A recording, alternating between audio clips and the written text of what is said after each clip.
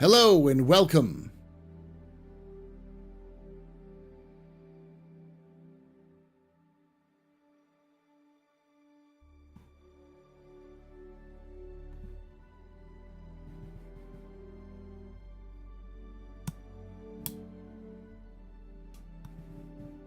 To the AstroPub. I'm only doing that because I've gotten so many comments from old people trying to old man shame me for doing that. It's like, I'm still gonna do it. I don't care. But you can never, ever for the capsules. Take away my space game. Woo!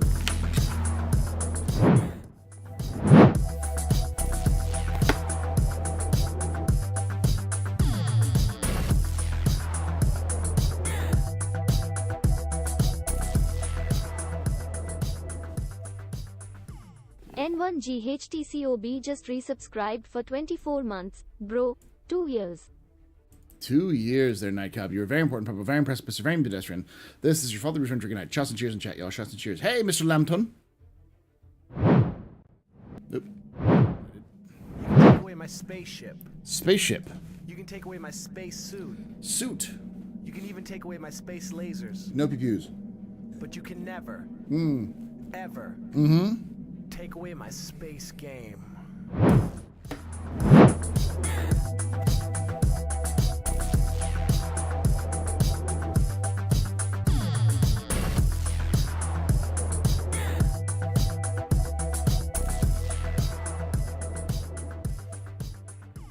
Mr_Lamont08 has subscribed. Lamont08, thank you so much for that subscription. You were very important, probably very impressive, Mr. Very pedestrian. This is your fault. You return drinking night. Shots and cheers in chat. You know, shots and cheers shows up and subs immediately. Finally catching you live. Good to be here. I'm glad you are here.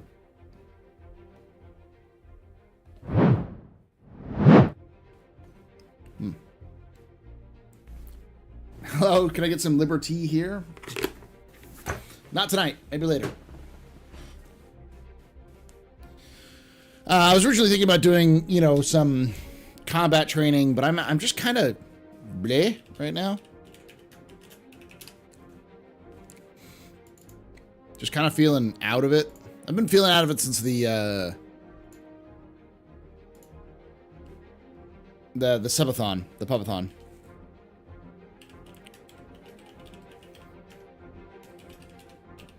I just finally was just like, yep, I need to get some rest.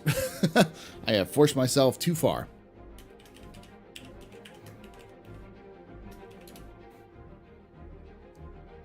So I think we're just going to chill and smuggle. You've been watching my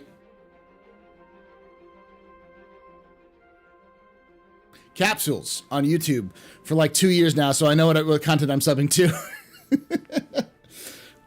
I was just saying, like, the reason why I make that, like, it started off as just like a, all right.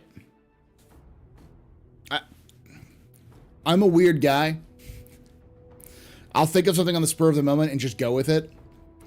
And the capsule thing just started as kind of a middle, like, oh, ha, ha, ha. And then I decided to see if I could go longer and longer and longer. And people kept commenting that was funny or interesting. I'm like, let's just keep going with it. And I'm not gonna lie, I've been getting. I think this last video really caught wind of a lot more people who usually don't watch me, and a lot of people tried to old man shame me about the delay. Someone tried to claim I was having a heart attack The other person said, this is a good video, but that intro was absolutely terrible. It's like, okay. Not gonna change it. It's gonna be my thing.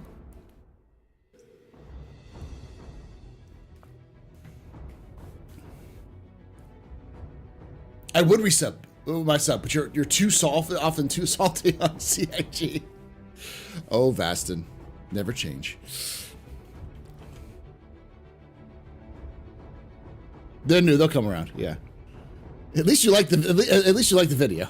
Hey, I mean, they commented. I'm okay with it.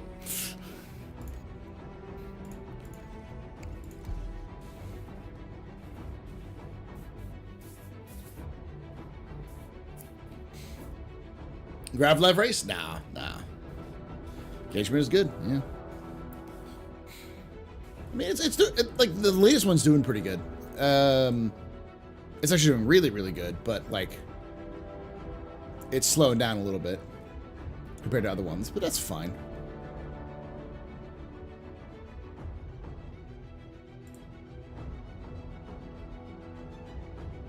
Yeah, it's got a 95 like ratio. My average is between 93 and like 100. All right. I don't know where I am. I hope I'm somewhere that I can continue to do Le Smuggle. I gotta go back to Crusader, don't I? Okay, the hype of 323 you all. So is the hype for 323 you all still riding high, or have you kind of settled down on it? You can even take away my space laser. I'm still But you can never cautiously optimistic about it. take away my space game. Chase Hammer.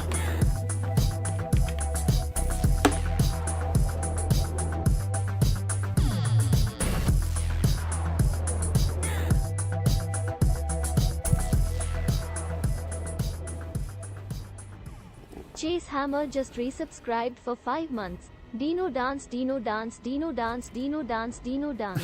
Thank you for that 5 months of support there, Chase. You're very important, Papa. Very impressed, Mr. Rainy Pedestrian. You rock. Shots and cheers in chat, y'all. Shots and cheers.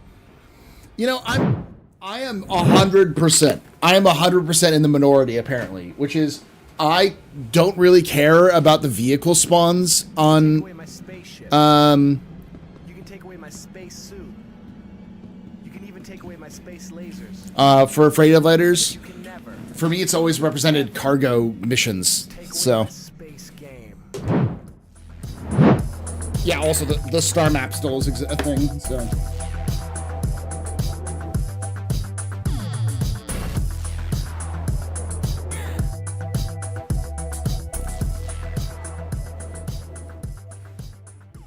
G Sharp just resubscribed for 60 months. There it is, baby. Number 5. Thank you so much for that 60 months. Baby number 5. Ladies and gentlemen, it's G Sharp and baby number 5. You're a very important pupper, very impressive pisser, very neat pedestrian. You rock. Shots and cheers in chat, y'all. Shots and cheers. But what if the star maps still have QT marker bugs? It still will. It'll probably have lots of bugs in it. But the issue with the star map, I think that most people had, came down to its technical limitations. It's the way it looked was awful in terms of trying to navigate and see stuff. And CIG seemed to have taken a lot of those critiques on board when they made it. And there's a lot of cool additions they're making. I'm not going to say it's going to be perfect, but just being able to navigate it better is going to be make the whole thing like 4,000 times better. Because you can't see shit on the current one. I mean, look at this. Look at this. Like, what the fuck? I could, like, the lines are super small. Or like, they're inconsistent. And then, like, fucking Crusader, like, where the fuck is Hurston? Hurston's gone. It doesn't exist. I'm gonna scroll in. Oh, it suddenly pops into existence. Let's go to Hurston. See what's at Hurston. What the fuck is this? This is like vomit. Someone vomited on my screen, and I can't even like scroll in, scroll out. It just like bloop, bloop, bloop. Like there's no control. Like, just being able to smoothly control in and out and rotate and move stuff will make the whole thing, like, 50,000 times better.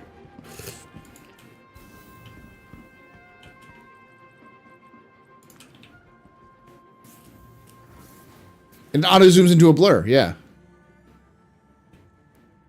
No, because the way that the text works in the new one is it automatically hides unless you get near it.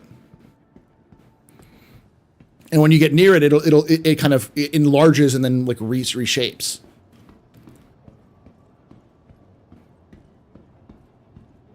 You might be wrong with the scroll stuff, but yeah.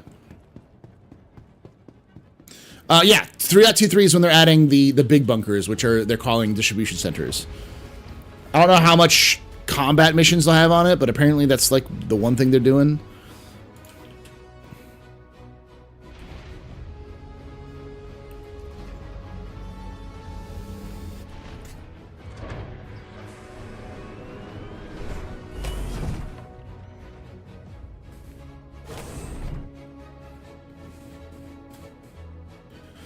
Didn't they say no cargo elevator for 3.23? No. The cargo elevator is still coming in 3.23. It's just vehicles won't spawn in your cargo elevator in 3.23.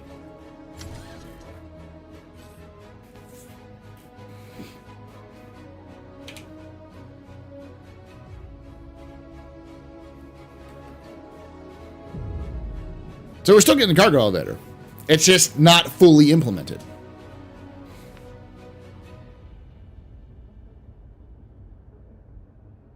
But we'll be able to get our hangar flare in 3.23, apparently. Persistent hangars are still a thing, as far as we know so far. CIG hasn't totally destroyed everything.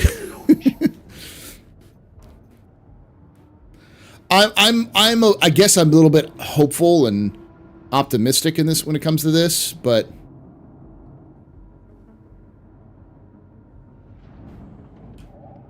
I do honestly think that we're like gonna get most of what CIG has, and I wouldn't be surprised if we got vehicles in cargo elevators in 3.23.1, you know, or .2. It's just they won't be able to make it into the first release. That's it. No, it's gonna have persistent hangars and instance. It's gonna have both.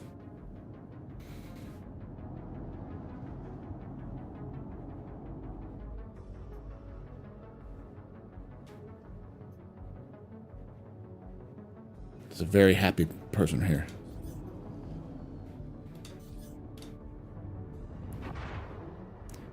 It's Cozy's using... Okay, Cozy. Thank you. And please visit again. Is that Kazi? Okay. You do you, brother.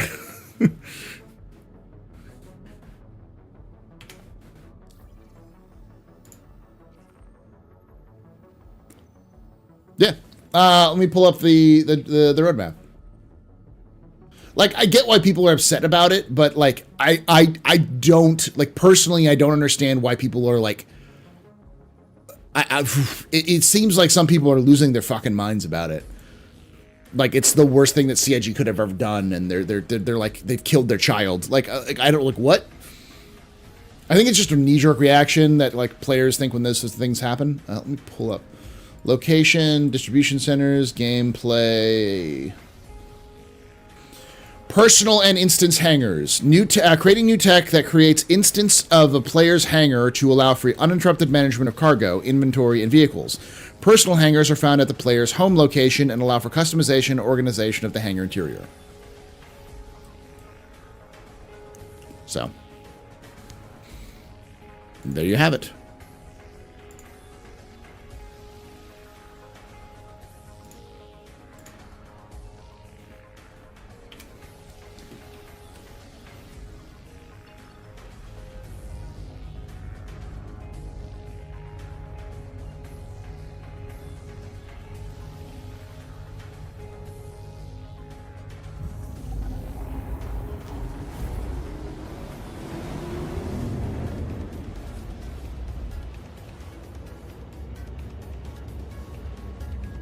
When do you think 3.23 will be in PTU? Well, it's supposed to come out in April. My guess would be they're currently shooting for late April. So we're not even into March yet. So my guess is that it'll be an EPTU or like probably next week or week after. It'll be in March is when it'll enter Evocati and probably first wave PTU. And a lot of people say, oh, this is going to be the Invictus one. Sort of. Based off the current standing, even if they released it in like late April, early May, they'll probably release it into Invictus in a 3.23.1 patch. It's not an EVA test yet, though, but it's not even on March yet. Like, March is in 2 days. And 3.22.1 just released, like, last week.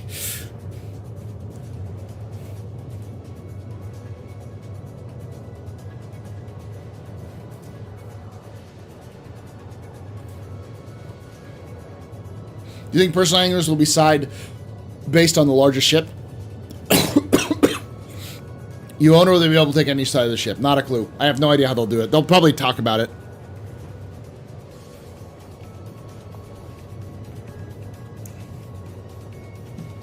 There's got to be some new mechanics with the personal hangars. It can't just be what they have now. I just don't know what it is yet.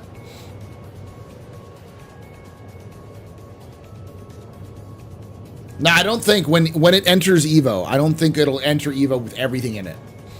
It'll almost certainly enter Evo with most of the stuff in it, and then the certain things they haven't quite finished or polished up yet, they'll do later. Like, there's almost certainly several ships which will release with 3.23, with 3.23, but we don't know what they are right now, so. Because right now, they have no ships in the release, or do they have one? They just have master modes.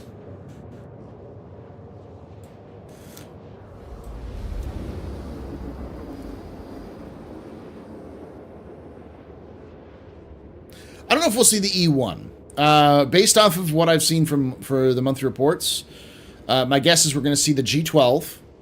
We'll see 3 new ships, a new ship and two other like variants of that ship, which haven't been announced yet, and maybe the Retaliator Gold Standard.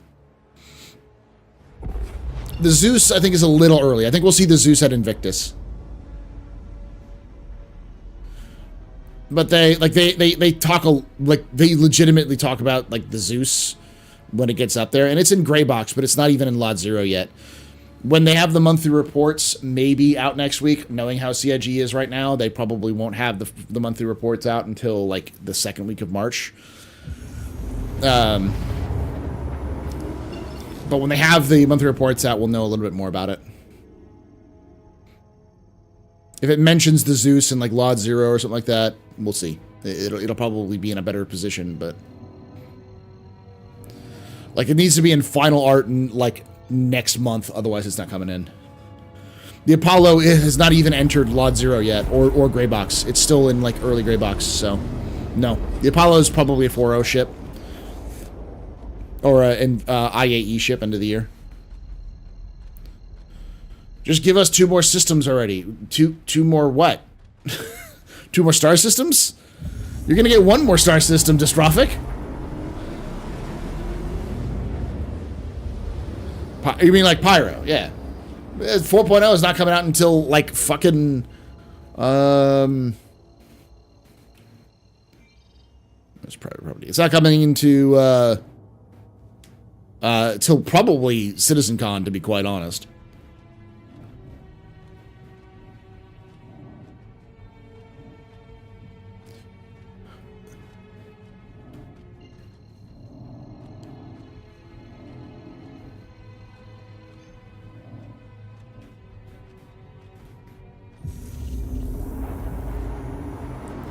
Stop giving us small ships. Dystrophic, weren't you the one who said that you'd like have them do nothing but work on? You'd fire the entire team and work on, then hire only the people to work on the server meshing situation. Okay, there was somebody who said who was saying something like that in a hyperbolic sort of situation. No, but you're going to get small ships all the time because small ships are easy to make versus large ships, and large ships have the problem that they need server meshing and they need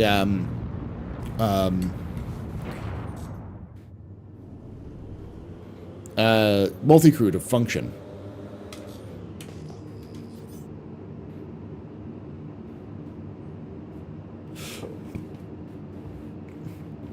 All right, I don't like the fact that Dude Bro is right here.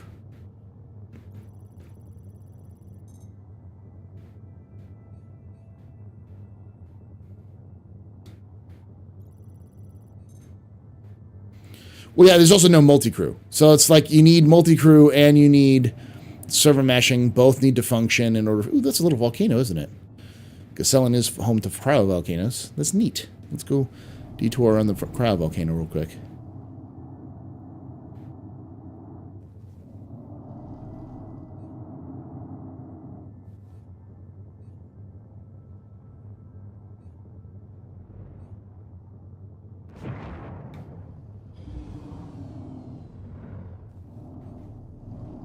That's neat.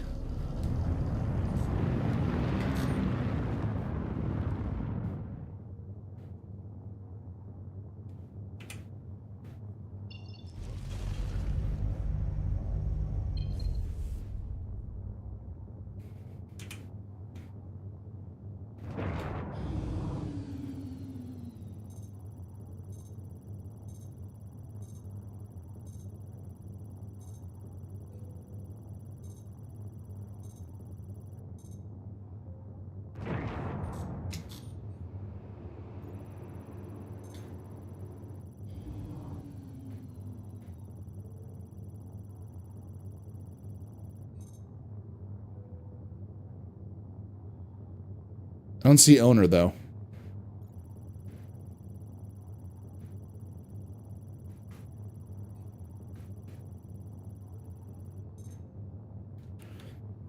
Do y'all see an owner?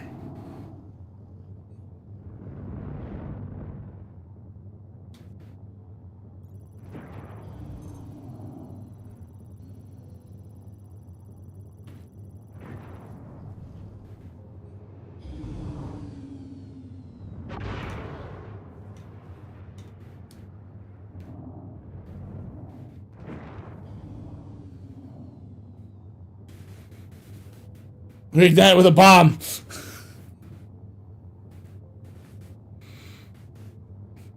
All right. I'm going to do something stupid, chat. You want to watch me doing something stupid?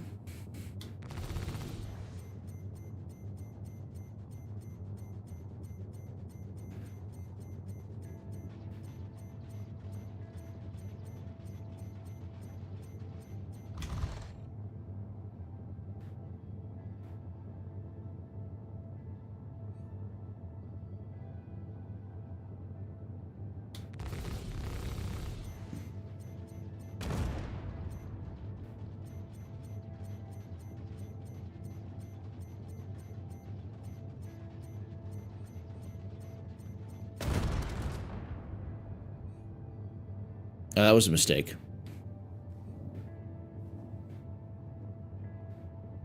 That's why I was stupid.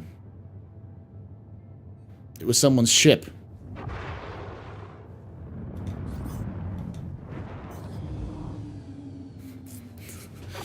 The problem was that,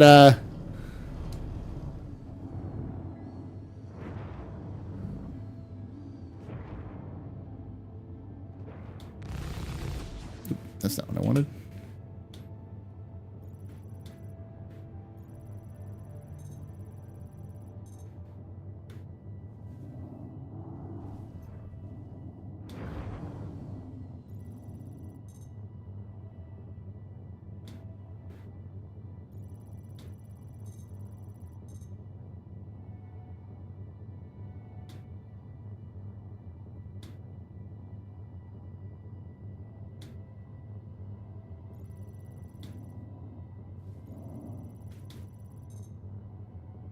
So it's scrap 2.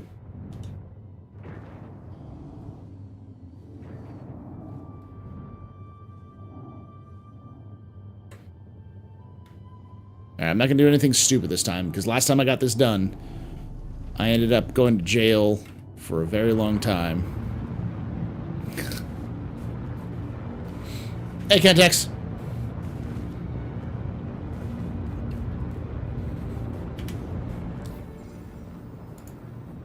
So we're gonna go to Yella. Go to Grimhex. Go.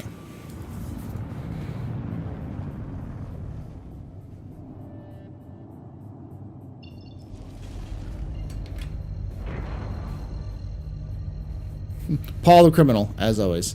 With how much they've expanded the team, I wonder if I find it hard to believe they're not closer to releasing more systems. They are closer to releasing more systems. The problem is right now, CIG can make a system. The issue isn't making a system, it's filling out with interesting characters, interesting situations, interesting narrative, and also the back-end servers need to be able to do that stuff for you. So you need to be able to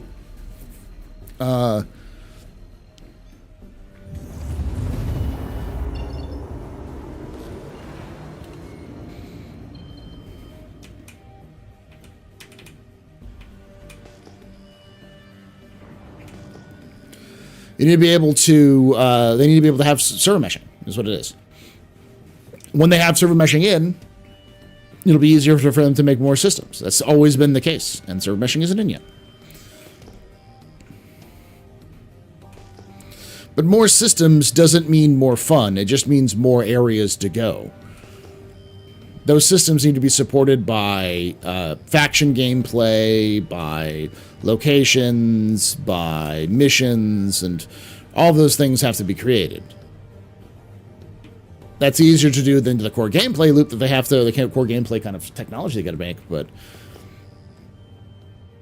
yeah, effectively, yeah, they're almost certainly close to making new systems. But it's still going to be a year plus before we see multiple systems like Pyro, Nyx, and other systems in the game.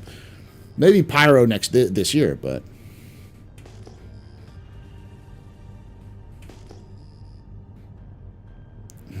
how am I tonight? I am breaking the law. That's how I am.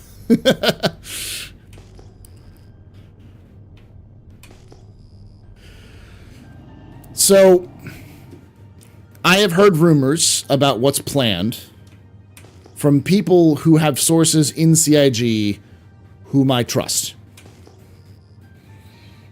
who cited their sources, and I'm like, oh, okay, that's a gigantic leak. So I am not going to talk about it because not talk about the systems or anything like that, but just I know that there's definitely discussions internally about what systems are coming in. And it's been going as early on as oh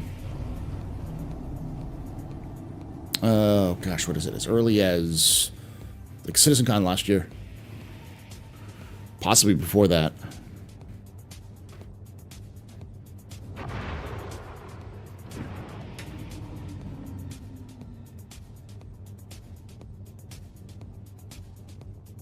But like with all of things, CIG is very ambitious, and their internal goals doesn't actually mean that they 100% know these things. Or if they don't 100% know what is coming in and what's going to happen. When do we start worrying about no updates to the roadmap?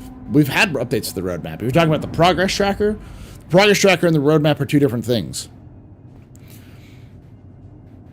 I'd start worrying about updates to the progress tracker when the monthly reports stop coming.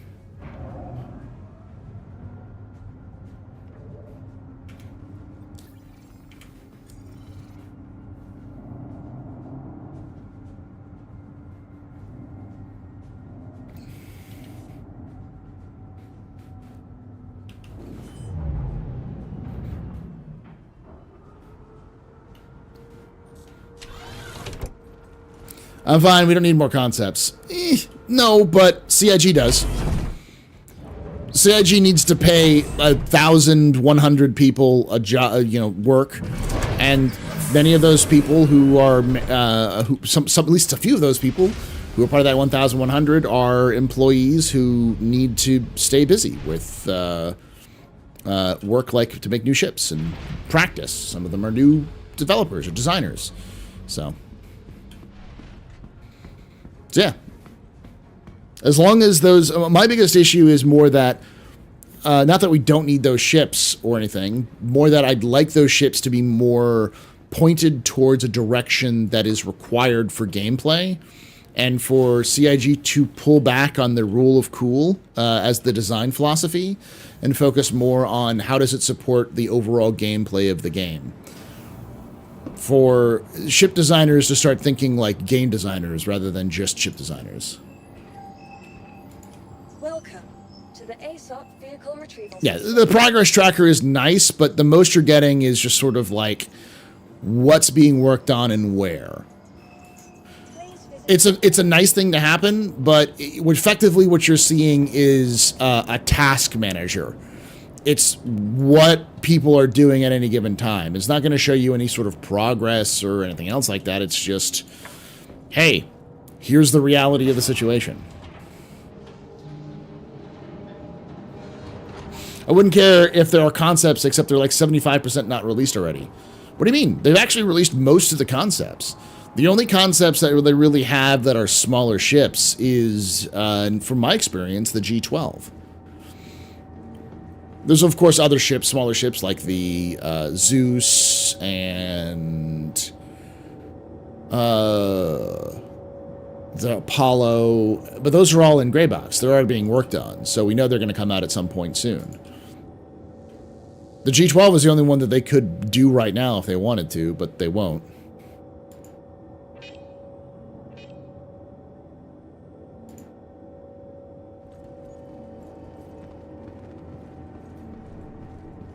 Yeah, the Legionnaire, but the Legionnaire is also one of those things that requires hacking and boarding to be a thing, which neither exists. The Expanse has no gameplay to it. It's a dedicated refinery without a refinery gameplay. There's no point in making the Expanse without making refinery gameplay, and they're not going to make refinery gameplay until they have what they're working on right now, which is the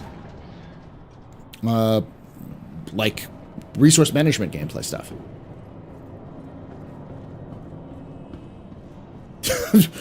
AstroPub's the best star-studded content creator, full stop. If you disagree, meet you in the park. I will meet you in the car park. I'm not the best content creator. There are better content creators than I am. I am simply a dude who has too much time on his hand and obsessed about trying to do everything. I'm just a creative idiot. But thank you. The Ranger, this is going to sound weird, but the Ranger actually needs physics.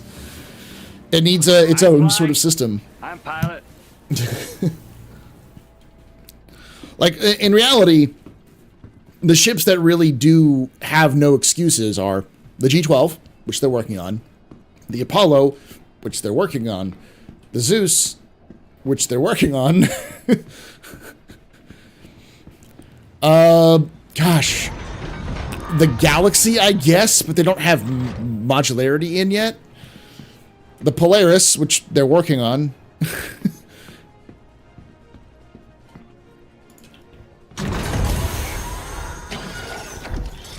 For once, I think CIG's in a good position where they really haven't outstretched their releases. The stuff they haven't released are just stuff, the big stuff that requires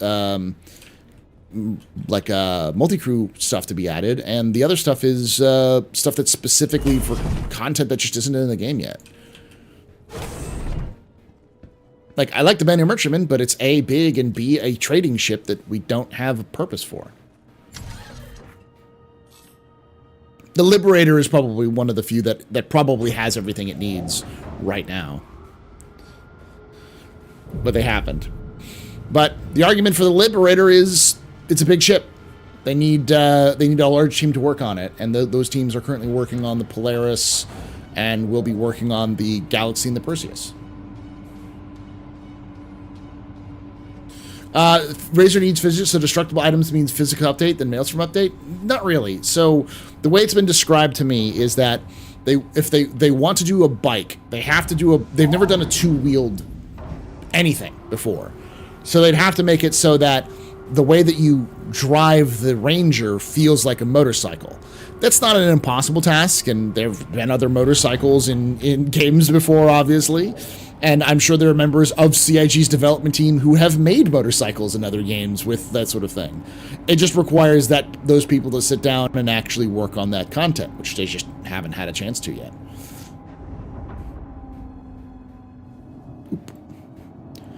Oopa.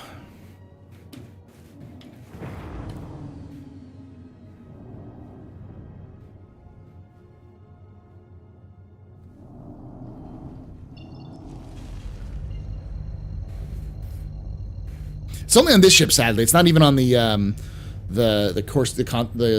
Connie anymore, or the Cutlass anymore. Is it on the cutter? Hey, look at your boy is free and clear. He paid off all his debts. Let's go.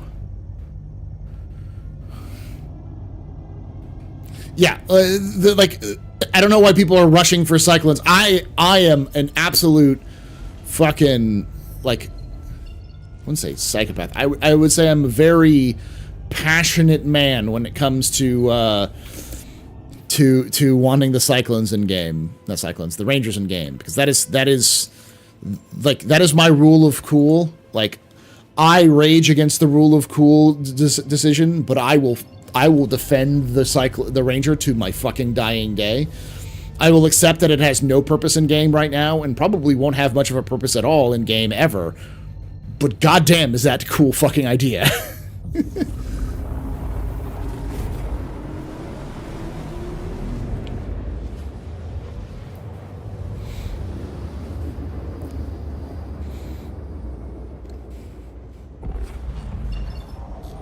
So right now, Bounty Hunting Tier 0, how do you think the Cutlass Blue will be for it? For, like, the first version of Bounty Hunting they want to do?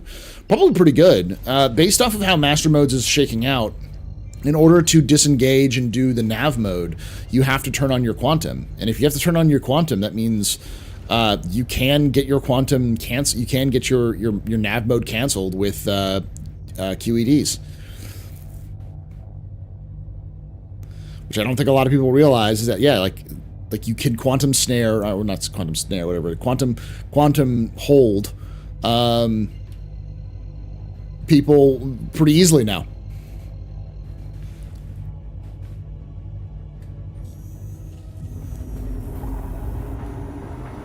Yeah, no, I think the MR will be good too, but the purpose of being cool as fuck. Yeah. Just give it to me.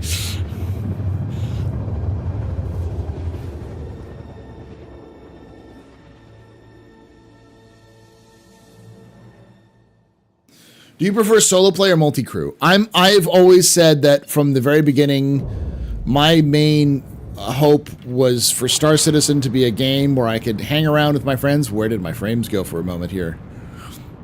To hang out with my friends on a spaceship online and go do some cool adventures. Multi-crew has always been the end goal for me.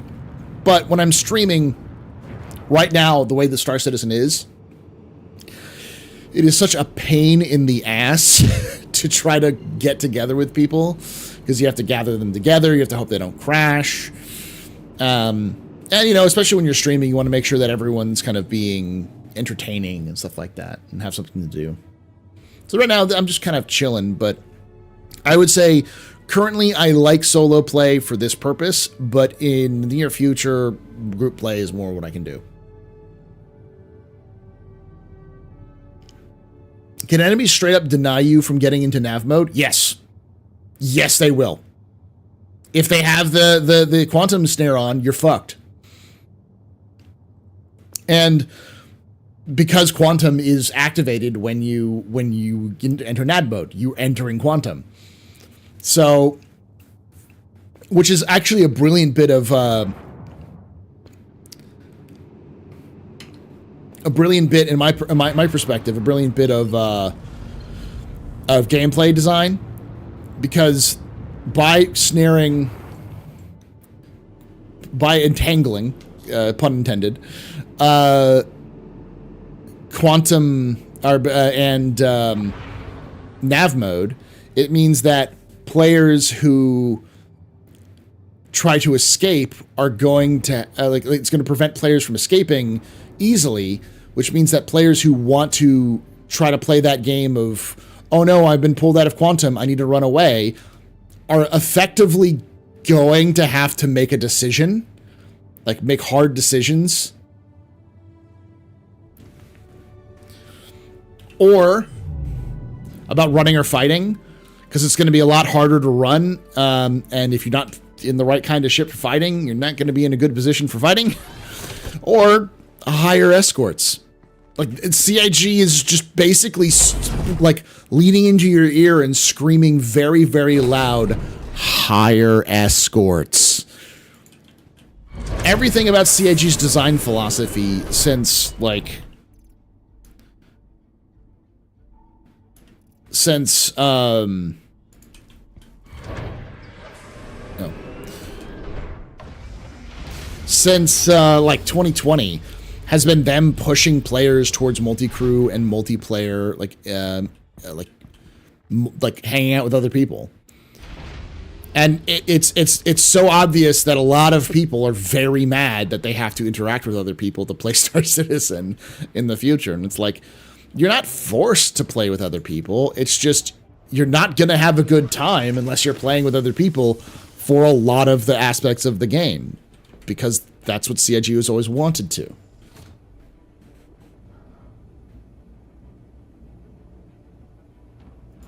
Escorts are boring as fuck, and they want to experience random people.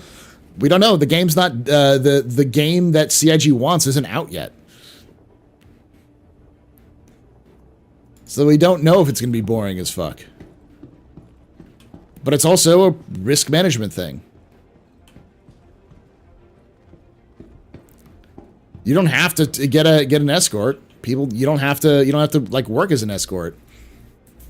But it might be easier to do escort missions and get money than it is to like do the other missions, and it's less dangerous.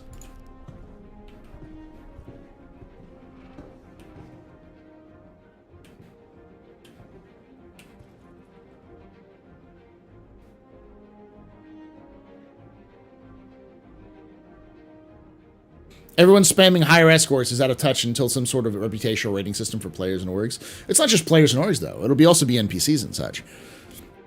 But it's pretty obvious that that's what CIG's plan is like, they're going to make it very difficult for players to just solo run cargo without the gigantic risk of getting ambushed by either NPCs or player pirates. And as CIG gets better at managing to make their NPCs not shit, when they start becoming interesting, opponents and people to interact with, things to interact with, you're going to start seeing that more and more. People are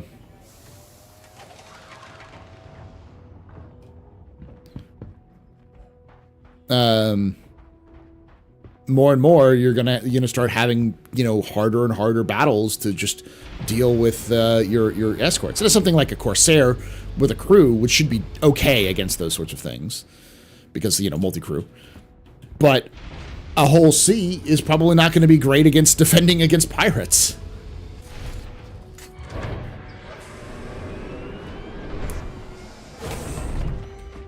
Yeah, the tying Navgo to Quantum Ride may mean much more meaningful. May mean that the choice for Q drive becomes much more meaningful. Maybe different drives have different charges, and time zones for nav mode. Possibly. Yeah, and some people are just going to have to stick to safe star systems. I'm not saying you're going to have like the higher escorts all the time, but there's definitely going to be places where you're going to have to hire escorts for more dangerous areas. But the profit should be up there as well.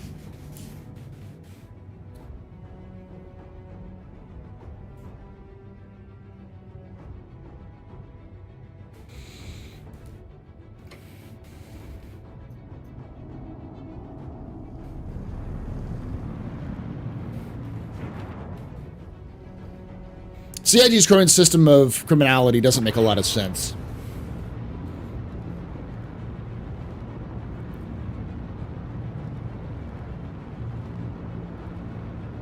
Want a silent gunner? Nah, Zarek, it's okay, buddy. For now, it's fine. So I will be able to hire NPCs for my whatever purposes at some point. Yeah, I'd imagine as we get closer to like that becoming more of a like rather than a CIG signposting it and more like taking it and throwing it in your face, just like instead of leaning in and screaming in your ear, you know, having a giant neon sign that's flashing in your face, and then you experiencing it by, you know, physical pain when it happens to you. They'll have probably more options when it comes to those sorts of situations. They've been desperately trying to get their NPCs to react better and to be more interactive and stuff like that. So.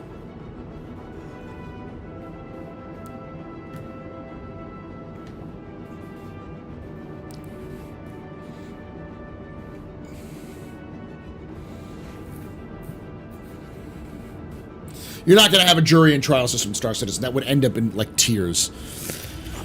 But I do think reputation does matter.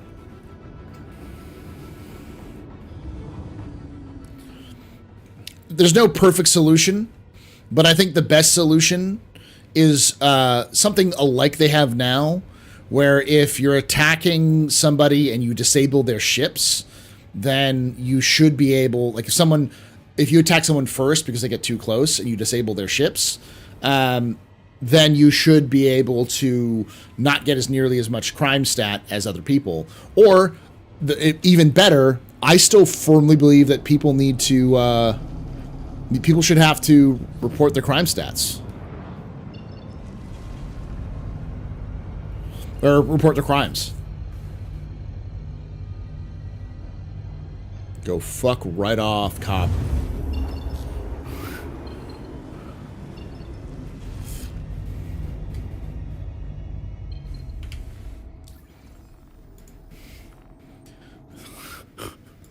Fucking police up in my business. I just got my crime stat down for cleaning up Stanton, and now you gotta bother me because I just happen to be in an area that sells a lot of drugs, and I'm in a Drake ship. That's profiling, sir.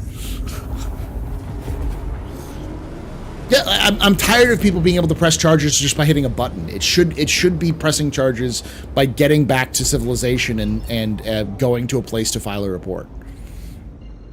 And I don't mean like paper filing, obviously, but being able to say this person attacked me here with evidence. Like, you have to have your sensor logs. You have to pull your sensor logs out, look for the ones that attacked you and report it. Like a 3-second application.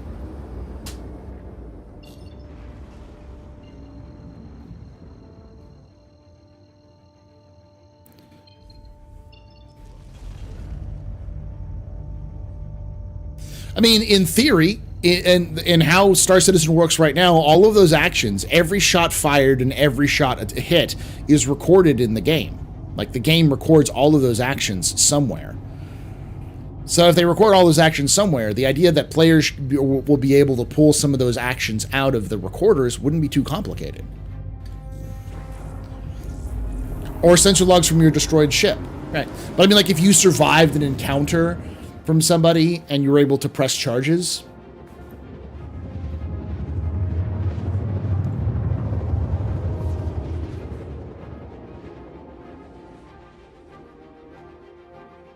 Bob Bounce says, I don't know what you're doing. All I saw is 890 jump the 17th.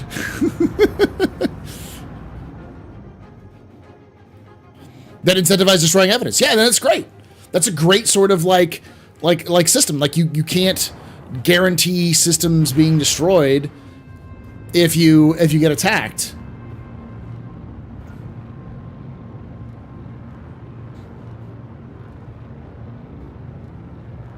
You fell asleep on the keyboard. Sorry, Bob Bounces.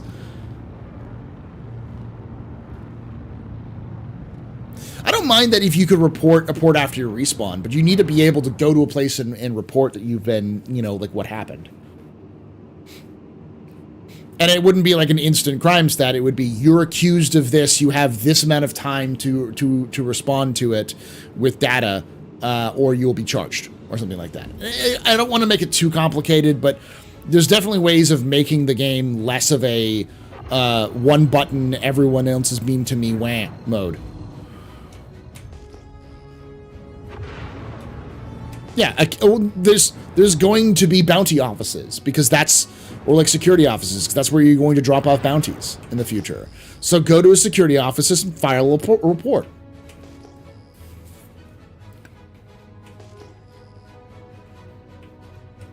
Oh, yeah, no, in lore, you remember everything up till you die. It just matters, what matters is how long ago did you imprint? The longer you have, you've imprinted, the longer you have between imprints, the more of a complications you have during regeneration. You might have missing pieces of time, you might have entire, like amnesia, basically, for a certain amount of time.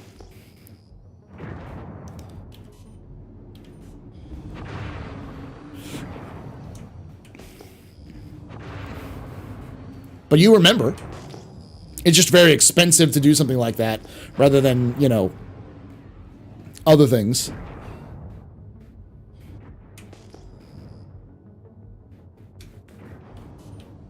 Okay, there we go.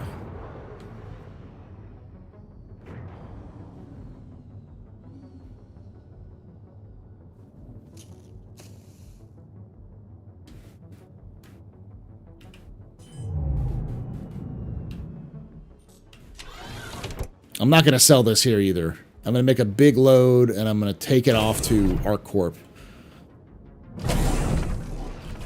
Actually, let me see. Where is Jumptown right now? Oh, nope, it's a Daymar. Yeah, that's a mistake. I am not going to Brio. I am not going to fucking Brio's. Brio's on Daymar is going to be absolutely fucking death sentence.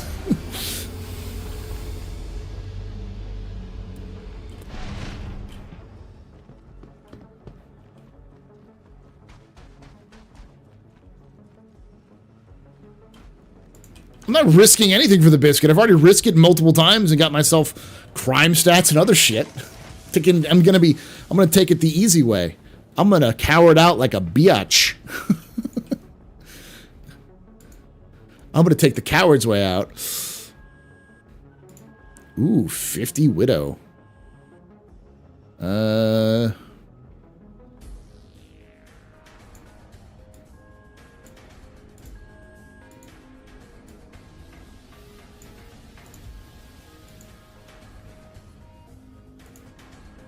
I'm done.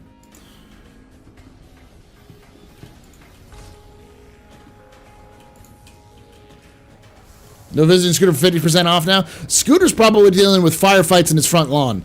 Which, by the way, Wicked Wookie, that's your that's a video idea. Do it. Don't worry about the firefights in the front lawn. We're not responsible for the drugs that are being.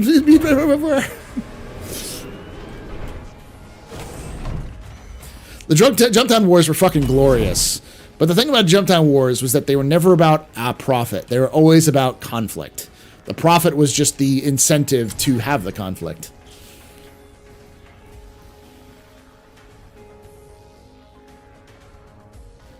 Consider the brigading Star Citizen already has. There's no way players will get a reporting system for crime stats. Well, the thing is you have to have a reporting system set up in place. Like, it wouldn't be something you would have access to, like, normally. You wouldn't just be able to go to some place and report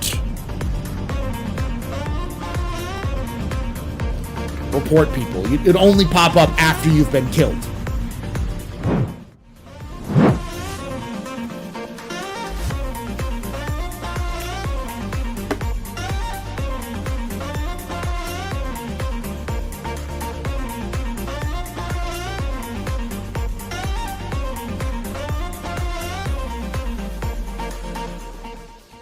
How do you do, Axis? How you doing, buddy?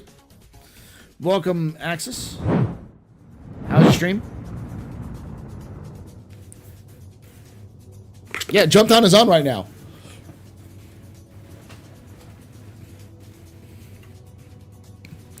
Check the local chat.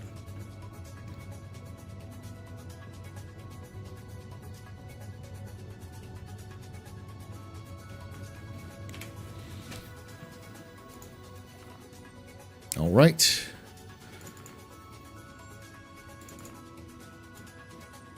To Simon and Sons we go.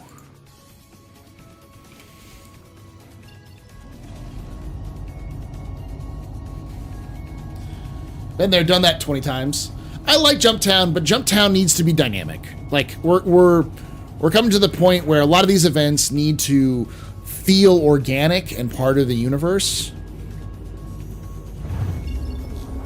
And you know, community has already kind of saw things, like looked at things like, hey, we probably need something like a. I'm not gonna.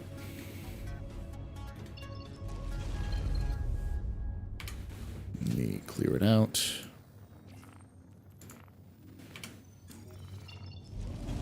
Yeah, then I'll do it over there.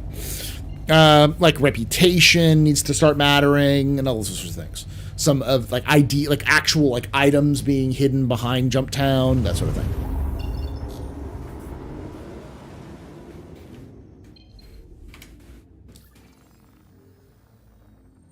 Daymar really needs more lore support. How so?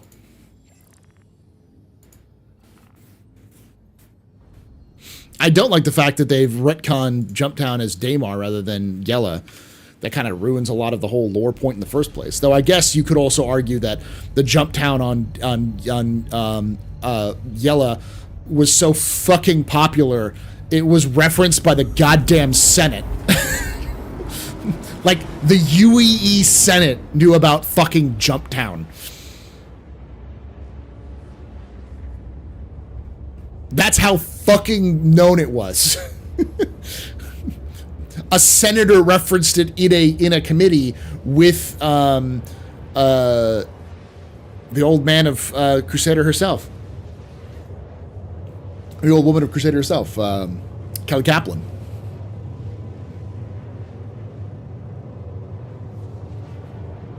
Oh, Daymar Rally needs more lore support. Huh.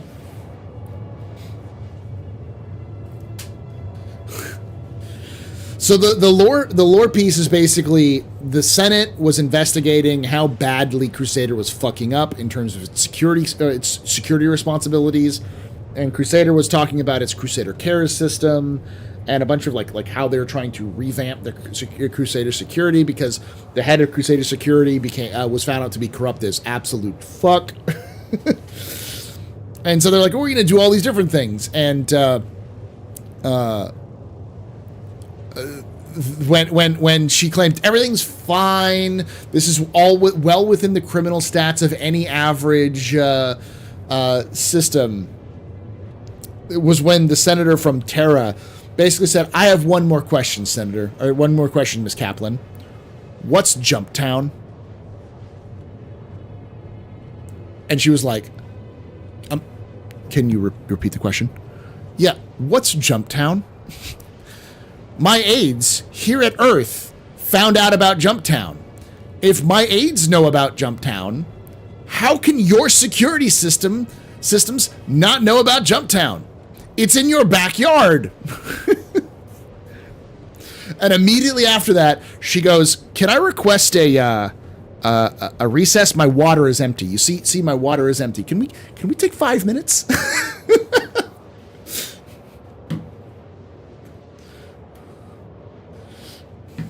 And they're like, yeah, sure, we'll take 5 minutes. It's like, oh yeah, it was so glorious when they put that in lore, because it's like, yeah, it's awesome.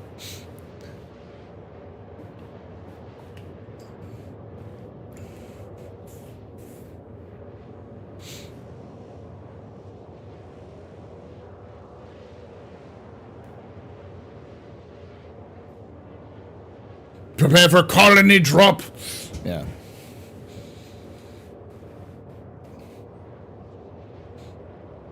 Honestly, the current system is fine. I just assumed in your lore, your ship transmitted combat logs to inform comma raise automatically.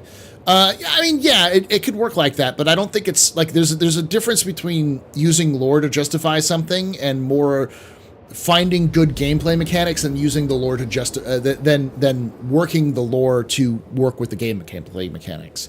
And I just feel like the current system of reporting crimes is super lazy. There's ways you could do it so that you'd only get access to report once you've had an action taken against you, but then there are steps you have to take to it.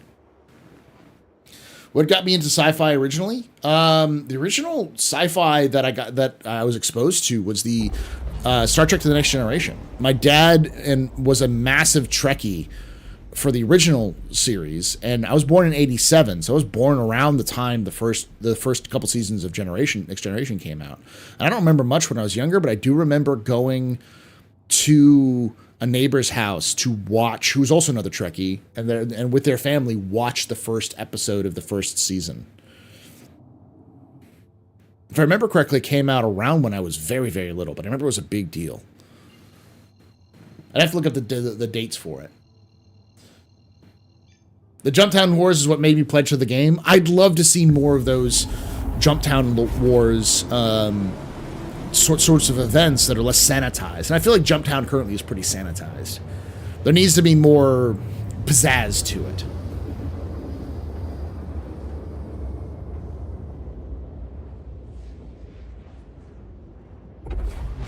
It's like if Joe Biden called Portland an official PvP zone. It's more like if the Senate did a hearing on like police actions or like with the FBI, and then immediately was like asked the the director of the FBI like about a specific crack house in like Detroit. That's how big Jumptown got. It was like national news for a crack house.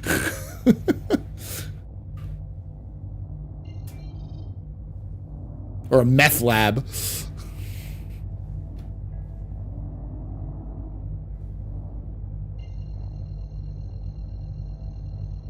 There needs to be a reason for the chaos.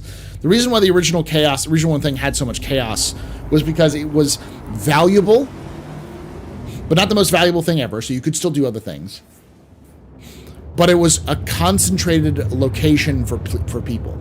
So it wasn't funneling everyone there, but anyone who wanted to make a quick buck could do it. And because it was always on, there was always an incentive to do it.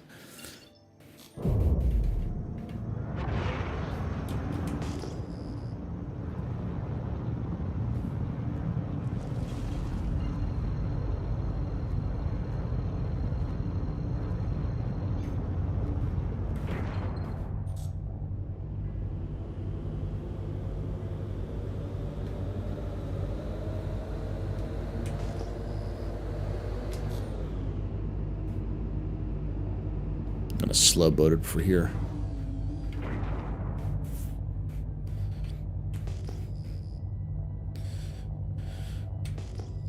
They've already given suggestions on what to make Jumptown more exciting. Number one, which is going to sound weird, is put NPCs there.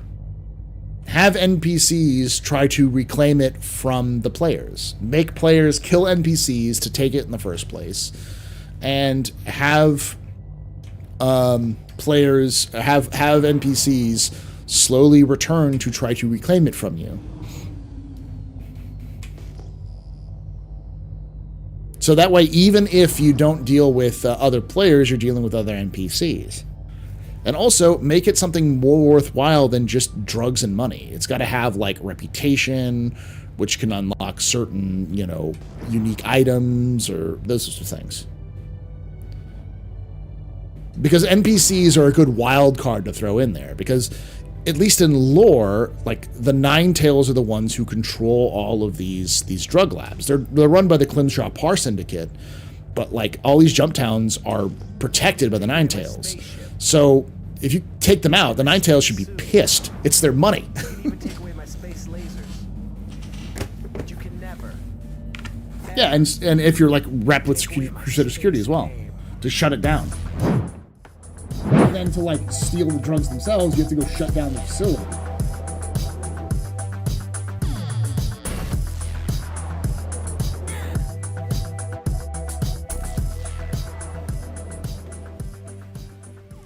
Ash___hole just resubscribed for 46 months. Ready to shift your perspective from the ordinary to the extraordinary? Ready to reset your expectations to the everyday to the highest heights? From breathtaking views, incredible dining, to large corpse piles, Crusader is calling. Stay at the luxurious accommodations, tour Empire-class shipyards, weave your way in between the stair corpses, and bask in a sunset that is truly unforgettable. With shuttles arriving daily, what are you waiting for? Come, visit Horizon, the city in the clouds. I hate you. That's a good addition there, Astro. Thank you for that 46 months of support there, buddy. You're a very important pumper, very impressive pisser, very neat pedestrian. You rock. Shots and cheers in chat.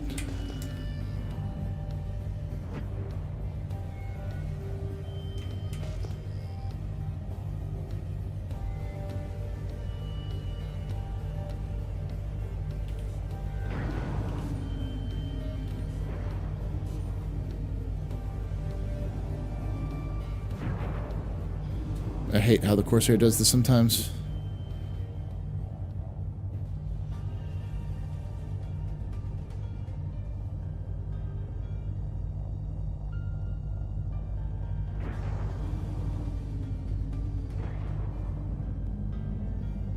You can take away my spaceship.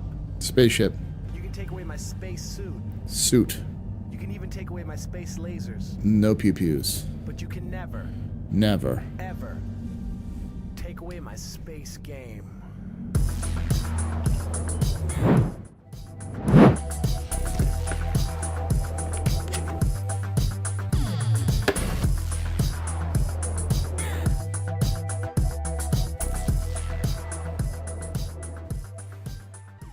N0RTH Man TV just resubscribed for 2 months. Less than 3 AstroPub. I'll fight in the car park too.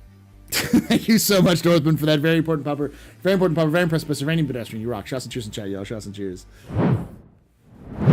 If only CIG would implement an AI mesh generation into action, the stuff they showed 2 years ago.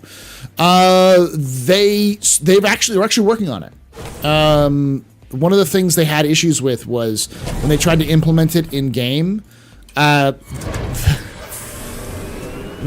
If you got near the poles, the AI would get confused.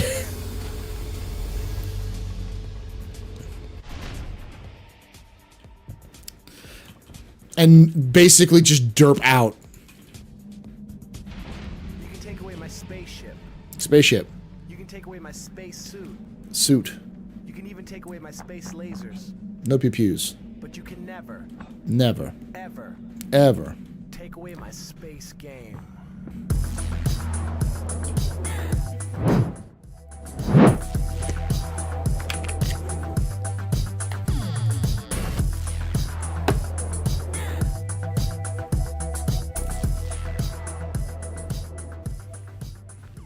Sandy Sanderson just resubscribed for 21 months. And this is why Paul can't get a damn thing done. Pub cheers. This is the reason why I think I can't get a damn thing done. Thank you so much, Sandy, for your what was it? 2 months? They're not 2 months. 12 months of support. 21 total months of support. You're a very important pupper, very impressive pisser, very new pedestrian. This is your fault. The reason why I'm drinking it. Shots and cheers in chat, y'all. Shots and cheers.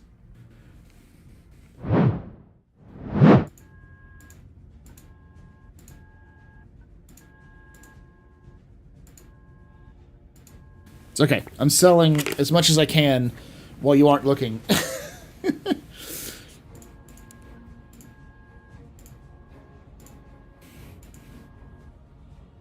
There we go. I've made about 100 mil or 100,000 in that run alone. Now it's time to go to the orphanage while no one's looking. You can take away my spaceship. Spaceship. You can take away my space suit. Suit. You can even take away my space lasers. No pew-pews. But you can never, Never. ever Ever. take away my space game.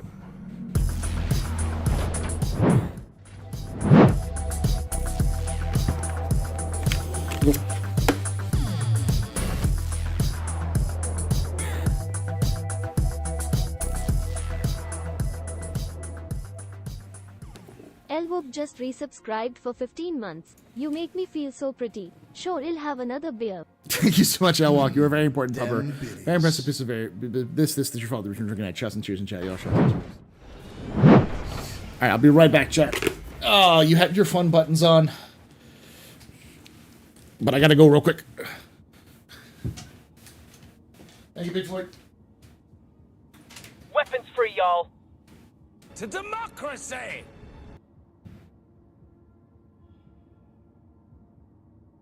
Two words. Distress bacon.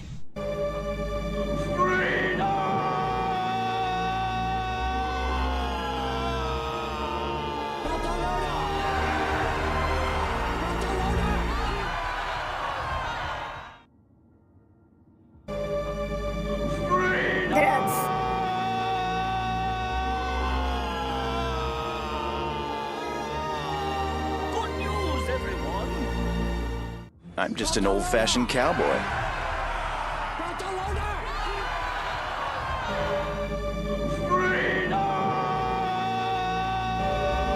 Two words.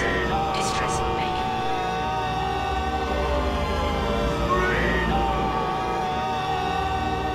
Good news, everyone!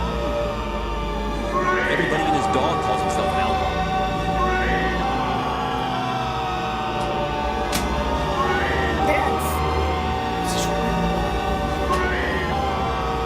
Enough. Enough. I will take away your fun button.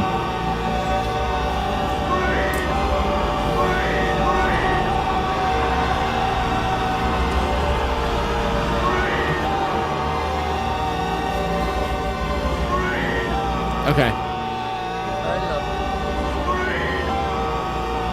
I've taken away your fun button.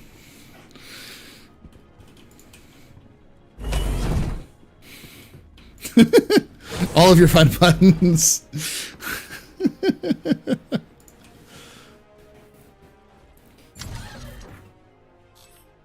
This house is a fucking prison. How you doing, terrible bishop? I can't take your freedom. That's what I've done.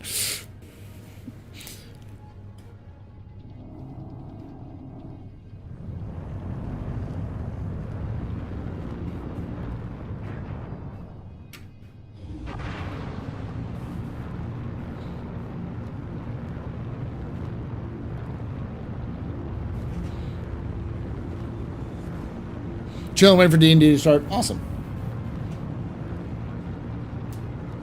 As someone reminded me, the reason why they don't watch my my show on Thursdays is because I stream at the exact same time. Critical Role streams, and I'm like, okay. Sounds like a you problem. You've made a powerful enemy this day. I mean, you can interact now. I just turned it off I've turned it off so you stop spamming it.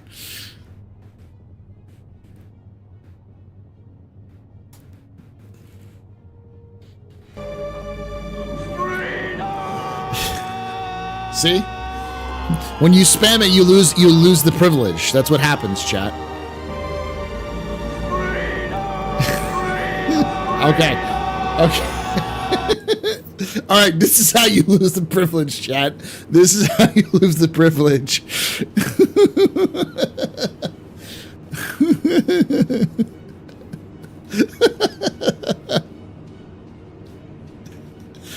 I will turn this pub around, all right? So help me.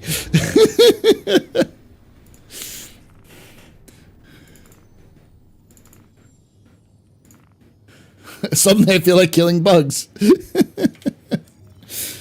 That is the purpose of that. It's to make you feel very patriotic for managed democracy.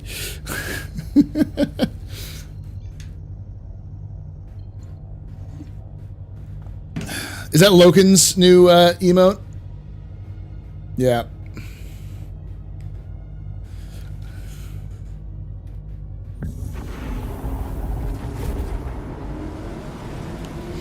I love that he just basically turned most of his emotes, a lot of his emotes, into into Helldivers. He has fallen in love with that game, and I am so happy about it. I mean, I love it. I absolutely love Helldivers too. It's gonna take me a while to like not turn it into a game I just play on the side. And like I am not joking. When they start making more like lore bits that I can turn into videos, you 100% better believe I'm turning that shit into lore videos for Helldivers. The problem is that's not really their focus. You know, the focus is good gameplay, which is fine, but. Little, like if they brought the encyclopedia back from the first game, it'd be nice.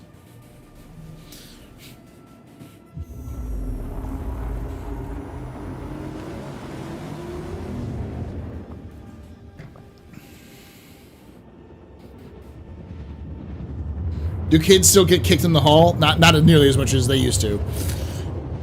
Mostly because this generation is smart, so if you kick them in the hall, they just leave. They're just like, all right, cool, bye.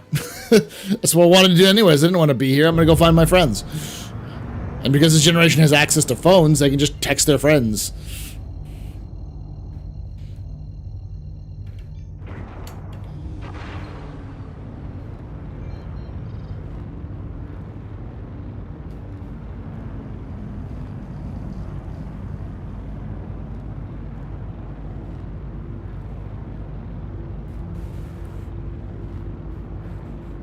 I fought him in Levelon Creek. I watched Automaton set the sky on fire as the fleet was lit up in the horizon from the AA turrets. I was there. I was there, chat.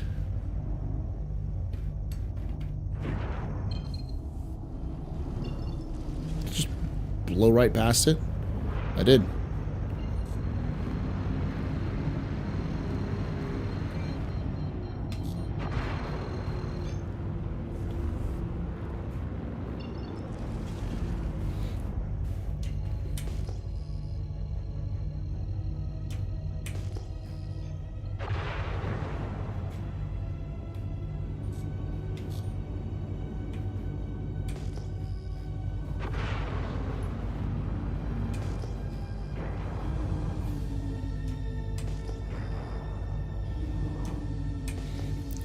Far too dark.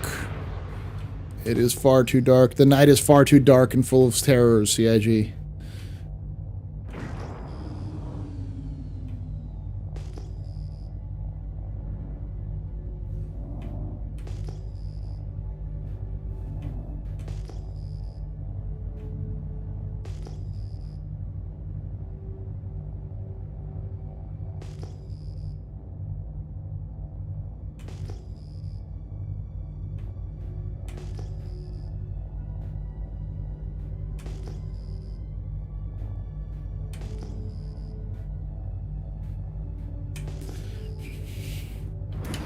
I was there, Gandalf.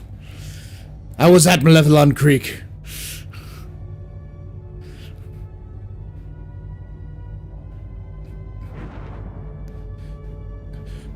Or what's the line?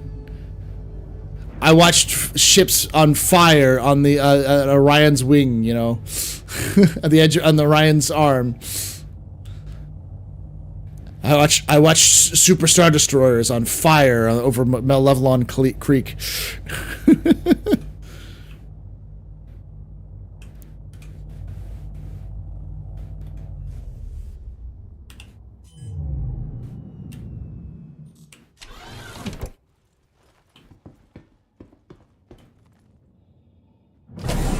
Love some smuggler lighting up the moon like it's 4th of July. There's nobody here. It'd be like a smuggler lighting up a forest where there's literally no one around for like hundreds of miles. Oh no, I know that it makes it easier to see at night, but I'm much more of a vanilla sort of guy. I'm not gonna bother with installing reshade. It looks like it's getting a little lighter here, anyways. It's weird that like it's light here now. Like you look at the there, but it's also so dark in first person.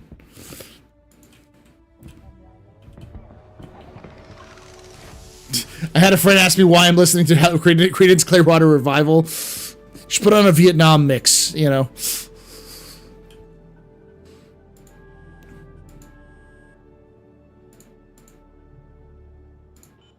Come on, baby, light my fire. I love CCR. Hey, Captain Serious Fun.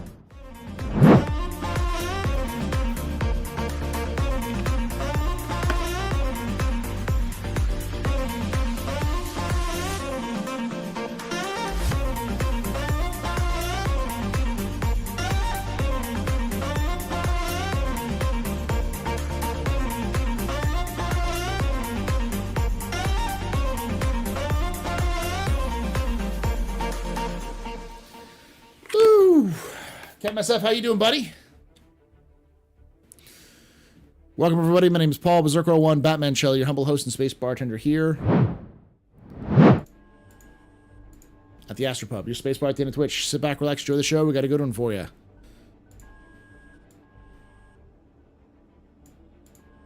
Buy that.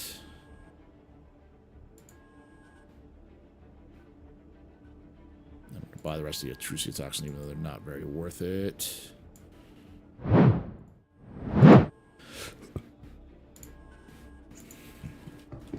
Let's go sell.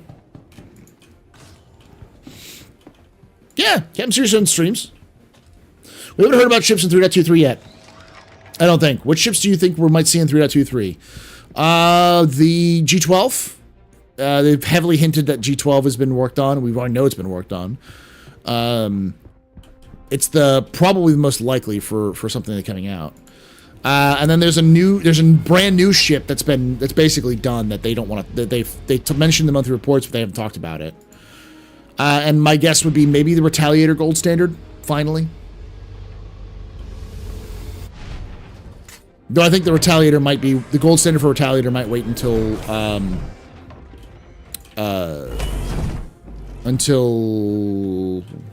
what is it? Invictus. So, yeah.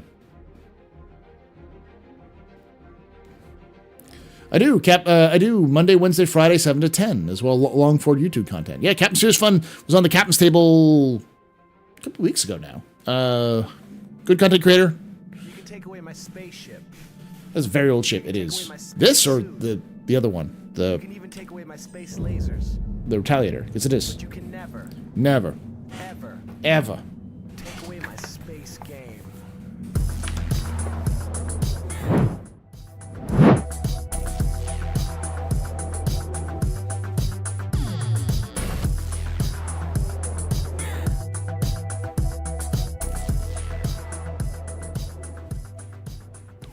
Shogi_HR just resubscribed for 3 months. Pub cheers, pub cheers, pub cheers, pub cheers, pub cheers, pub cheers.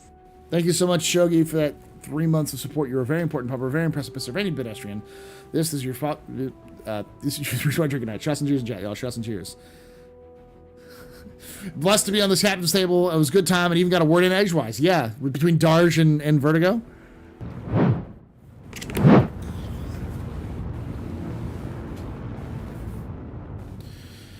All right.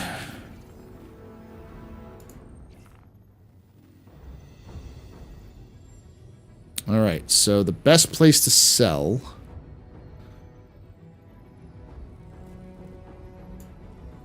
What does Microtech have? Oh, no.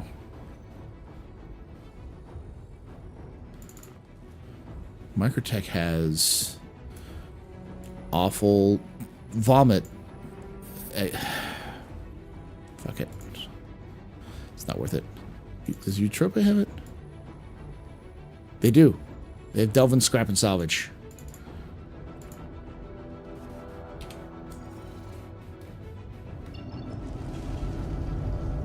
Then I'll head back to Crusader for this one. Darjan Furt is a tough one, yeah. Who's this AstroPub guy? He's an asshole. He's an arrogant dick. That's what he is. Can't wait to spawn my C1 in my personal hangar just for the tail to clip in on the way elevator. You know what's going to happen. There's going to be all sorts of hilarious bugs like that. honestly, one of the biggest reasons why I'm looking forward to 4.0 has nothing to do with any of the content from 4.0. I'm sure CIG is working really hard, and I'm sure it's going to be very fun to play in Pyro and to kind of like earn reputation and explore the system. And I even have faith that CIG will actually start doing some lore stuff with Pyro. But the biggest thing I'm looking forward to is them being finished with content, with base content.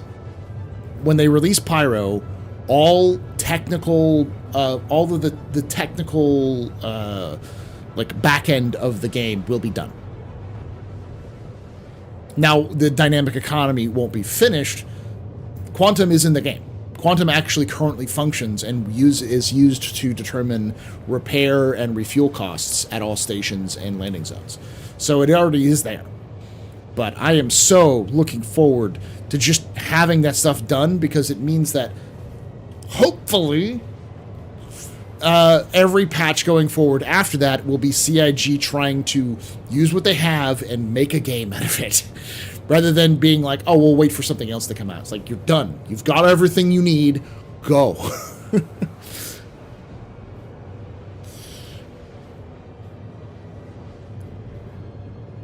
I do want a better booty patch.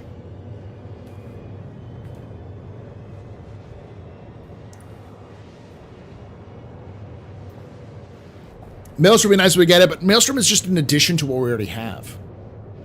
Like we already have a physics engine in Star Citizen. There's already like destruction and stuff like that. Maelstrom is just kind of adding on top of that.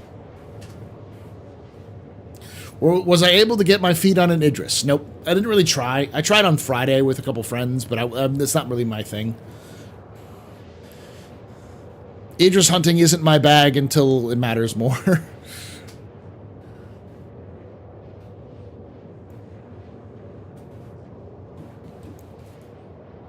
It's funny because Tomato sent me a message on Discord with just a series of posts on like Spectrum and Twitter about people complaining that the Idris was for streamers, was a streamer event, and he posted all these images, and he just sent me the message. Did you get any Idris spawn? And I was like, no. And he's like, me neither. Must have been a shitty streamer event.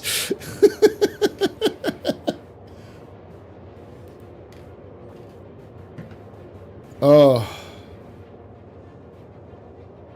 No, that hasn't been updated at all.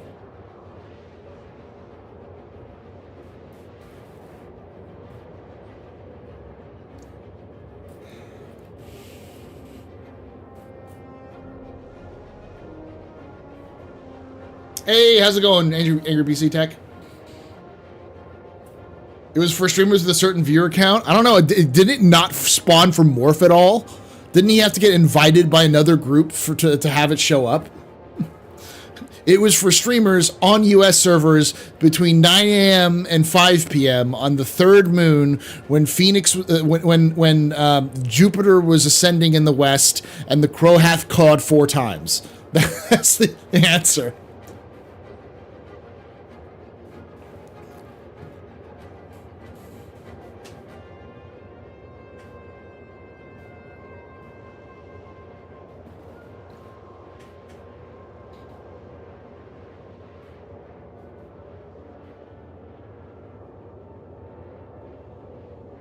Don't forget to sacrifice your goat at the right time. Yeah. Working the regular job and on Quantanium Core. Nice. I was in combat with 3, gotten 1, clipped out of the floor, and after about 20 seconds. I've heard that. I heard that a couple people like walked through some halls and then clipped out through the sides. It was for the streamers that CIG cared about, is the answer, Qpan. You can just say that. I can take it.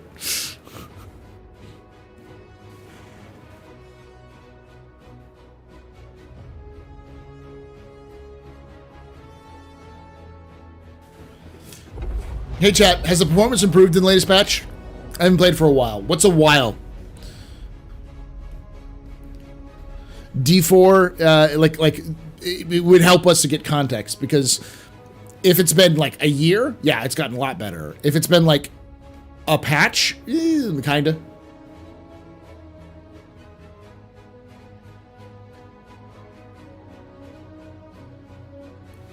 I spoiled Squadron 42 on stream. CIG spoiled Squadron 42 for everybody else.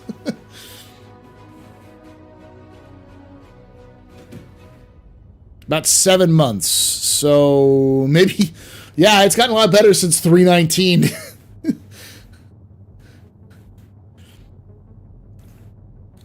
There's still some other issues, but yeah. Yeah, it's gotten better since the 318 branch, which was awful.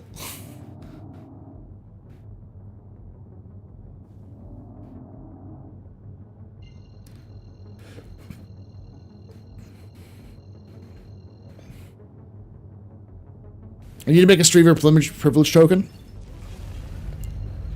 Yeah, I wouldn't say it's like dramatically improved, but you're not gonna like random crashes has mostly been fixed, and 30Ks aren't as frequent as they used to be. I get decent performance. I never really had a big performance bump, downgrade with 318, but as you can see, like sometimes there'll be hitches and stuff like that. So.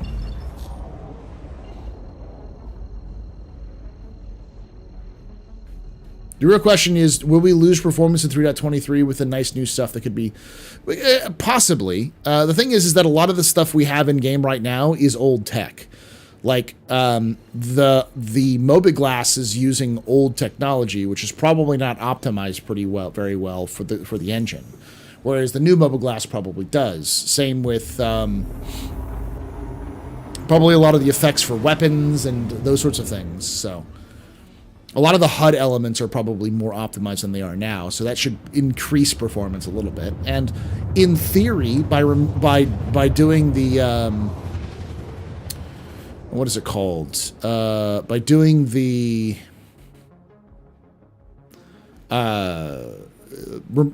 replication layer, moving the replication layer off of the local server, they should also increase performance.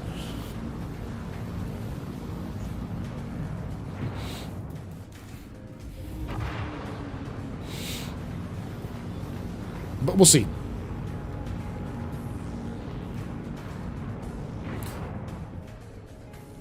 I loved X-Pac's arrival of the Richard Bruce. It was so like Doctor Who. Any idea when 3.23 to come? I think CIG's has it shooting for probably late April. So my guess would be if they'll probably be open PTU at least by then, but probably by early May. I know a lot of people are like, it's the Invictus patch. It's like, Invictus is at the end of May. It's probably not going to be the end of May, but it almost certainly will be 3.23.1 will be the Invictus patch. Because CIG doesn't like having major patches release on major sales if they can avoid it. So there will be a situation where CIG might make a call and release it before it's fully ready, and then just do a bunch of improvements in a 3.1 patch. So.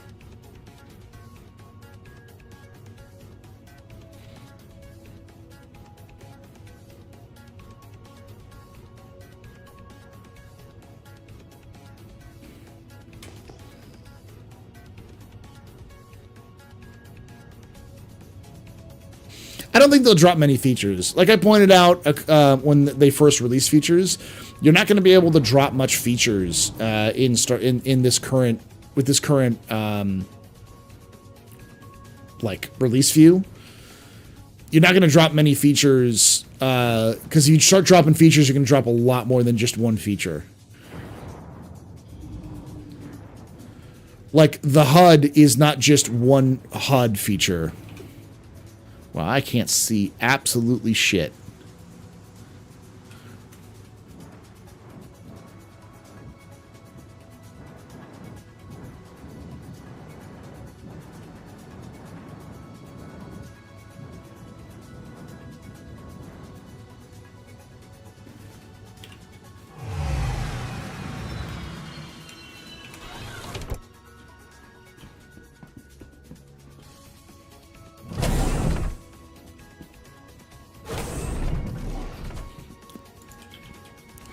Marketing isn't, I don't think, has that kind of power, Q-Pan.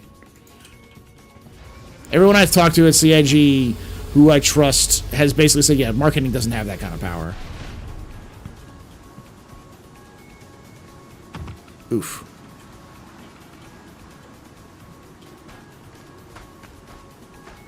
It's negative 95 degrees. Oh, fuck.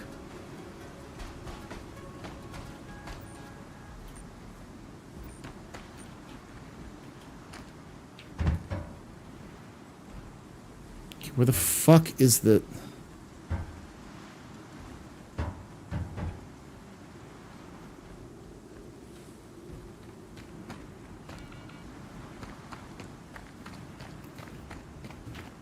Fucking hate these storms. They're better than they used to be, where like you wouldn't see shit, and then you just like they just start happening. Now at least I have this, but it's like there's no way to like navigate through them. What's the server FPS these days? It depends on the server, but it can go pretty low or pretty high. I think the highs I've seen are like 13 to 15 FPS, but the lows are like 3. NPCs have gotten better though. They're no longer just derpy or insane. It's just a matter of when they see you. If they see you, they will kill you. The problem is they don't move very much yet. There's still some problems with their movement, but they will 100% like pour fire on you like nuts. You will die from them if you're not careful.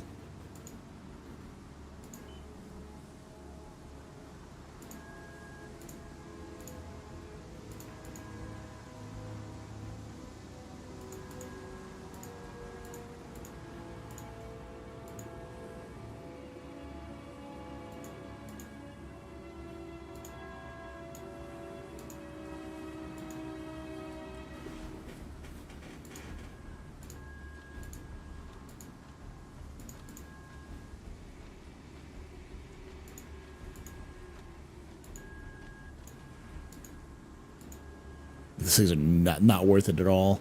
I made 20K on that one.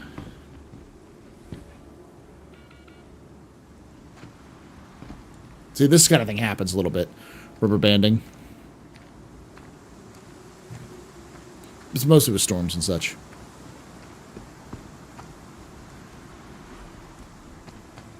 The storm's cleared. Kind of see, you can't see that direction, but you can see this direction.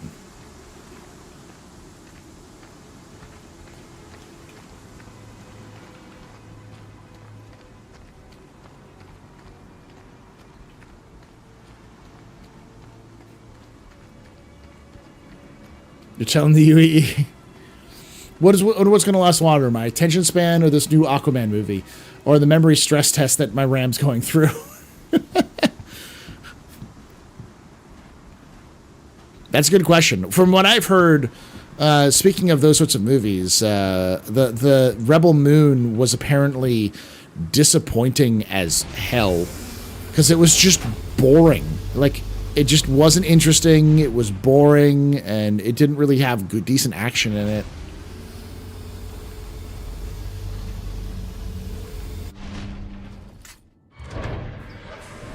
I had to take ammo off my body and do a chicken dance randomly after they down security.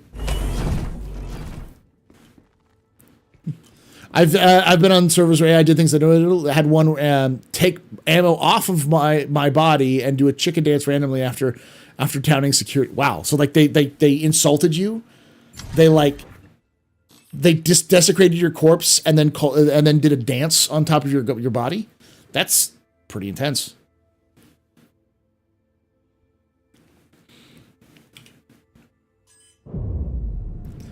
What I heard was mostly that the story itself was fairly uninteresting and confusing, and that they actually did have some decent moments, but it was mostly just really hard to get through.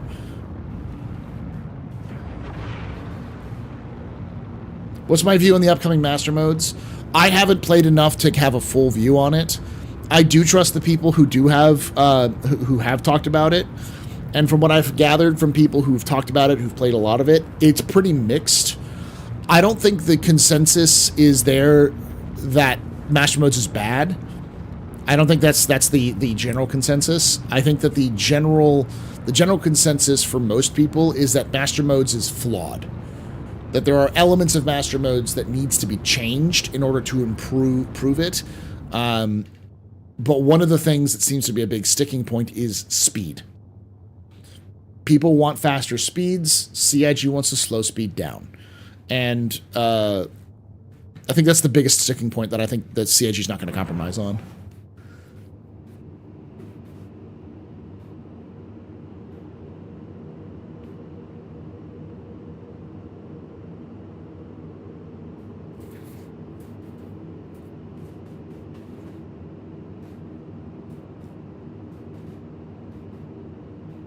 Anyone's played Stellaris? That game is fire. Yeah, I played Stellaris. What you got to understand about me is that I'm a secret strategy game fan. I adore strategy games and like 4X games and those sorts of things. I am just bad at them. Okay, let me see what's here. I think Raven's Roost is...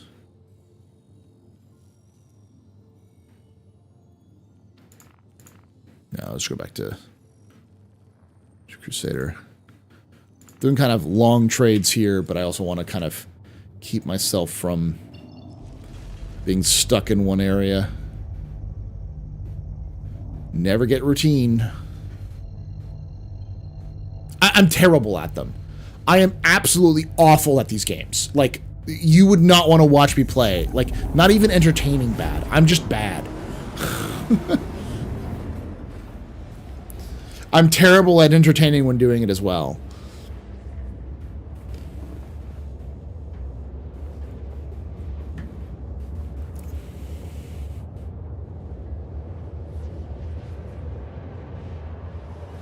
Not as fun to fly, in my opinion, never mind combat.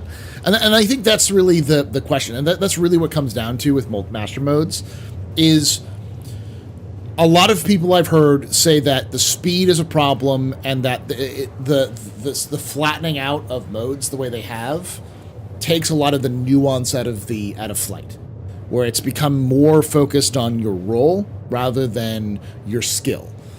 And so I understand the concern that if you focus on the role and you remove elements of skill instead focus on the role itself of the ship, you're making it so that people have an easier time flying, but you're removing a lot of the skill elements for like knowing your ship and knowing how to fight. Effectively, right now, a skilled pilot in Aurora and a noob in a Hornet, that the skilled pilot in Aurora is going to absolutely dumpster a noob in a Hornet.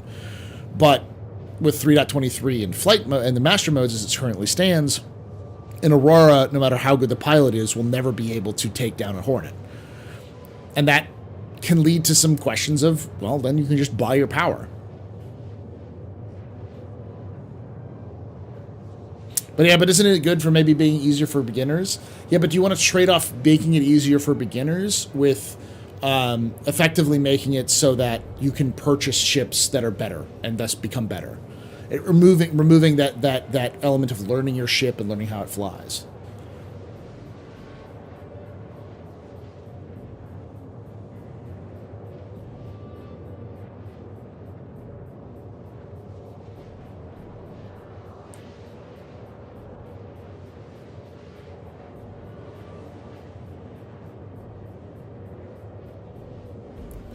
Wait, what about vehicle manager and cargo elevators being implemented? The vehicle manager and cargo elevators is not being implemented in 3.23. They removed that. You're not going to be able to remove to call vehicles in with 3.23. They originally thought they were going to be able to, but they said it'll have to be a later patch.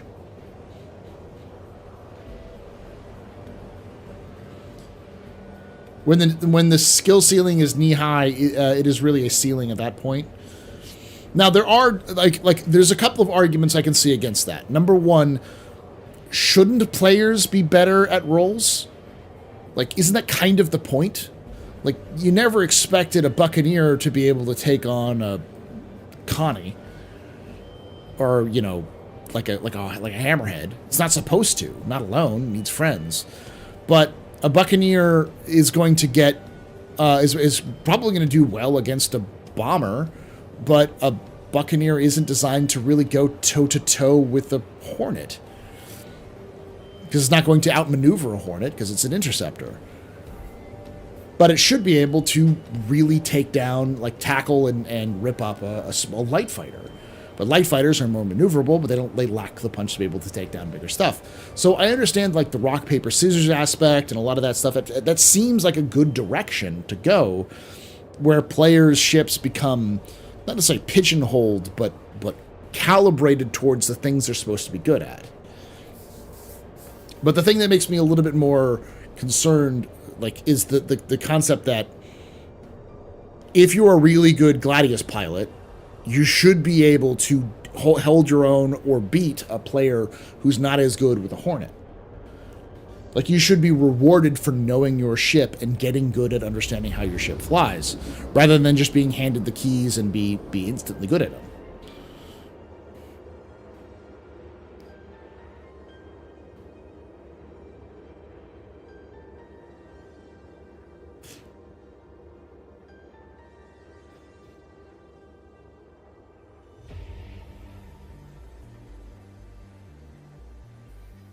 I think it will evolve into a numbers game. I agree. No, I think the idea of 1v1s is being balancing for 1v1s is a nightmare and will never happen. Like, I love my I love A1 and Avenger Squadron and, you know, Ramming Department and all those folks. I think they're fantastic and they really do a lot for the community. But at the same time, I don't understand this obsession with duels. Like, this isn't the 19th century. You're not a samurai. You're not a Ronin. You're not gonna fucking duel. My idea of a duel is I have more people than you. You're dead. And being balanced around like a game the way Star Citizen is, just it's never gonna happen. Though I still understand the idea of being able to be skilled enough to be able to take on a group of people and still be able to survive. Though I don't think the way it currently is, where, like, you know, someone as skilled as A1 can take on like 20 people and beat them. It's like, that doesn't make a lot of sense. But can you upgrade an Aurora to close to compete and close the gap? Yeah, but at that point, there's not a lot of point, because the actual prices for the other ships in game just means that you should just pay for the other ships. Like, fighter versus fighter should always be skill-based, in my opinion. Yeah, I think ships should be able to excel in their role, but pilots should always be able to fill in the gaps with their own knowledge and skill around their ships. And from the way it sounds and the way I've seen people, it seems like that is lost. It's just a hard rock, paper, scissors game.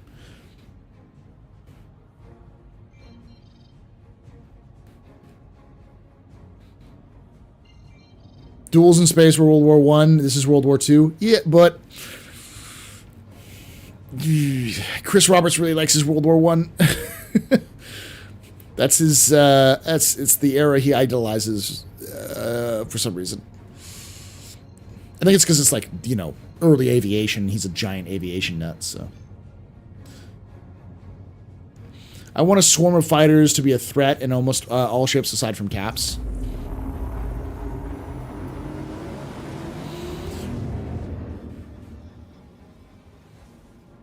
Yeah, but not everyone has probably the time to learn to become a better pilot. So maybe for them to become master mode concept would be better. Yeah, but at the same time, the problem comes down to you want to keep players engaged, and you want players to keep coming back to your game. And if you give players everything they want, they don't have to learn it. They don't have to like get good at it. Then they get bored. Power fantasies are great, but power fantasies aren't things you go back to again and again and again, because they don't really keep you connected, especially in a game like Star Citizen, where you want to have progression and you want to have a reason to log in. And so the argument that it will get boring is, I think, valid. I think if the point is to bring down, like, to kind of bring in parity for players, it works, but I think it does that at the sacrifice of having levels inside of, like, players.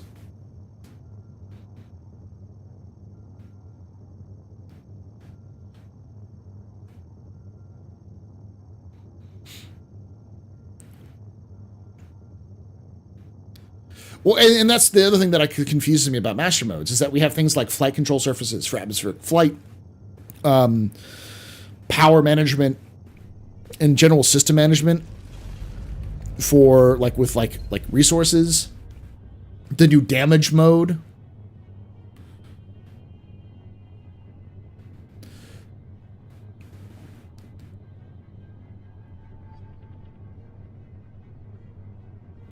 Well, all they really need to do is remove boost from any direction other than forward. That's the problem, though. If you remove boost from every direction from forward, you just have you don't have a flight mode that Star Citizen was, like, built on.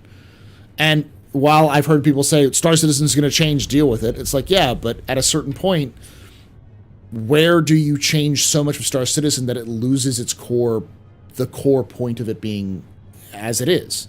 I understand kind of reducing the skill or reducing the viability of 6 Degrees of Freedom so you can bring down some parity and make it easier for your average person to play. But again, I keep coming back to Arrowhead Games. The CEO of Arrowhead has a quote on his social media profile, which says, "A game for everyone is a game for no one." And I tend to agree. If CIG is making the simplification for accessibility only because they want to make more people buy the game, I don't think that's going to work out the way they think it is.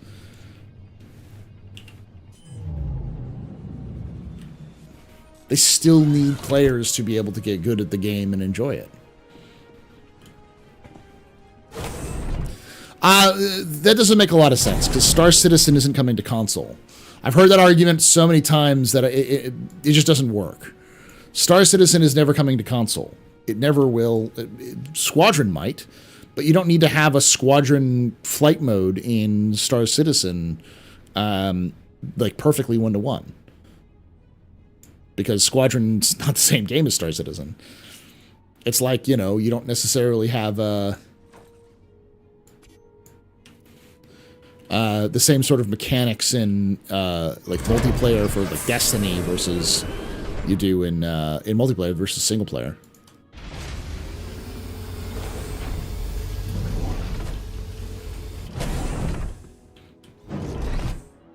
The fuck?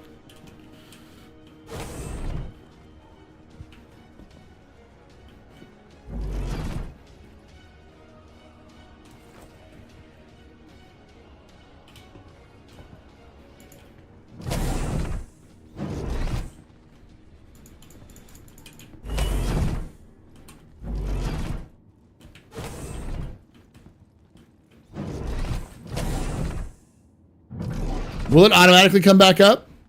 I don't think it does.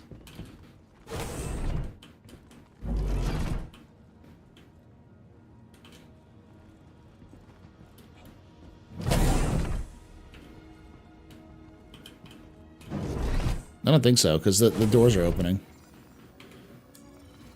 Luckily, I didn't buy anything yet, so. Well, just because I got caught on the side here and then didn't come down.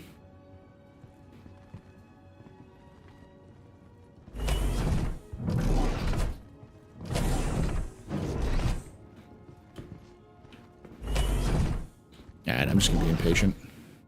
I'm not going to wait 3 minutes. I'm going to do impatience.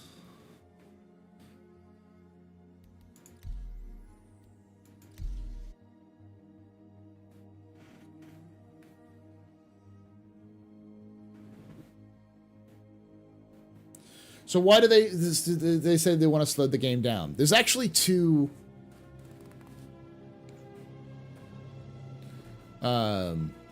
never's a strong statement. Well, the problem is that as things currently stand, it doesn't make a lot of sense to it doesn't make a lot of sense to make a game for console like Star Citizen. Because when you're dealing with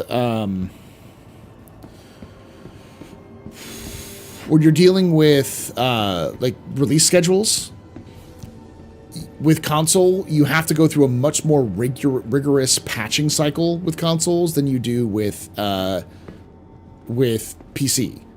So like it takes CIG at least 3 months to make a patch for them to also get it approved by whatever console like whatever company they're working with the console with.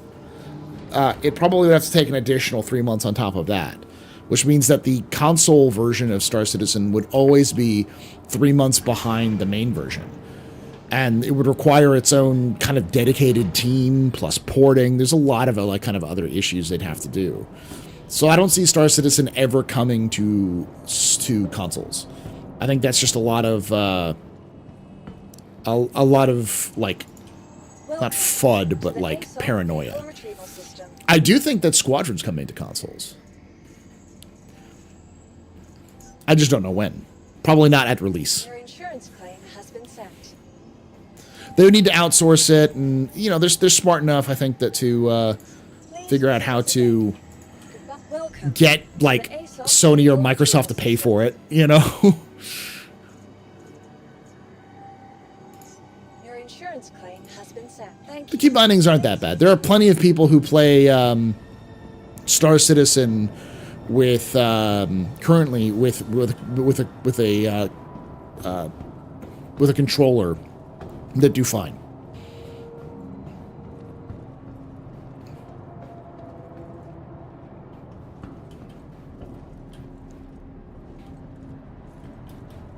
But yes, Star Citizen, like Squadron 42 is going to be a lot easier for console because you don't have to, you know, mine and salvage, so you don't have to kind of switch through all of those.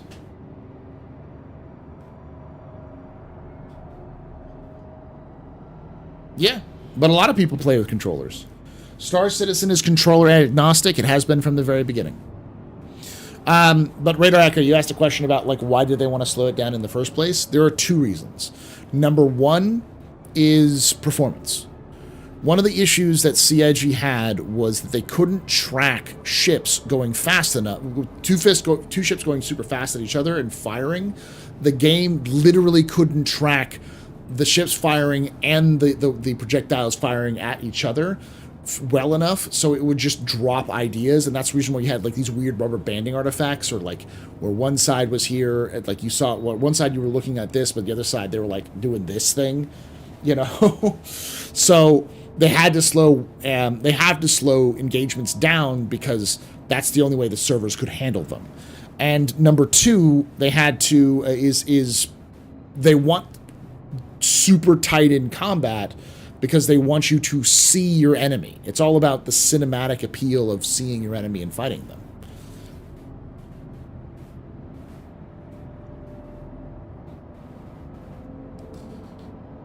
We're talking way in the future. It's way too early to say CIG will be interested in doing when CIG is close to release.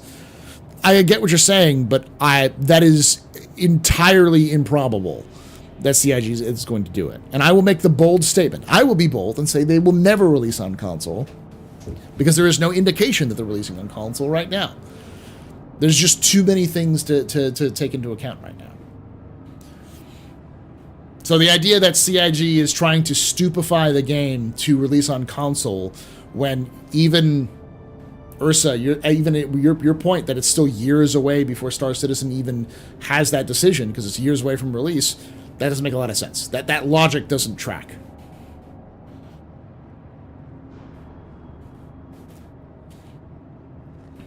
Why would CIG be doing something for console when they don't have it's not going to be released to console for decades? Because there's no indication right now that they are doing anything for console other than Chris Roberts uses a controller.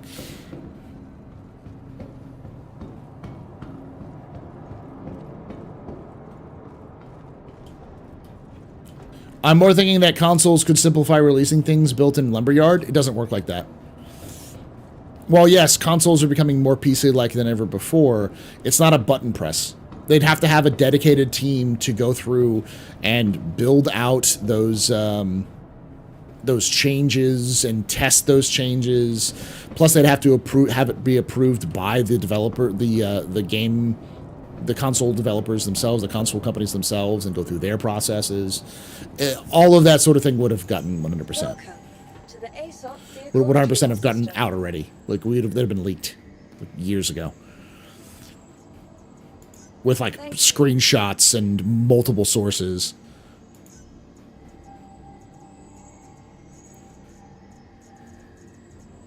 So far, we've seen nothing. Please visit us again. Yeah, so every time Chris Roberts is on doing a presentation where he's playing the game, he plays the controller. Now, there's a couple of reasons for that as well. In reality, if you look at all the presentations that CIG does, they're all on controller because controllers, excuse my very dusty 360 controller, have twin sticks. So these sticks will allow you to have smoother camera angles while you're moving. So when you're walking around in game, say if you're demonstrating a game, having these sticks will mean it so that the game looks smoother, the movement looks smoother, the camera is smoother. You are a lot better than just hopping on your game with your mouse and keyboard going like this. Like, this doesn't look good in a presentation, but smooth, easy movements are. And you can actually see the micro jitters as I do this too, because I'm kind of like not fully smooth, but the sticks are a lot smoother. All demonstrations at live events, they all use controllers for that reason. Even games that are PC based use those.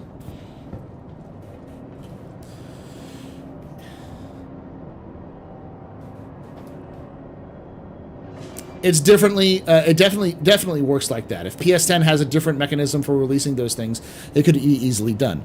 Ursa, you're talking about a system that doesn't even exist in concept yet.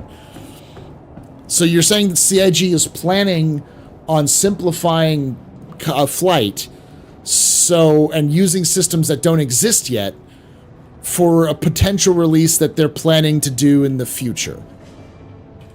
Is CIG Nostradamus?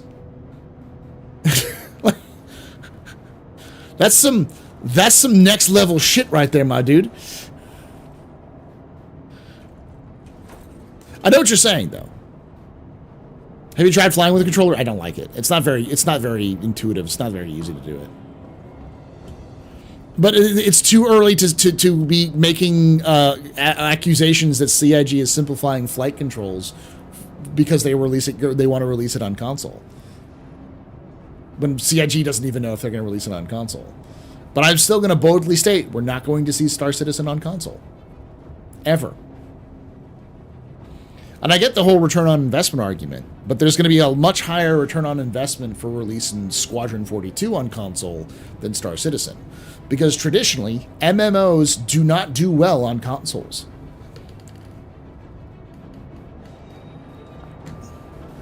Ugh. Someone else was. That was my point. Is I don't think Star Citizen's ever going to be released on consoles, and there's many reasons, but there's definitely no way that CIG is doing that. The ASOP vehicle retrieval system. Final Fantasy XIV does incredibly well on consoles. It's the exception that proves the rule.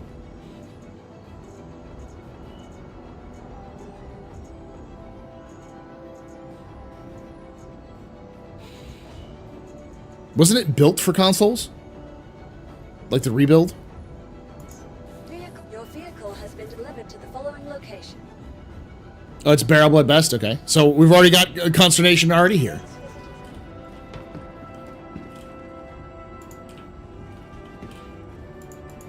I doubt many people play ESO on consoles.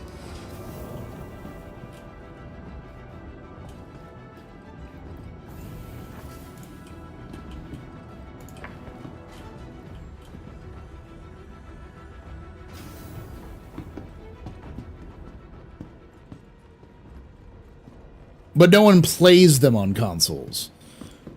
My point is, like, the main audience isn't coming on for say ESO or STO go on consoles to play it. It's more that console players have an option to play these free to play games on console for those actions. They don't do well financially. Final Fantasy XIV, which is, I believe, Final Fantasy is owned and operated by Square Enix, so it's already owned by Sony, is one of those things that's like, yes, they're doing well because they built for a company around the idea of it.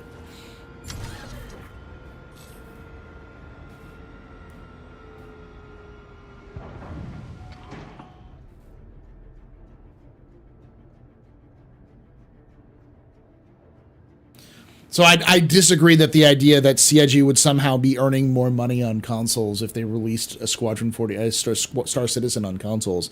I think the juice isn't worth the squeeze.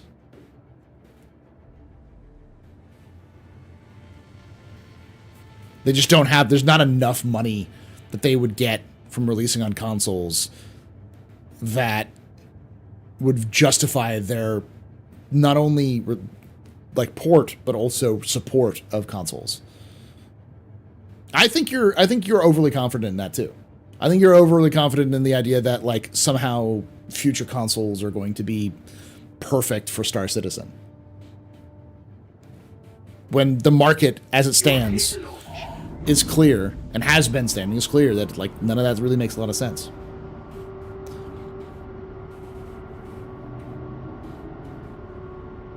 I wouldn't bank on it. I wouldn't bet the farm on it.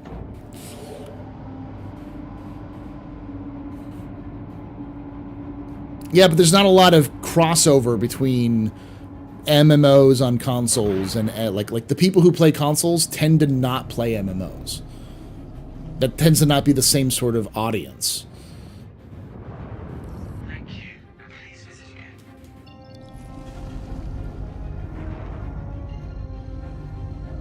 Now, Squadron 42, which is, you know, a single-player experience, that makes sense. There's plenty of single-player games out there that are like Squadron.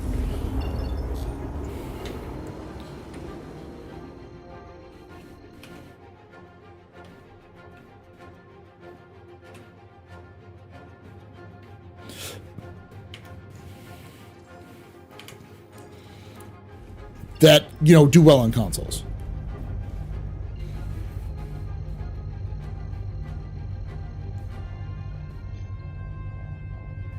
No, that's a statement. If you think Squadron 42 is coming to console and that Star Citizen is coming to console, that's a statement. I don't think it will. I don't think Star Citizen is ever going to console. The juice ain't worth the squeeze.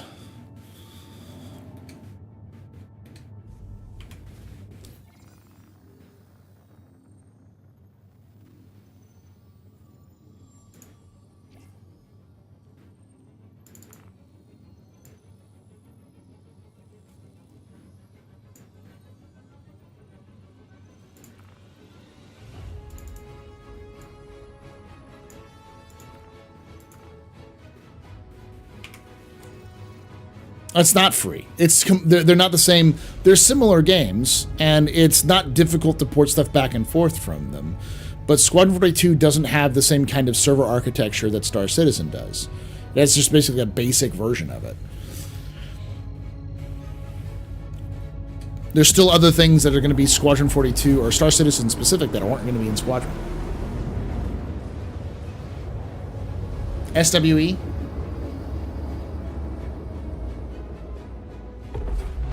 What's an SWE there, Ursikin? Please enlighten me on that one. Software engineer? Okay. Is that a statement from you, or is it a statement from another engineer? Because again, that's a heck of a statement. If it's from CIG themselves. You? That's great. I don't. Have you touched CIG's code?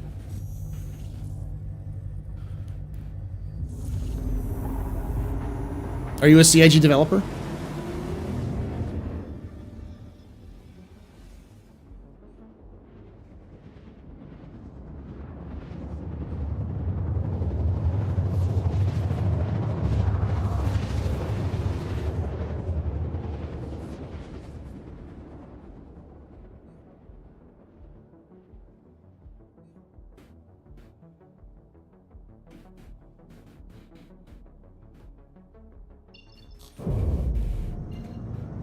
All right. You made your statement. I think you're wrong.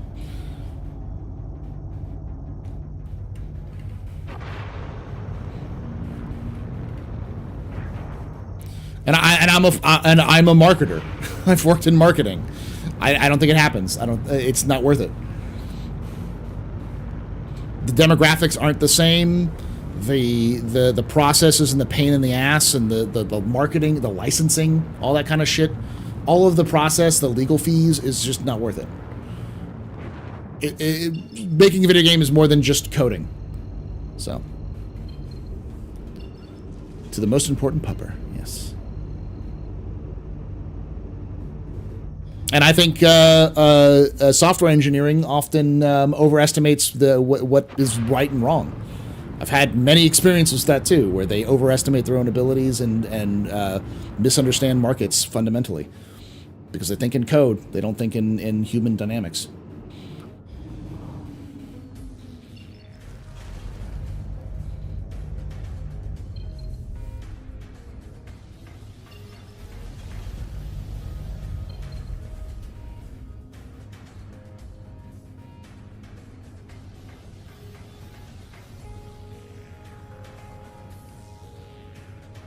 You're both very pretty. Thank you, Mad. We're having a very intense conversations. Is no one waste buried right now? Oh, stupid idiot.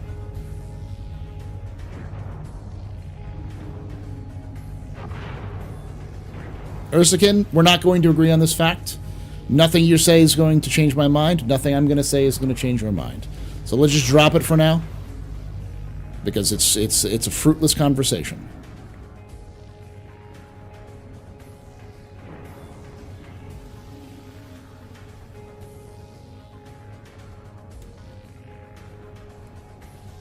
My only point with that whole thing was that I don't think CIG is making flight simpler, specifically. Why aren't you?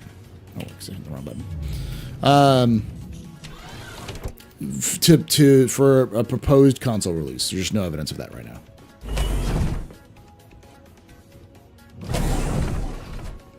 Okay. Like I said, drop it, Ursa. That's the last time I'm going to bring it up.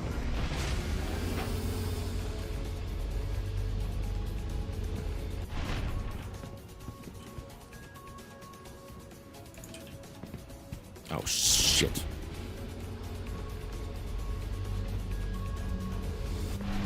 Favorite fruit? Mandarins.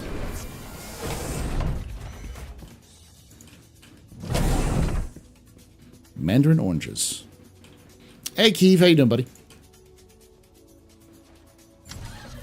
Not gonna lie, Star Citizen console would be great game, maybe for the next generations. I'm not gonna bring it up again.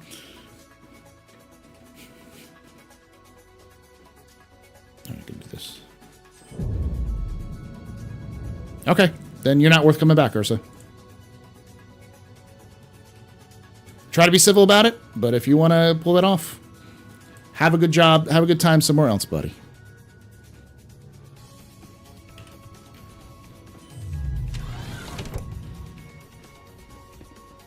This isn't an airport. You don't have to announce your departures.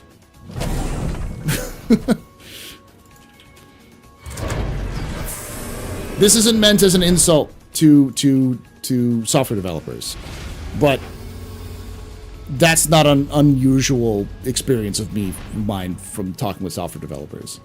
When you're working with people who work with very logical code-based ideas, the ideas of having a disagreement based off of different opinions and being able to say, you have your opinion, I have my opinion, let's move on, is often doesn't sit right with people. It's not just software developers. It's like a lot of people who work with sciences and stuff like that.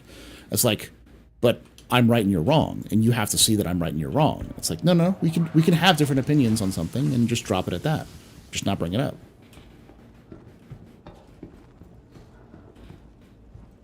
Most chill streamer in Star Citizen? I don't think I'm the most chill streamer, but I do enjoy being chilling.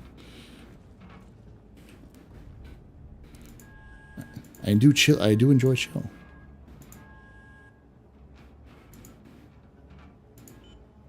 Hi, Mr. Chill. Everybody freeze! You know what killed the dinosaurs? Me!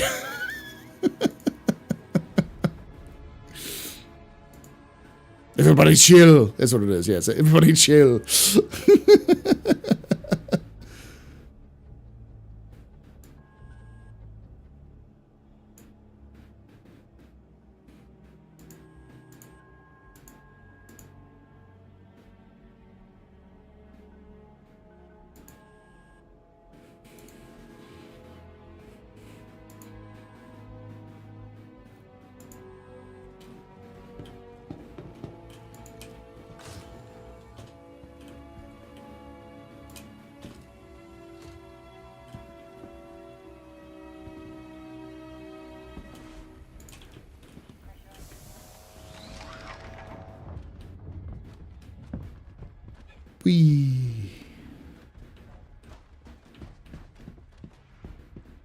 I still think the best line. All right.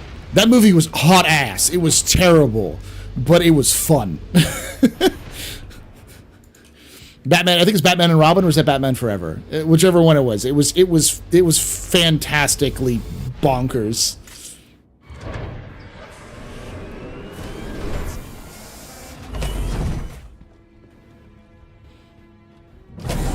Cool party. Arnold was just having fun.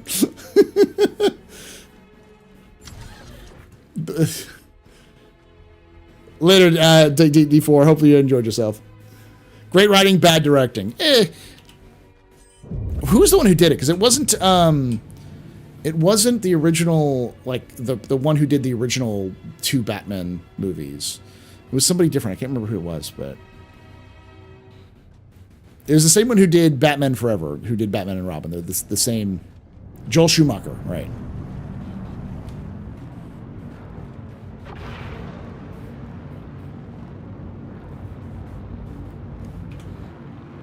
Arnold knew what movie he was in. He's like the only one who knew what movie he was in.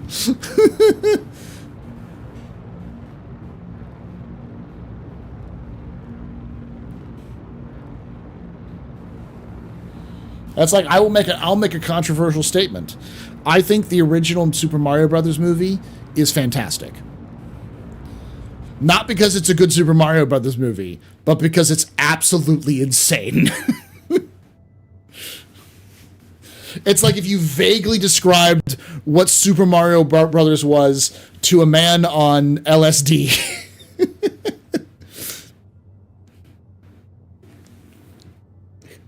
It's just such a fun movie to watch, how bad it is.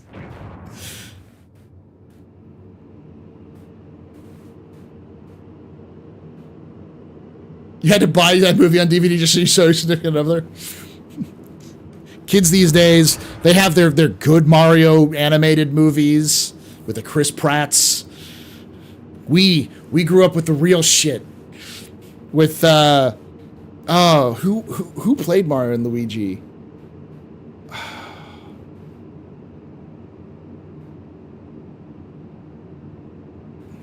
Bob Hopkins and John Leguizamo. With Bob Hopkins and John Leguizamo drunk off their ass for the entire shoot, just smashed.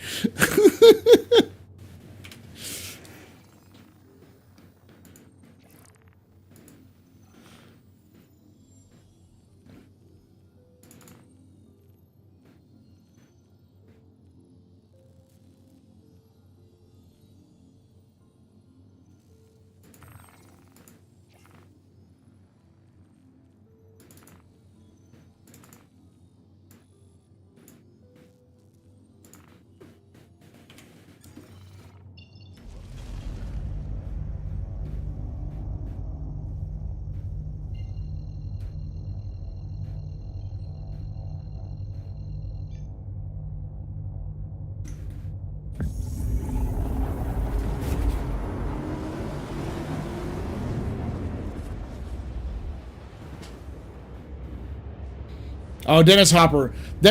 So Arnold knew what movie he was in when he did it. Dennis Hopper knew what movie he was in when he got it. Speaking of all these video game, the video game movies, the original Street Fighter. Oh, what was his name? The actor who played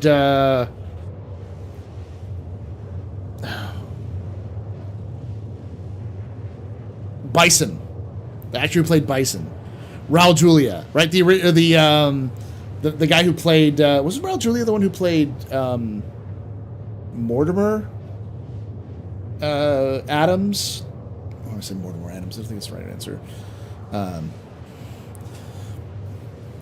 The father Adams. Mine was like Gomez Adams. Yes, Gomez Adams. Mortimer. Gomez Adams. Yeah, like I just love that. That man brought so much camp. To you, it was the most important day of your life. To me, it was Tuesday. I just love the story about why he took that role. Because his kids loved the game and they wanted him to take the role. It's like he did it for his kids, and it's like that's awesome. That's a dude who's like comfortable in his career. That he's just like, I'm just gonna do this now. And I think that line does more to summarize in camp that whole statement than the classic "I don't even know who you are" line from Endgame. Like I just love that it was Tuesday. It just so encapsulates how much of a dick Bison is, and it's so good. The guy who plays Gomez in Wednesday is a fantastic actor. He's been in a lot of things, but he's great. Anyone else remember the Dig 1995? It was then to be a movie, but it was too big at the time, so Steven Spielberg elected to make it a game? Really? Steven Spielberg was always a guy who was ahead of the time when it came to video games. He's a big proponent of video games, so, which is, why he produced the Halo series. We're not getting back into that stuff.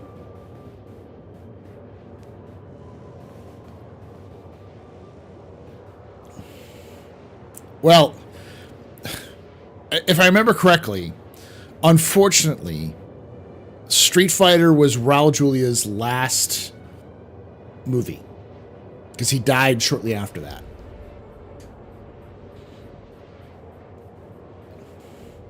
So I do think it's fitting that it was his last movie because he's the reason why anyone remembers that movie. No one remembers it for any of the other cast members. You remember it because Raul Julia's Bison is iconic. LucasArts too? Well, Steven Spielberg and George Lucas are friends. Like college friends. They know each other very well. There's a reason why Lucas wrote all of the Indiana Jones films.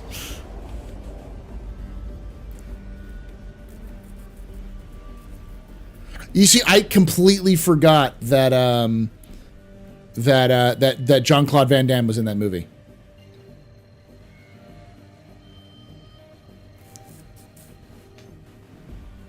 But fucking, I remember for you, it was the most important day of your life. But for me, it was a Tuesday. The day that Bison came to your village was the most important day of your life. But for me, it was a Tuesday. Just, Steven edited Star Wars, yeah.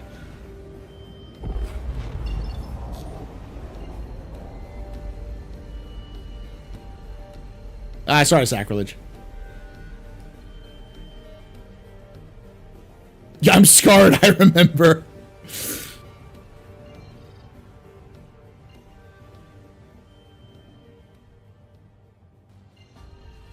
Yeah, just for a bit.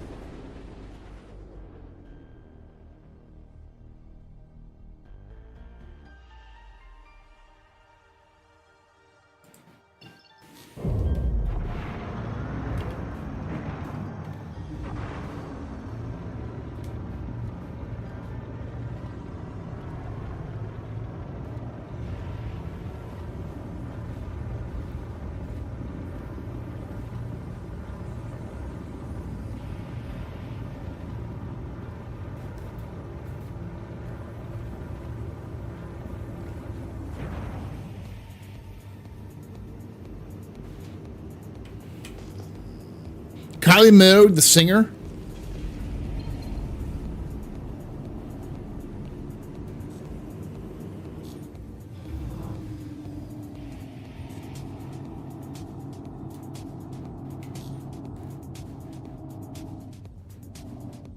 I didn't know she was an actress.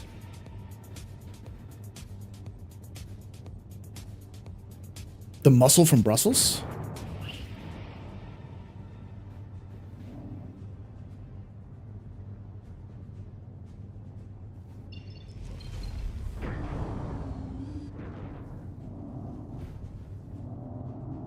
And a TV soap star. I didn't know that.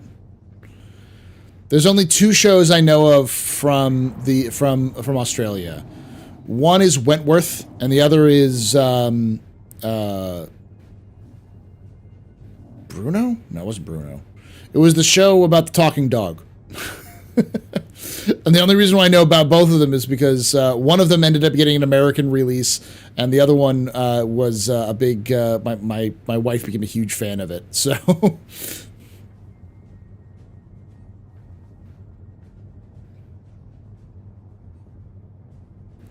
Not Bluey. The Bluey is another one that I forgot that is in fact Australian.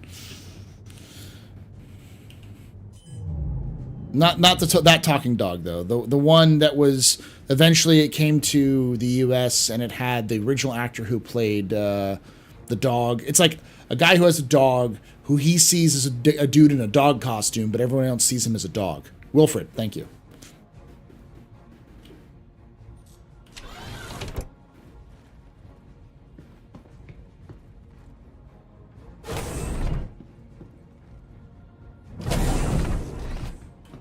Thank you for giving me sub prime. That's great.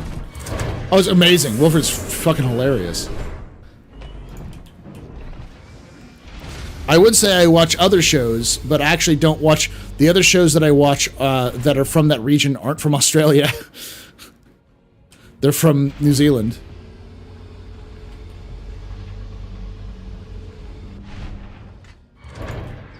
I am a professional. I know what I'm doing, chat. Promise.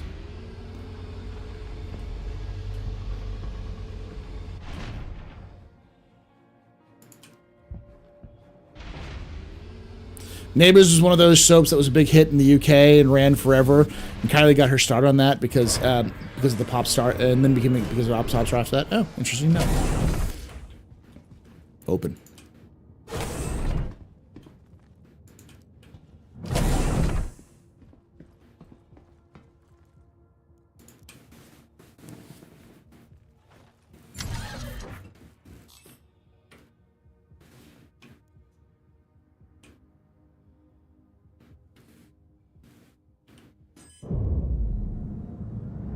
Take away my spaceship. You can take away my space suit. You can even take away my space lasers. But you can never, ever take away my space game.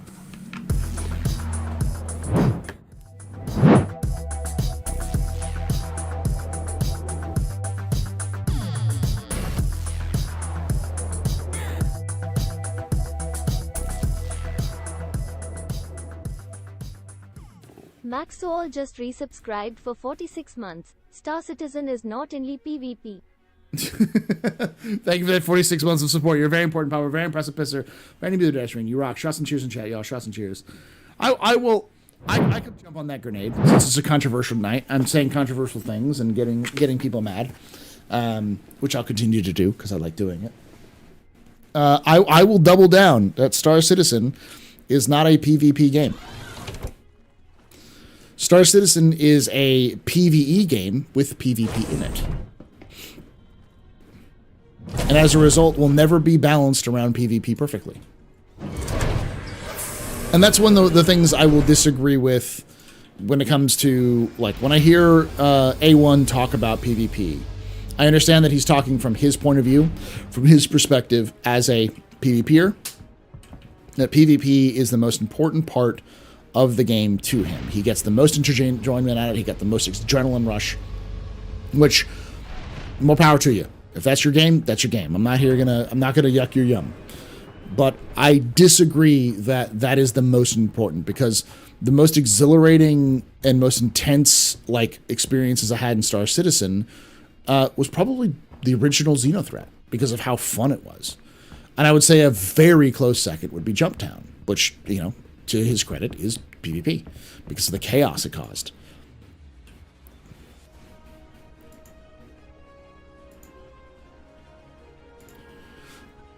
So when I say stuff like that, I don't mean to discount PvP as if it doesn't matter.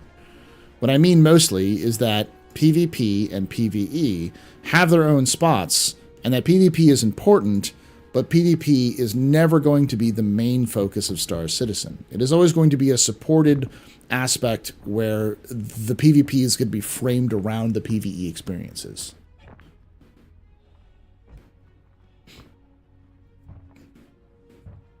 The reason why we have this perspective of Star Citizen being a PvP game is because it's really the only interesting content we can get in Star Citizen is other players. But as CIG hopefully improves their AI experience, it'll get better. Monster. And this is from somebody who will 100%, I will jump on a goddamn grenade to like ensure that PvP is supported in Star Citizen and that CIG listens to PvPers, and they should.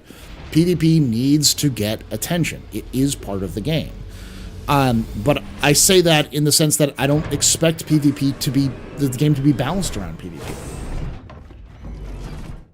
Just because I don't see that being a viable way of engaging the audience long term.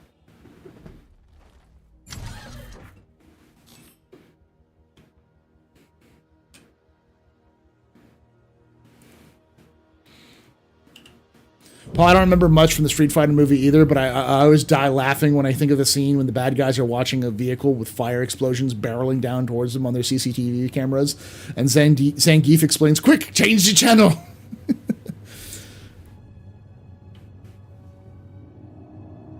The reason PvPers don't like MM also mean PvP will get boring also. I agree. No, I 100% agree with that.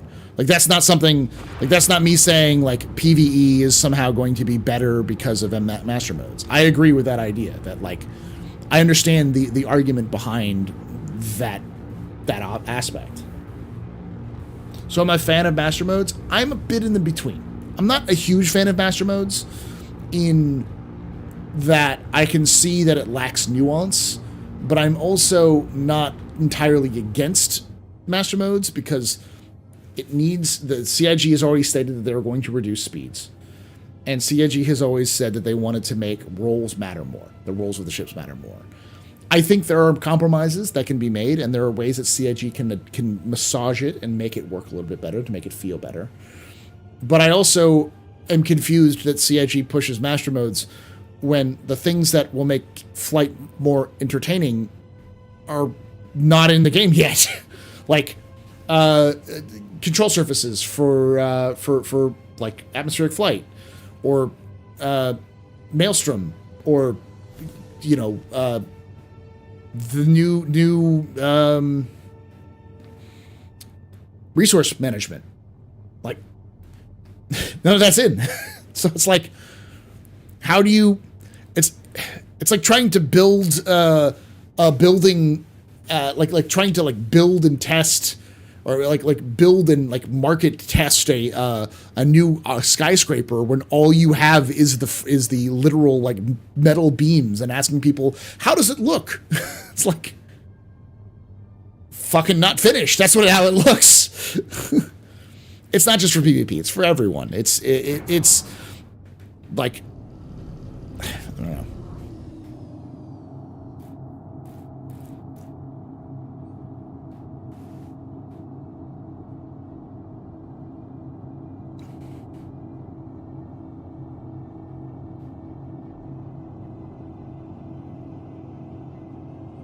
Yeah.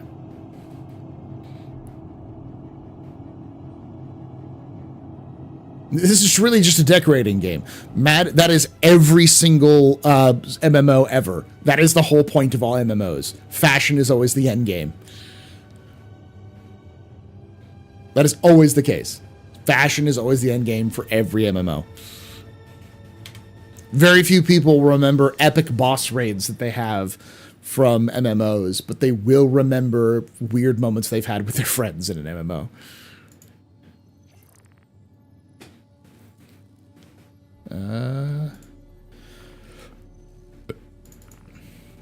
We're already here, so let's go to the orphanage.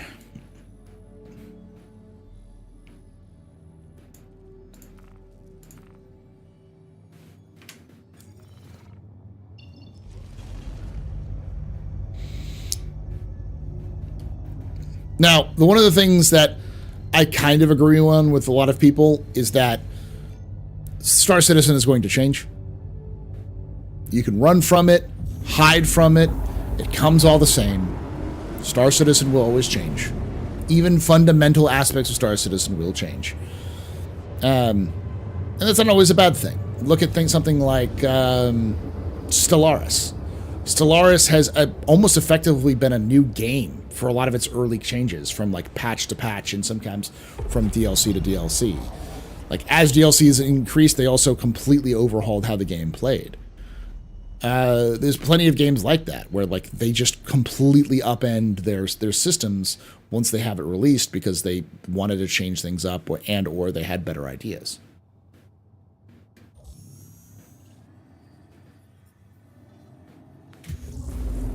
The orphans are quite productive. Listen, I'm just trying to help. They're making medicines to sell on the open market. I'm just facilitating orphanage, the orphans producing completely legal pharmaceuticals for the free market.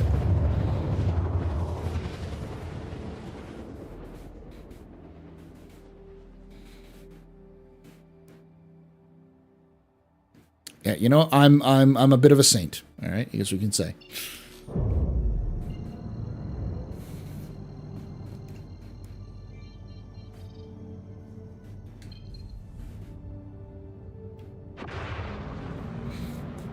I don't agree with Avengers takes most of the time. Most of his criticism of Master Modes align with my own experiences. I think he argues from a more DCS experience, even though he says he's not, and I don't have answers. I have any answers. I think CIG have painted themselves in a corner.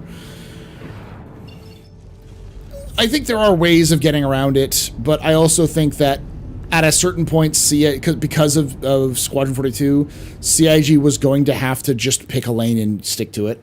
They were always going to have to do that. And they were going to, as a result, they were always going to make someone mad.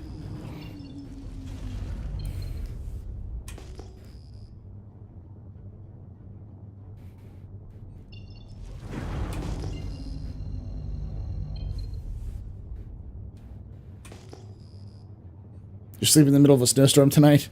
Nice, Max. There's a storm coming through tomorrow, I think, here in Austin. That's supposed to dump a bunch of rain. And I'm going to be in the middle of working when it happens, which pisses me off. You have the perfect sized hands to fill the pill capsules. Indeed. I'm glad we have a fellow entrepreneur. I'm sorry, entrepreneur.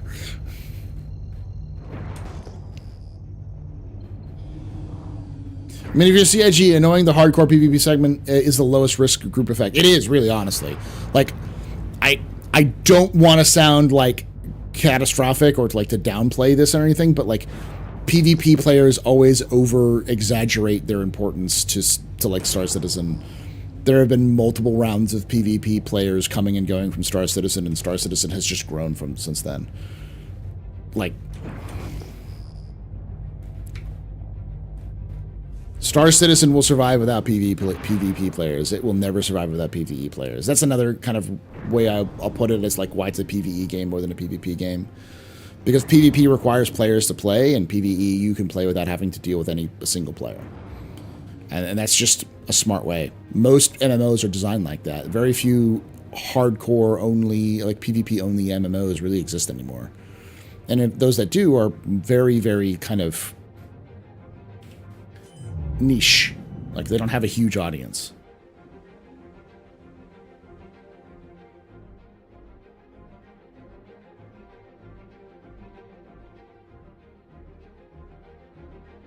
Glad to keep you busy, keep you comfortable during a snowstorm.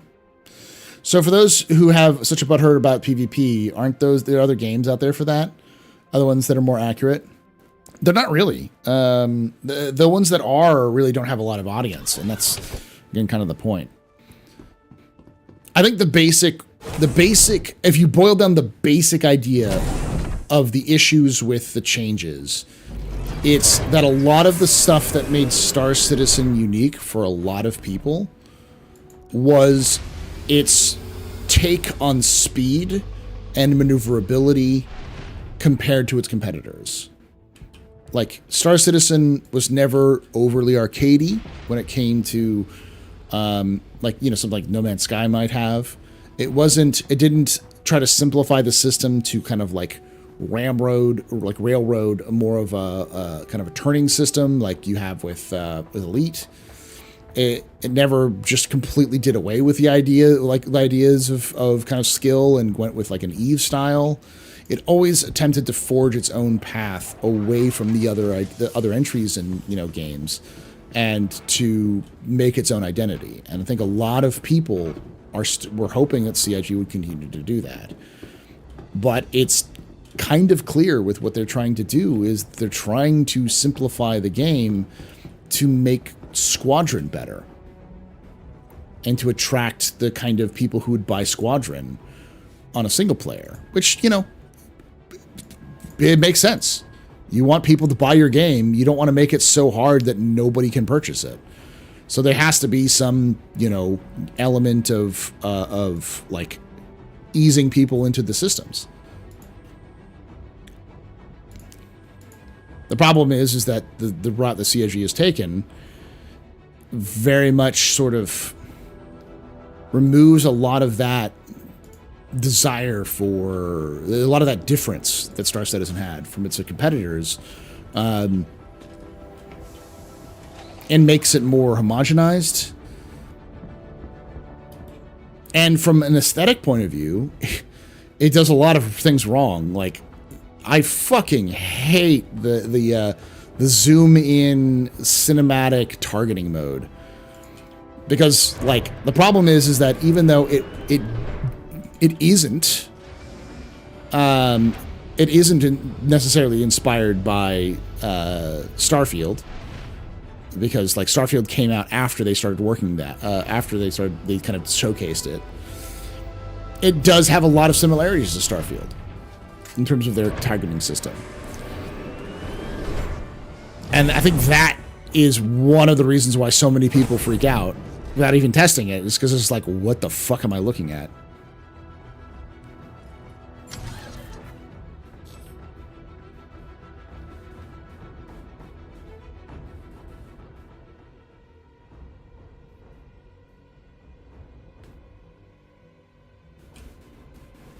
And that's true, Amos. That's 100% true. One of the things that has happened every single time they've changed the flight model is everyone complains. It happened in 3.0. It happened from through to 2.6.3. It happened from 0.08 to 0.10. Everyone has their favorite version because that was the version they learned to play on. And the most cynical take is this too will eventually come to pass, and people will either leave or stay. And the people who will learn to fly on the mode that they're currently using, or will think of this as the best mode and uniquely Star Citizen.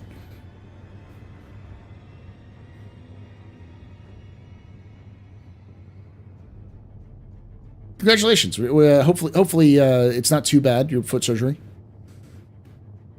I get it if you're on the same my same rank of ship type and thing. Okay, it all comes down to skills. But if I'm better ship than you by far, it should make a difference if skill is in place. Yeah.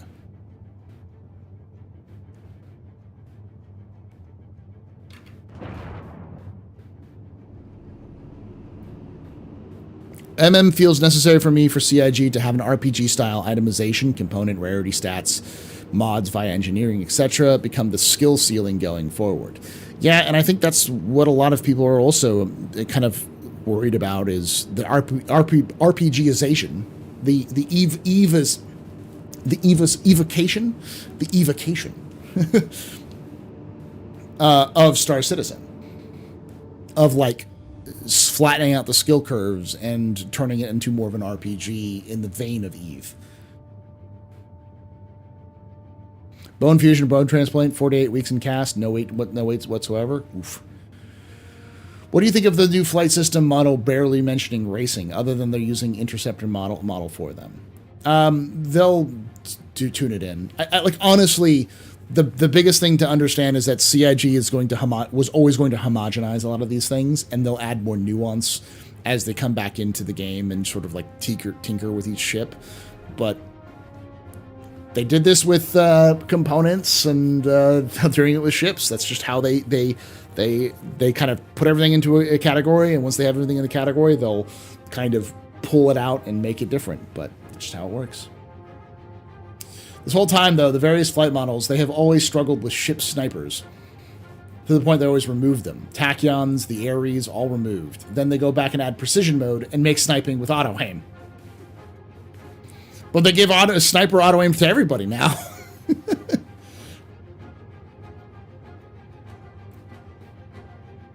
Yeah, I saw them layoffs everywhere. Fucking 670 at EA and 900 at Sony. It's been nuts.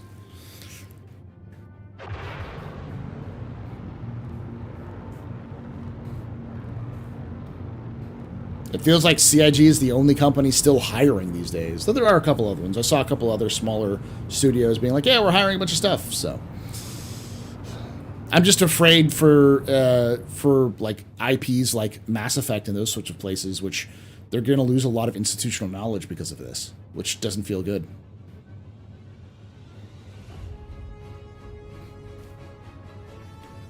Like, games are already suffering from like bloat and like release schedule problems and all sorts of things. What's going to happen when the people who actually know how to make those games are just gone?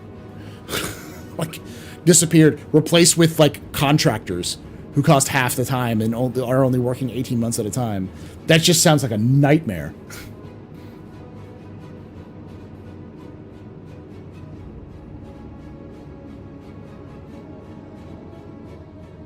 Well, Northman, you got to remember that AI is banned in the Star Citizen universe because Chris Roberts specifically didn't want AI to exist in the universe because he wanted everything to be based off of skill.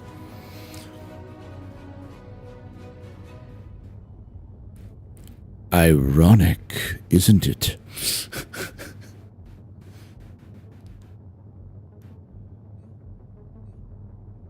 Or AI programmers, yeah. Which is kind of stupid, because that's not how that works, but okay. You know, there's a lot more nuance to that.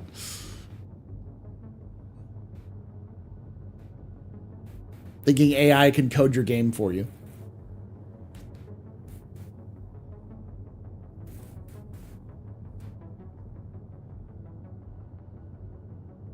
But it makes me wonder, why Star Citizen doesn't have robots a la iRobot Asimov style in it? Because every time they've built those sorts of AI, something goes wrong. Like, dramatically wrong. Like, thousands of people die wrong.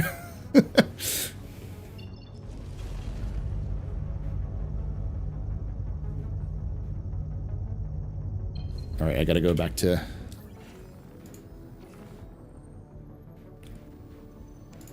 Crusader. Private property. Almost nobody's at private property.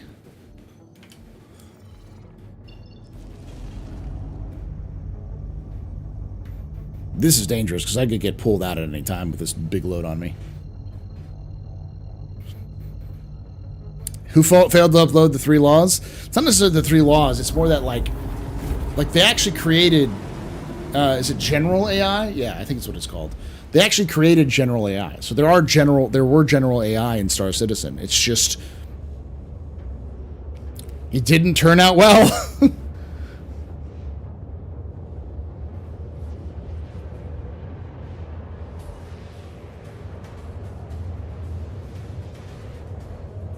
I might be the only one who generally thinking this, but maybe these stricter baselines via master modes, FPS, TTK, mean they'll have more opportunities to remove the baselines in gameplay. almost certainly a lot of what we're seeing is going to change because of other factors. Like the TTK in FPS is likely going to be affected by the changing in the movement system and the addition of stamina, as well as the nuance of armor and weapons as they go forward. Almost certainly Master Mode is going to be affected by engineering gameplay. It's going to be affected by things like different types of weapon ammo types, like flak, different damage types. It'll be affected by resource systems in terms of like how you distribute power and all those sorts of things, and repairs. By the atmospheric flight controls. So, like, there's a lot of different things that aren't in Star Citizen yet, which need to be in Star Citizen, and tie into these elements to help us get a better picture of what CIG is trying to do. And it feels weird that CIG is pushing these things out and saying, give us feedback. And it's like, on a frame? On part 1 of 6? Like, I couldn't tell you what the final thing's going to look like, so it's hard to tell.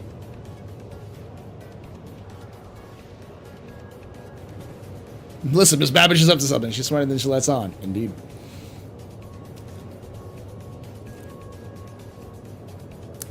We haven't heard any kind of updates on Bounty Hunting 2.0. I think CIG is all hands on deck on 4.0.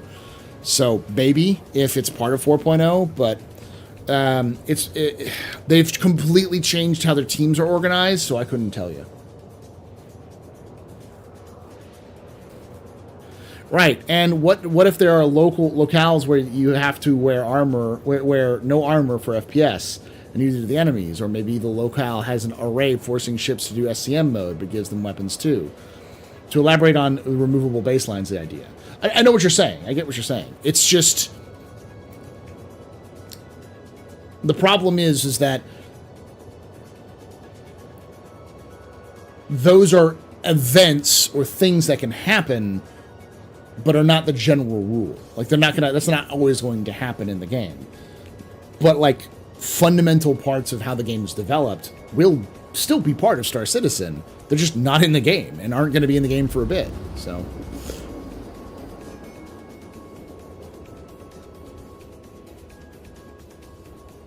Web of Fires does sound familiar. What is Web of Fires? Are those in Eve? Is that just like where an entire system you can't jump out or something like that, or where like because like we already have ships that can catch other ships and prevent them from leaving.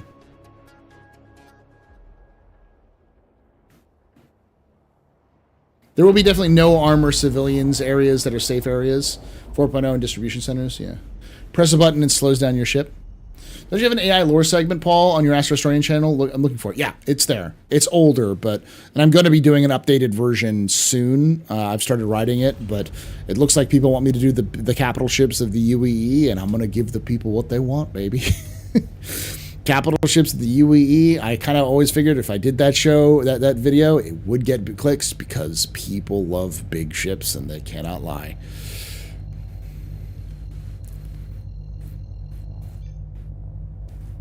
No dodge, no agency. And I think that's one of the concerns of Star Citizen, right? Is like, if you have unfun mechanics like that added, which can come in if you have roles that are very hyper-specific on things like tacklers, which you have in MMOs all the time, where, I think they're just called tacklers in MMOs in most of the time, where you are effectively, your job is to prevent enemies from moving. In a PvE experience, fantastic, wonderful. Mwah, it's part of the team, part of the crew, part of the ship, kind of thing. But in a PvP experience, that's a feels bad moment, where you're just like, wow, I can't literally do anything. I'm just fucked. Thanks. Yeah, crowd control, yeah.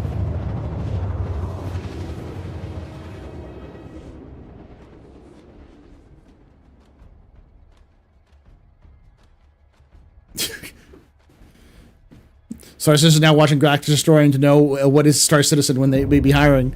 I mean, apparently it's become a thing that people pass around the office, like people because all right. So here's here's a little secret about industry development in general.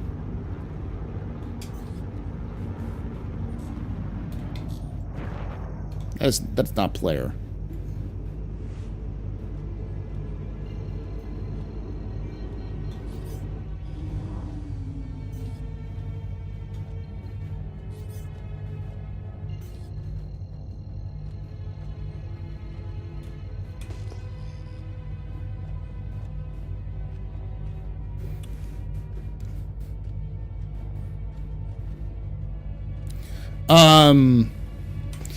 But like one of the things that's pretty common for a lot of like technology is that no company is going to be exactly the same as the last company you worked for. So even if you worked in like coding in the same language and the same engine, and for like say for video games, no company is going to run the same way. They're not going to have the same sort of standards as the other. And there may be new tools that you just have no idea what's going on. But if someone asks you, hey, can you do these tools? And you know that they're like a common tool, but you may not have used them, you go, yeah, of course I can. And then, you know, while that's happening, you Googling what the fuck these tools are, learning how to use them. Like, Google is a friend. Like, a lot of people, like, I think even in the last Star Citizen Live, they kind of pointed out, it's like a lot of the stuff is just, you gonna have to learn what works and what doesn't, based entirely off of, it's weird that private property is getting such attention here. It's not really a hotspot.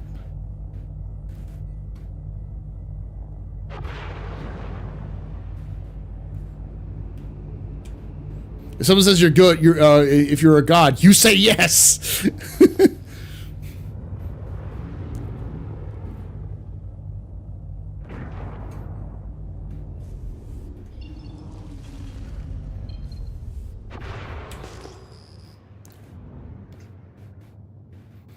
And what I've gathered is that a lot of developers have heard of Star Citizen, who play Star Citizen, have heard of Star Citizen, but likely don't know a lot about the backstory or the lore or other things. And I've heard quite a few developers go, oh yeah, I watched your videos when I first started working for the company. So what they did was they got hired, and they're like, okay, let's look at the game. And then they're like, well, what the fuck is this game about anyways? They may have been backed because of, you know, technology, or, you know, a friend wanted them to back, so they backed a long time ago. And, okay, that's fucking freaking me out, man. And they actually get hired. They're like, what the fuck is this game about anyways? And so they start pulling up, like, what is Star Citizen about? And they'll find things like, you know, complete history to Star Citizen lore, and like beginner's guide to Star Citizen lore, and be like, oh, okay, UEE, I get this.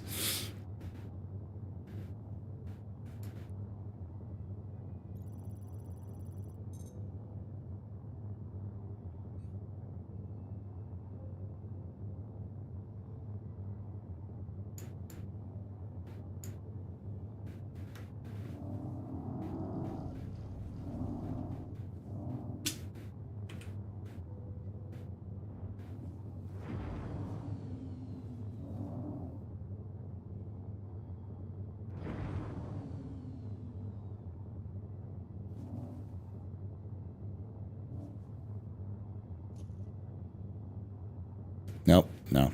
I'm too skeezed out.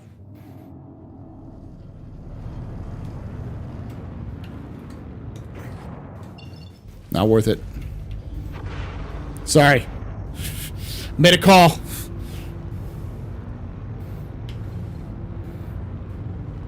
Not a lot of PvP ships around there. A little bit of pucker factor. A lot of PvP. Yeah. I'm getting the fuck out of here. The fact that it's parked right outside of private property with a ship that has no cargo hold, like, someone's inside there waiting to fuck me over. No thank you, sir. I will go away now.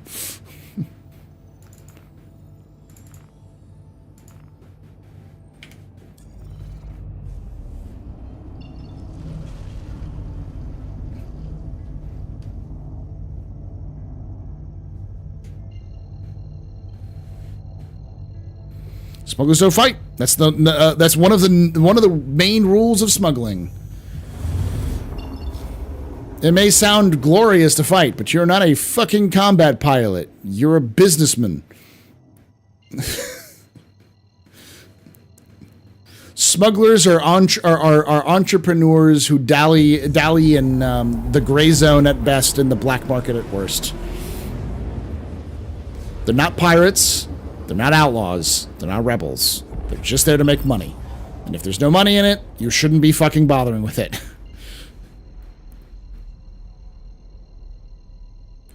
I guess that's a no on Bar Citizen. The Austin? The Austin Bar Citizen is not next week, but the week after next. Right? I'm going to go to whichever the next one is.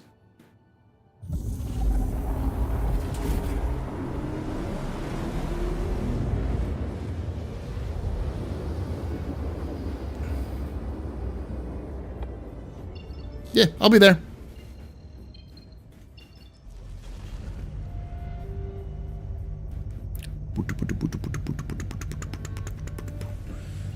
So, yeah, because it's, yeah, this week I've got it, then I'm not doing it next week, yeah. Okay. Shubin Mining, Security Post, Coudray,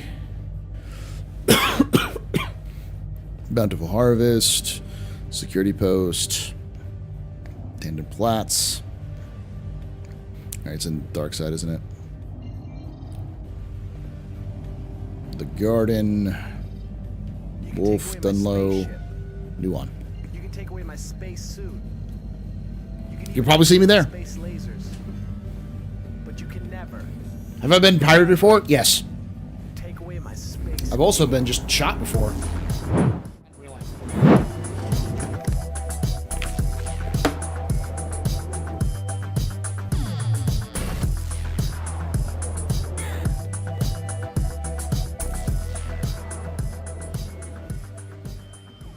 Crazy Eye Carl just resubscribed for 3 months. Pub fancy. Thank you so much, Crazy Eye Carl. You're a very important pupper, very impressive of any pedestrian. This is the good night. Shots and cheers, y'all. Shots and cheers.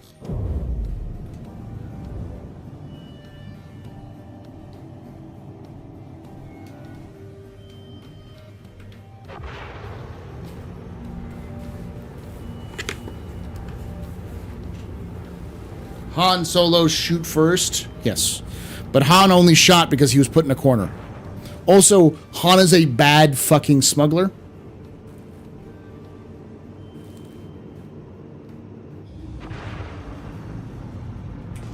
I'm tired of people being like, Han Solo. It's like you want to be... It's like saying, oh, I want to be a pirate, so I want to be like Jack Sparrow. It's like the worst pirate you've ever heard of. Oh, but you have heard of me. You don't want to be heard of as a fucking smuggler.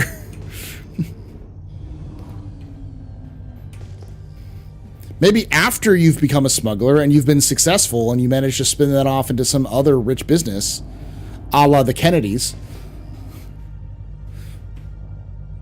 Or Onion Knight in Game of Thrones.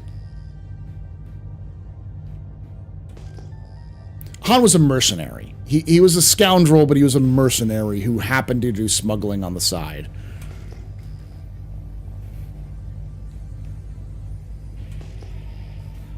He was a pilot. He was a driver. As much as people shit on that Solo movie, it was actually pretty fun.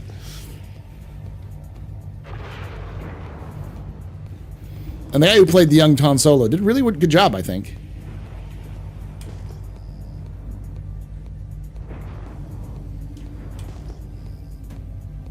He did what was paying, exactly.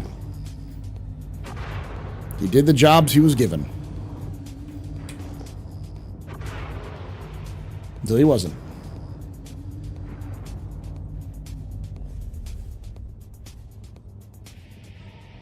Listen, Tron was a train robber. I saw that movie.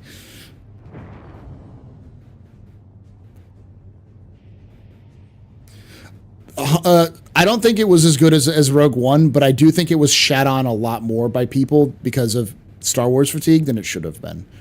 It was fine. It was fine. But I also think that if the people who were originally in charge of it were left in charge of it, it would have been better. Because the people who were in charge of it were the same people who ended up making the Lego movies and then Spider-Verse. Like, how much you can fumble the bag is insane, Disney.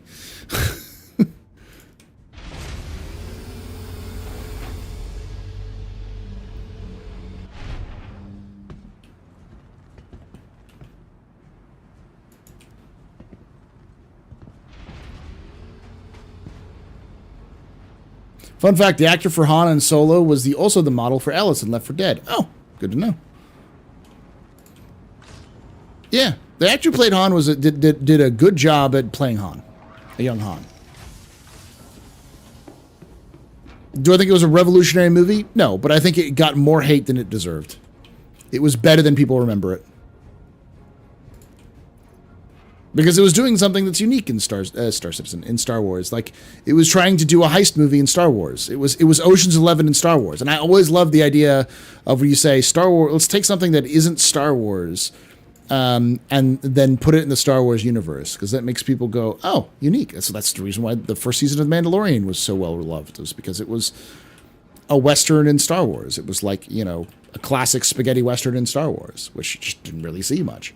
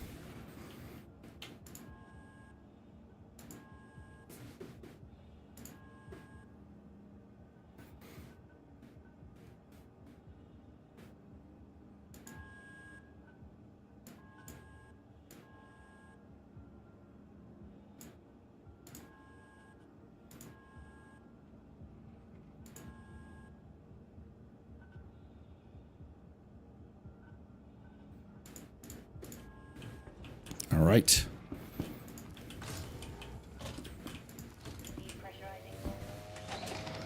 I'd love to see something like Star Wars Law and Order. I'd love to see a Star Wars buddy cop comedy.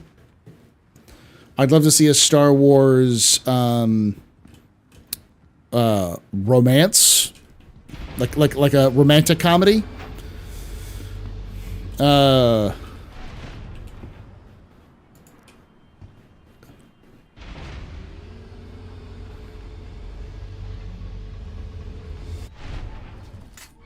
You could do a Star Wars, like, kind of what Rogue One did, but like more emphasized, like gritty war. You could do a Star Wars racing movie.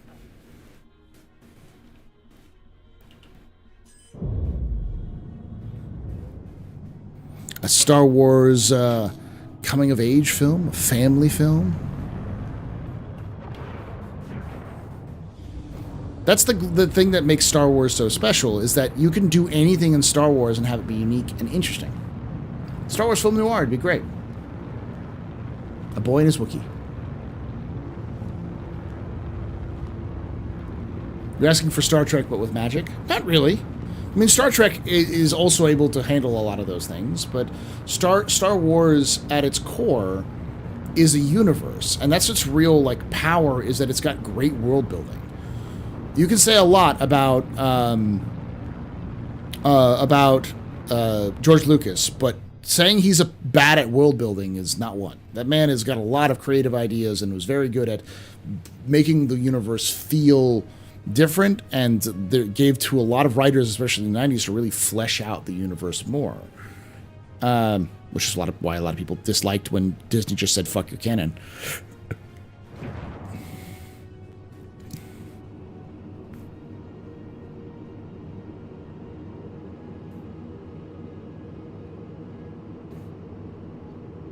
I could see a Star Wars YA movie. I'm not saying he's perfect. I'm just saying he comes up with interesting ideas. And the universe of Star Wars has captured people's imaginations for years. And it's captured writers' imaginations who've done lots of things. Like the whole Mandalorian race exists because of one thing because of Boba Fett. And then kind of got expanded from that into a huge universe of who the Mandalorians are, what their backstory is, to like where you say Mandalorian, people know what the fuck you're talking about now. It's almost common vernacular, especially amongst fans of science fiction universes.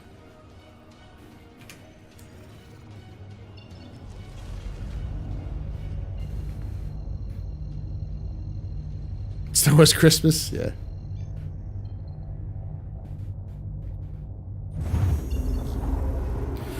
But I mean, like, if Star Trek has already done some of those things. Like, Star Trek has the Magnificent Seven parody with the Ferengi, like, in Deep Space Nine, you know?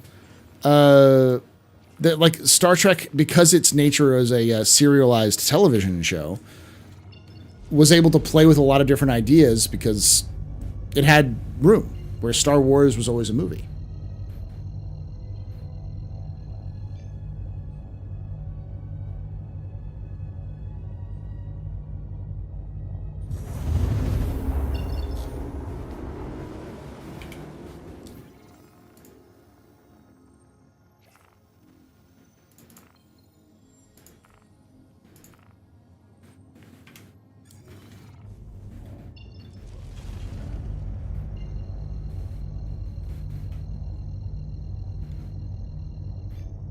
All right.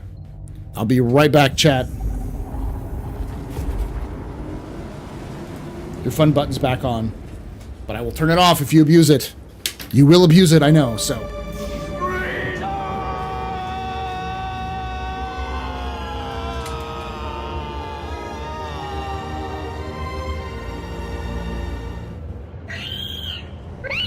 Weapons free, y'all.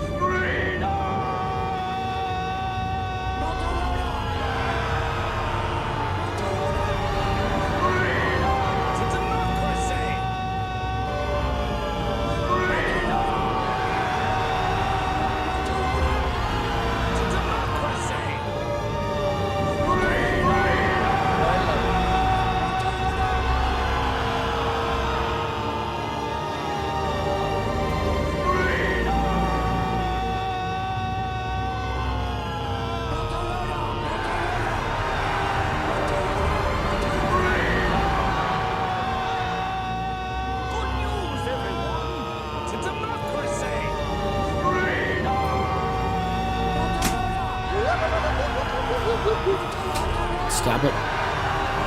Stop it. Stop it. Stop it. I'm gonna take your fun button away.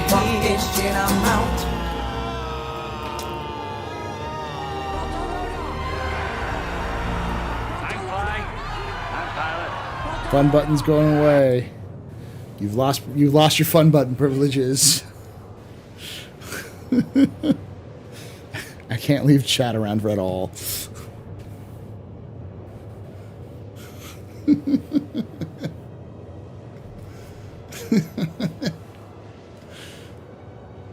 Never change, chat. Never change.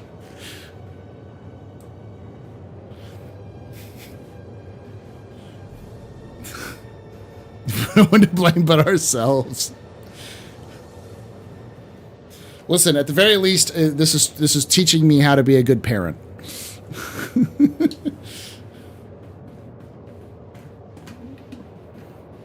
What grade would I give you?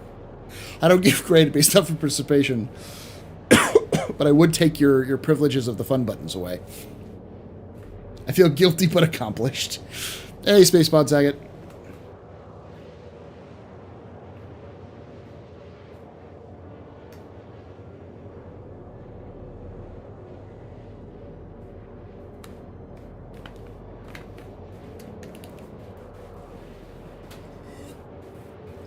What's the old saying? Men never grow up, they just get old.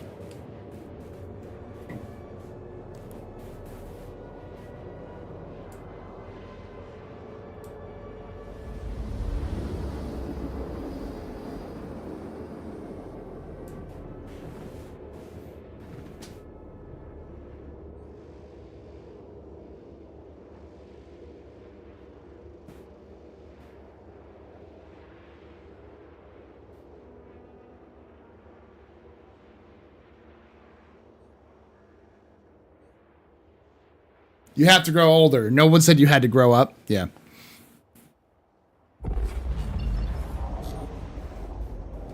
Well, since you don't grade for participation, next time you bring a substitute teacher in, we'll have to give HC Vertigo a really hard time.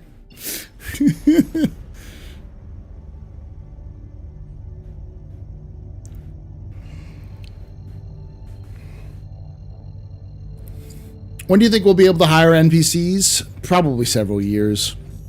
CIG really needs to nail down the current back-end tech before they get to that stage. Though CIG does also seem to be very focused on trying to make NPCs as good of an experience as possible for players right now. That seems to be a major kind of focus for the AI department, for like the AI teams. So I would say there's a possibility it could happen within, 2025. But I don't think it's happening this year with so much focus on 4.0 and other things like that. AI will be improving, but I don't think you're going to be hiring anybody anytime soon. Yeah, to do work for us. I don't think that's going to happen anytime soon. My guess is Thursday. I'll be happy when they stop T-posing and everything. This is going to sound really weird, but Star Citizen AI will be T-posing and standing on chairs and desks and everything else like that. Like, Star Citizen will be running practically flawless with minimal bugs and really high performance for everybody and much bigger servers and more features are in, and you'll still have that problem.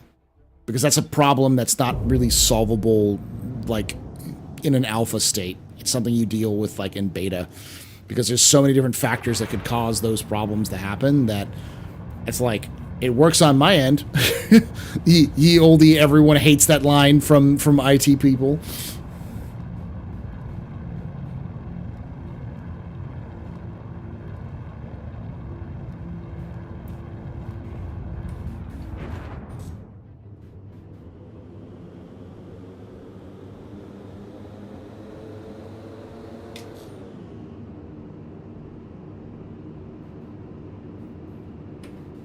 Did you turn your Idris off and on again?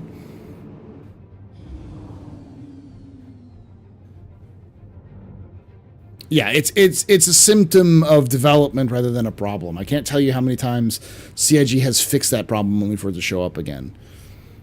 But each time they fix it, they learn what doesn't work.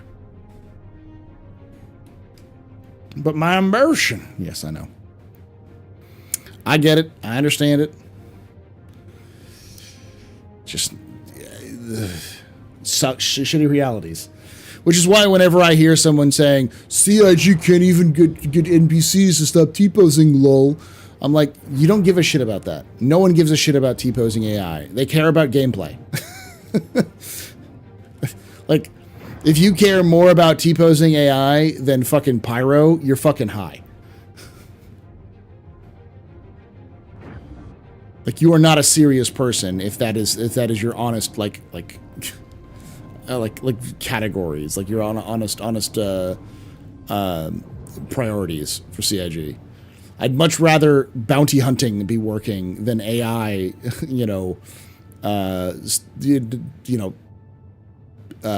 not standing on chairs. As long as the AI that I'm bounty hunting aren't super easy and derpy, that's fine. Which CIG's getting better at, and hopefully will be improving as they go along. Double check, because I've been having problems remembering to drop my own gear.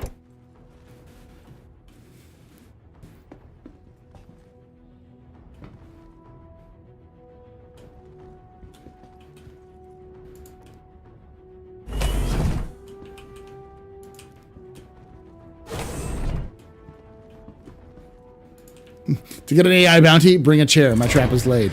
Ah, the Minecraft strat. Minecraft boat strats for the win.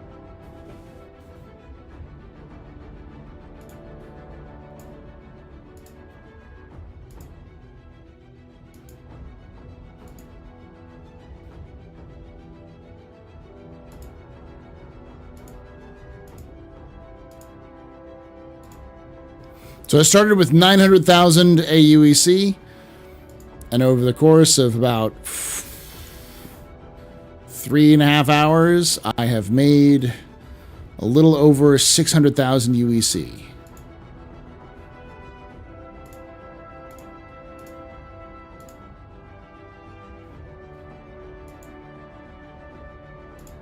Just bad. We'll do one more run and then get out of here. I'm really excited about base building. I think that'll be a game changer. It's also important to keep that in context. That they announced that they were starting to work on it this year, and we haven't had an update on it at all since CitizenCon. So it may take a while before we see any kind of base building in there. Yeah, I think NPCs are fine for what they are. What they are tasked with so far. I wouldn't want to hire one to crew my ship just yet. Yeah. I think the next big thing I'm waiting for is after 3.23 is hacking. Nice, about 200K an hour. Now it is with a very expensive ship that costs like several $1 million in game to get. So it's like $3 million in game to purchase a Corsair. So it's a little different to that. But it does prove that you can smuggle. Like, smuggling is definitely a job you can do to earn money. That's not, like, pointless. Still has risks. You still have risks with being ambushed and taken, and especially when jump downs run in, but you're not making buku bucks, but you're making steady. Smuggling. Yes. So we'll be T-posing the cryopods all the way to Kleischer. Yeah. NPCs will be T-posing in the cryopods all the way to Kleischer. Yep. As Western sheriffs would say, you're a loon. Indeed. I am crazy. I'm mad, you see. Mad. Mad with power.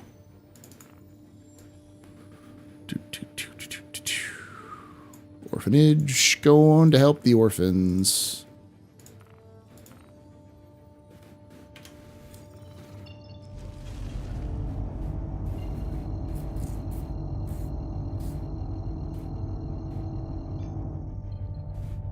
Now, ship's not important. Cargo size, the caveat about the expensive ship. The Freelancer Max might be cheaper than the Corsair. And it carries more than the Corsair does. Diamond. Yes, you can be friends. How you doing, Diamond?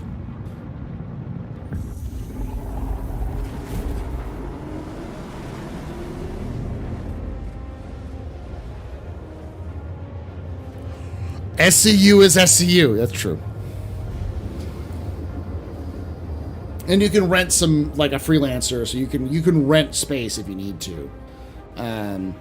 But it's not just space, it's also efficiency in terms of speed and distance. Like, I'm not going to get much from the orphanage here. I'll get a handful of stuff, but then I go back to, say, Nuon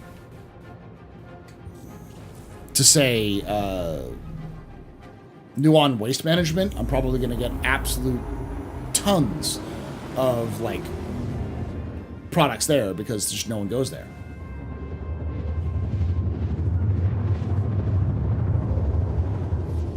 CL is a great value for the cargo, but at the same time, the price is fairly high for what you're getting. And it's also still a situation of you're not going to be able to fix anything in situ. So if something goes wrong with like an engineering item, you're not gonna have access to that item if you have a full ship.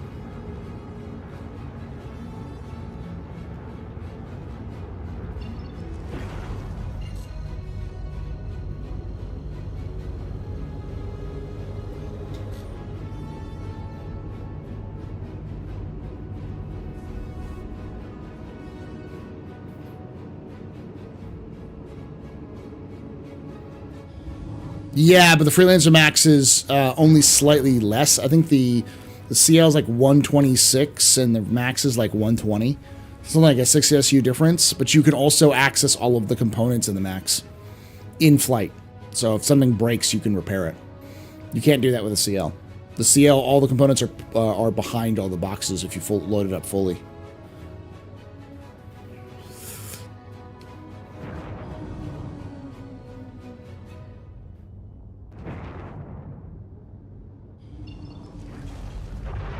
That's just a rock. It's a neat rock, but it's just a rock.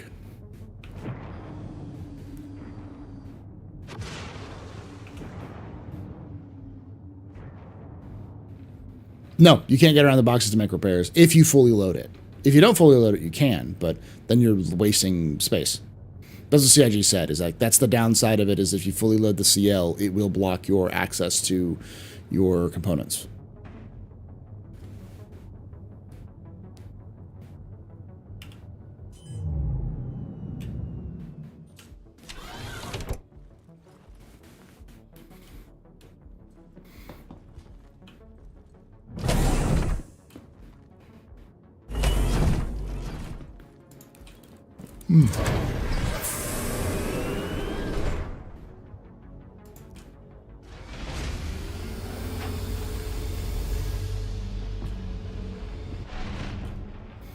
So I will say one thing, I am not going to be streaming on Friday, because Friday I'm going to go see Dune with the wife.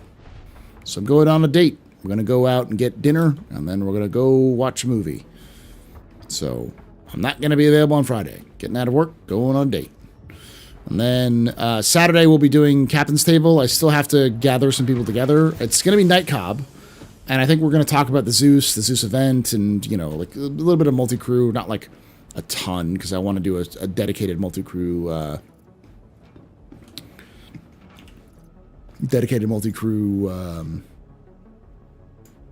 not event, but like a Captain's Table.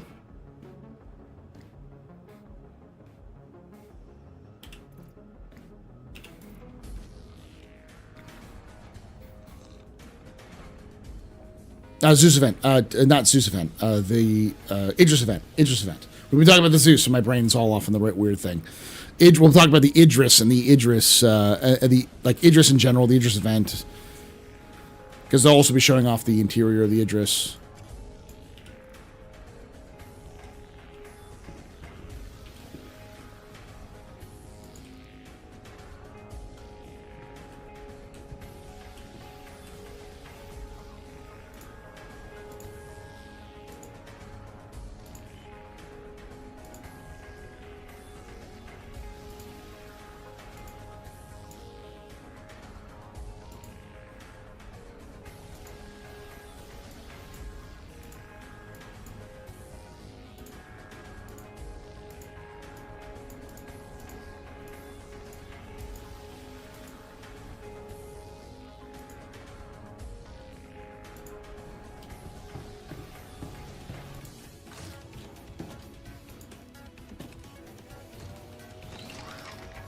Gotta put the helmet back on.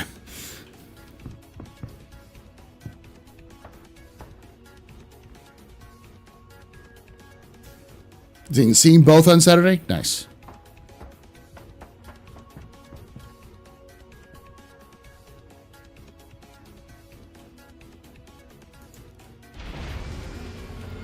Stream podcast episode? Which episode, Jaded, are you talking about?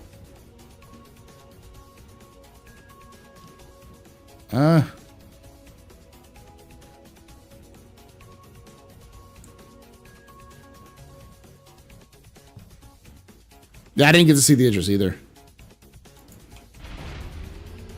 Oh, yeah. My brain, not working.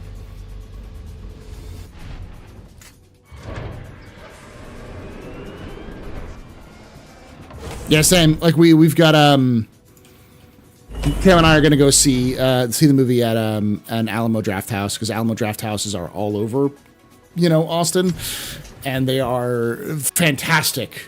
You get like meals and beer and like hard drinks. It's great.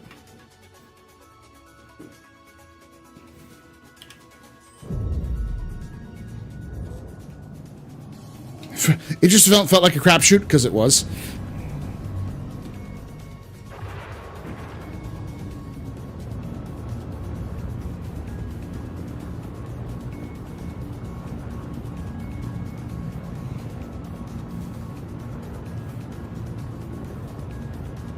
We'll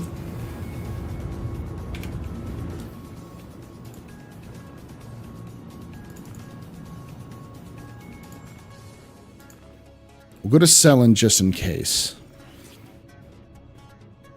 I still don't trust that random arrow.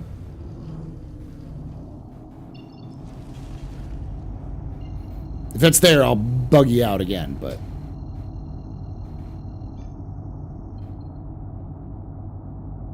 Yeah, and John Crew is going to go walk through the... do a walkthrough of the Idris on ISC tomorrow. So, like, you can watch Morphologist, which is fantastic. I'm sure he's got great cinematography. And then you can also just watch what it's on ISC tomorrow.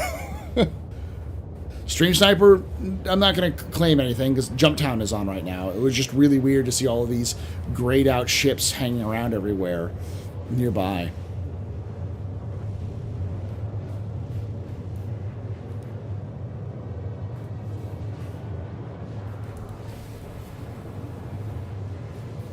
Yeah. Let me read off the Star Citizen twists this week in Star Citizen.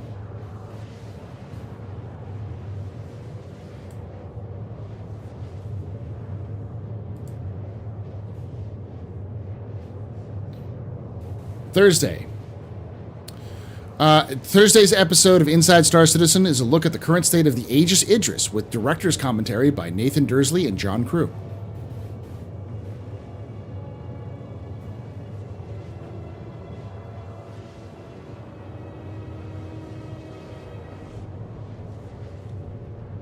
Originally, it was supposed to be Corvette-sized. The way that the lore works is actually pretty interesting. Because CIG originally had the Idris planned as being Corvette-sized, and then they increased it to a frigate. And so the lore actually reflects that, where the Idris was originally designed as a Corvette, and then was eventually upgraded to a frigate because the Mezzers wanted more firepower.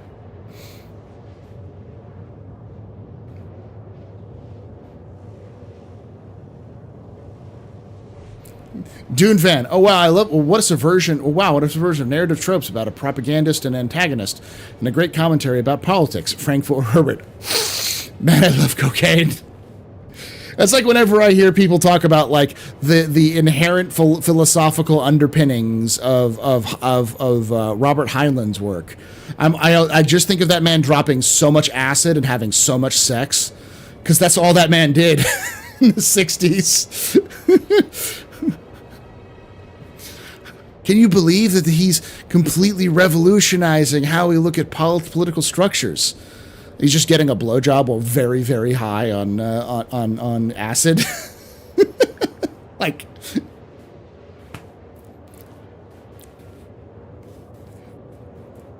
Stranger to Strange Land probably made more sense on acid.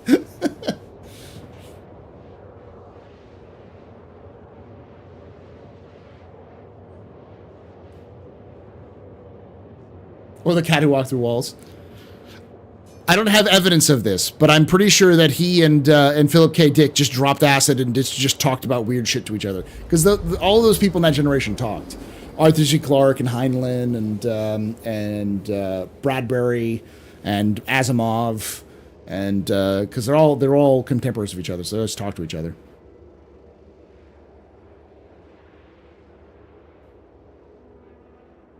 But I know for sure Dick did a lot of acid in the 60s. And I know for sure that Heinlein did a lot of drugs. It like it was a problem later in his life of how much drugs he did.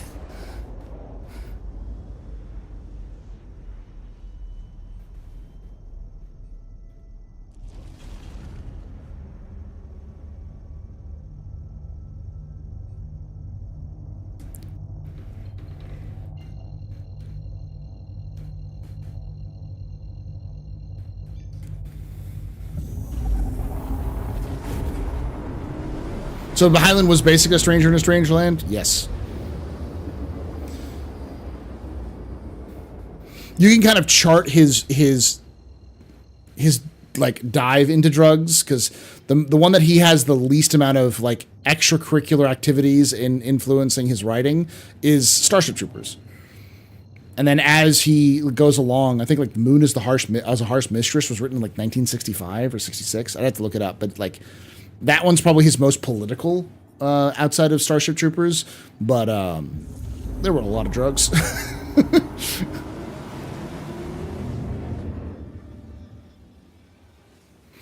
Heinlein was always a dude who was very open-minded because he was a science fiction guy. So science fiction people who are fans of science fiction often tend to be more excited about the future and different possibilities and different ways of looking at things. So it's just not surprising that he fell into that kind of crowd, because it's like, yeah, it's the kind of thing he'd love to do.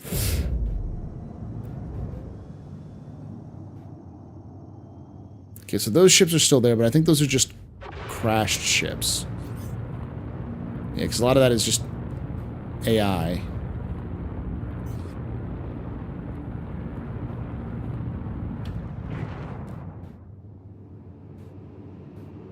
This is one of the... Yeah, the ETAM is actually Xi'an. It actually comes from the Xi'an.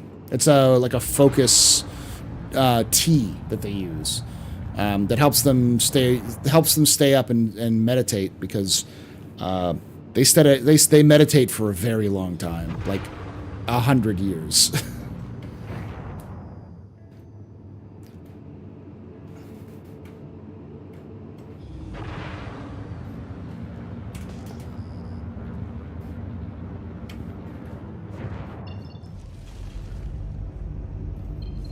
Yeah, see, that fucking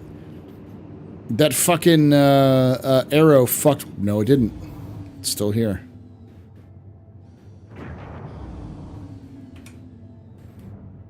So that arrow fucked right off. Nope, it did not. It is, in fact, still fucking here.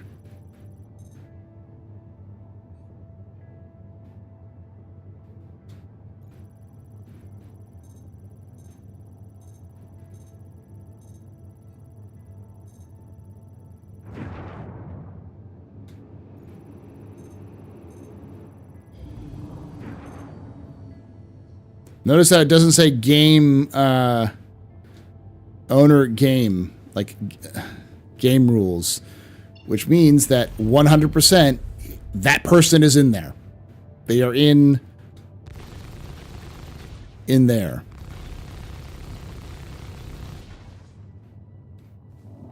They abandoned their ship here. No, I'm not fucking them up. I don't want a crime stat. I want to be able to sell my wares.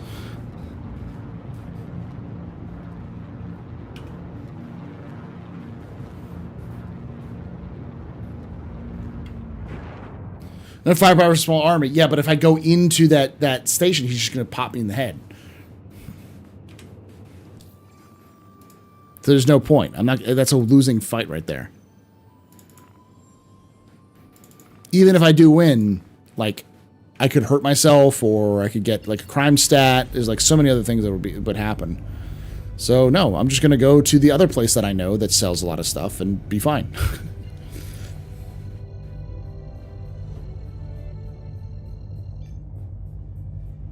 Yeah, if it says game rules, owner game rules, that owner is gone. If it doesn't say the owner's name at all, it means they're still logged onto the server.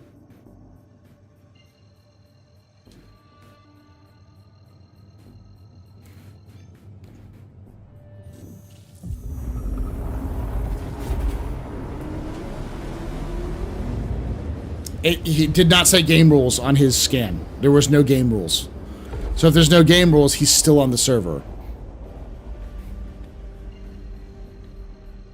And he's at a location where you buy large quantities of illegal substances that you can then sell for a lot of money. That is fucking bait, if I ever saw one.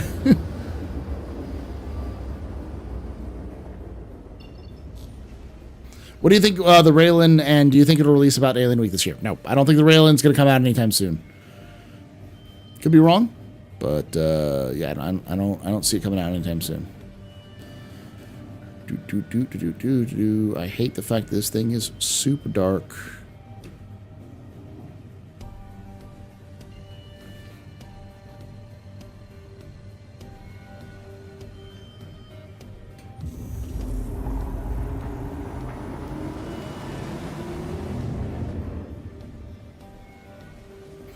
Paul's lore videos help me survive lifting and running sessions when I'm trying to be a less pudgy hobbit. I feel that, buddy. I feel that.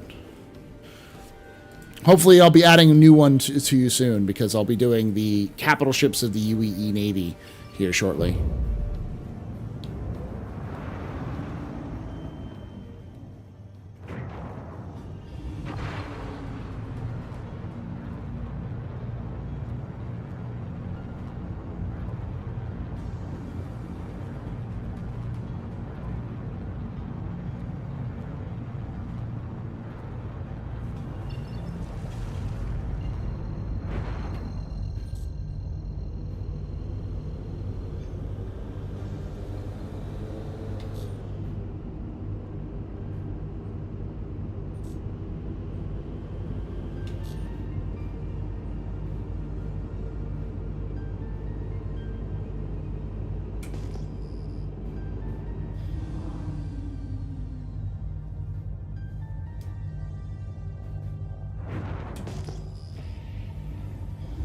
I hate having to do this,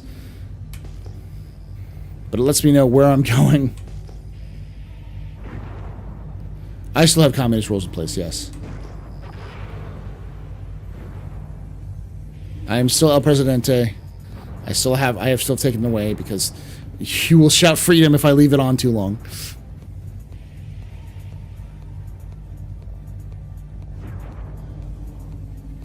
And if anything changes, I'll definitely write stern letters to your YouTube comment section, the lore team. The lore team video change stuff, and your old videos need to reflect like having living documents or something. I'm definitely gonna like the one advantage of making lore videos for a game in development is when shit changes, it just means I can write a new video to describe the changes. Never bored. But yeah, I'm gonna be doing a capital ships of the UEE Navy, which will probably take about I'll try to shoot around 15 minutes for it. And then after that is the gonna be the complete history of Star Citizen lore, hopefully, because I still haven't done that one yet. But I've written it. I just need to record it.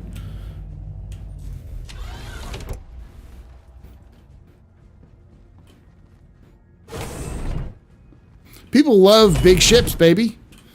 So if I do a thing about the capital ships of the UEE Navy, people will go, hell yeah, brother. Inject it into my veins. And I know, because if I do that video, and I do the right titles, I hit the right thumbnail for it, that thing's gonna fucking go fucking insane. Yeah, I did a video on the Retribution. I called it the... I think I mislabeled it a little bit, like the thumbnail needs to change a little bit, but... It's called the world-destroying, like planet killer or whatever. It's something to that effect.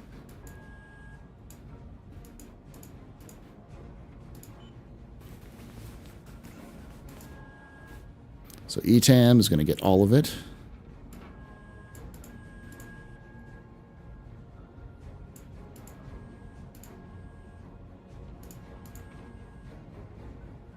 Widow, I'm gonna get all of it.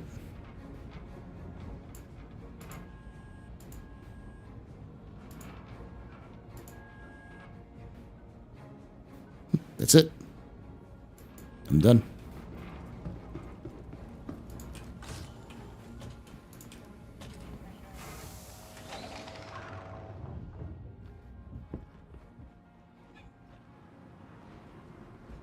Hey, AstroPub, I'm sorry if this has been asked a million times, but do you think we'll get an naval cap ship?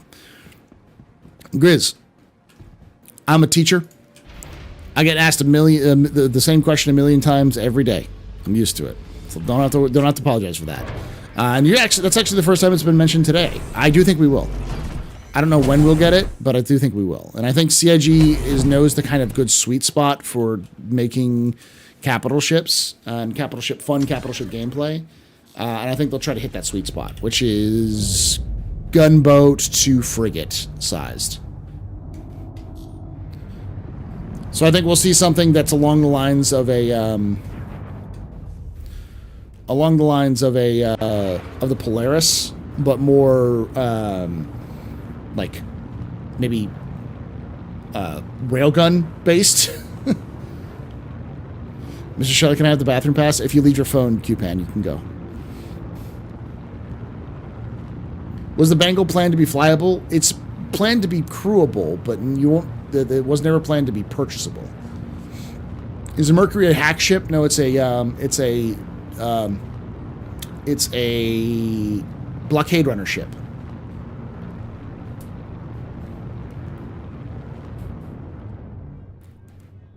I've heard about a ship called the Pegasus. Is it real? It's been in and out of the lore before, and it is real. I do think that the Pegasus has likely been moved to a retired ship rather than being an active ship because of the changes to what we likely know as the cruiser / battle cruiser and the escort carrier or light carrier, whichever one we have. That is that's based off of the Bengal chassis. It's like half a Bengal sort of thing. A ship built around a railgun. That's what the that's what the Idris is. But yeah, I think something around that, like either like a small railgun array, so like a turrets of like 2 size 10s or whatever, or like a ship that is a railgun, basically.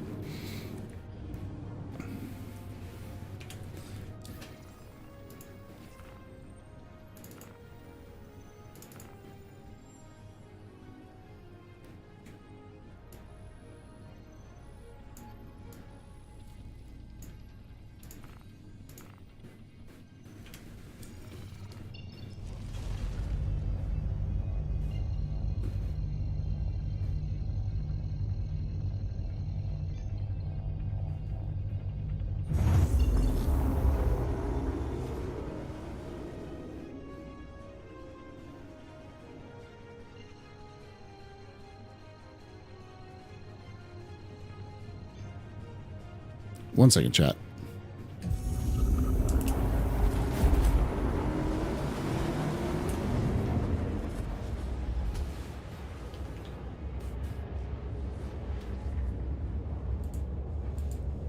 Your fun button's on.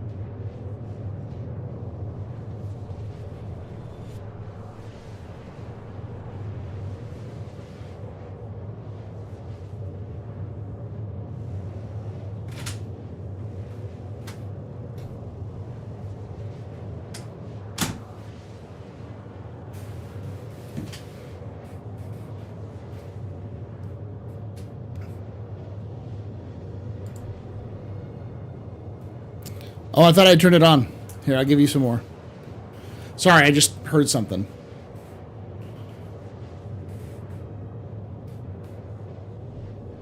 I recently saw in the Kingship article on the Galactopedia state that that it was the yeah, that's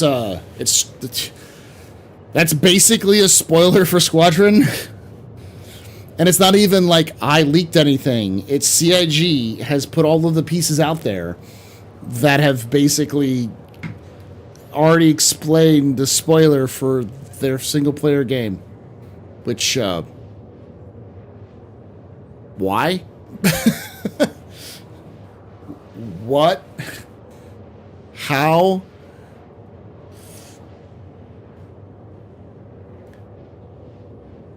CIG always seems to be super focused on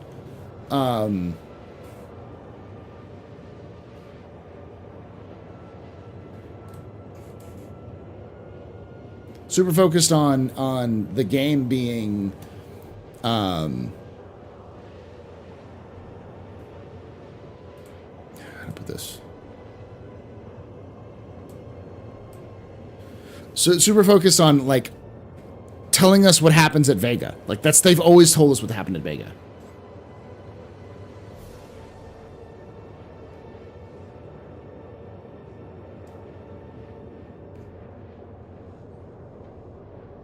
Something it's not? What do you mean?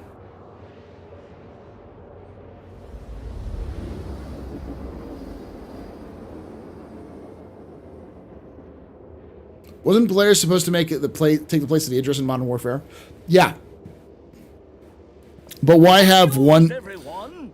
Why have one ship to replace the Idris when you can have two at twice the price? The Polaris is not going to be a one-size-fits-all for replacing the Idris role, and there's probably going to be some, I would say, some statements inside the UE of saying we can't rely just on torpedo boats. Excuse me.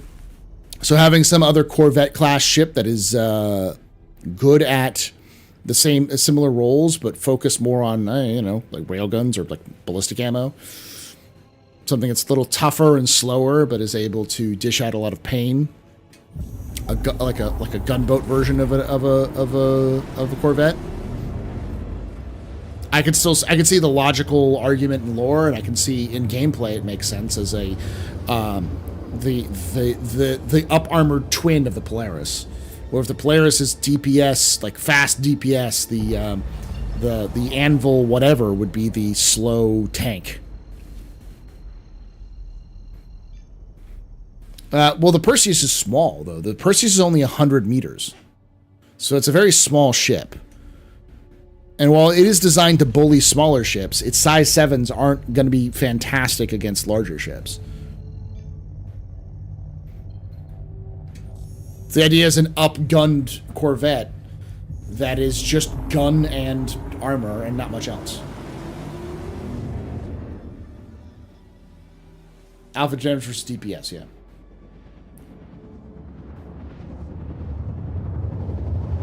It has capital shields, I believe, the Polaris does.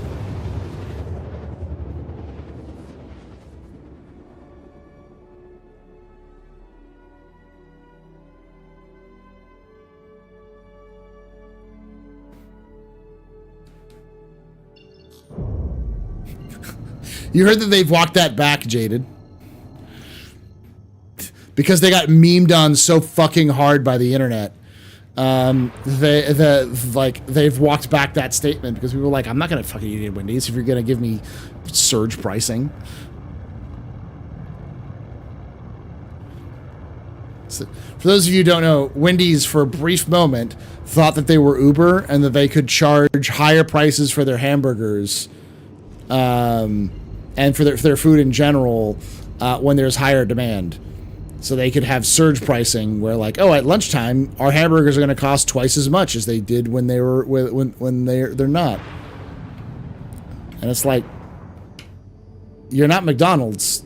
You're not even you're not McDonald's, not Burger King. So you don't have the brand recognition, and you're certainly not Chick-fil-A or like Whataburger or In-N-Out. You don't have the kind of clout to pull that shit.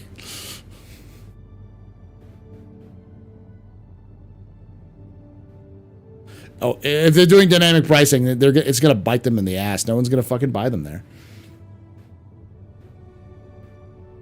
Yeah, they're not... Like, I don't go to Wendy's at all. I rarely go to fast food, really, these days anyways. Outside of, like, going to Sonic for, like, drinks. The rare exception... The exceptions for fast food for me are... Cam and I have made it a tradition to go to Taco Bell for breakfast on Saturdays because Taco Bell breakfasts are slept on. They're very good and they're very cheap and they're very small in calories, so it's nice.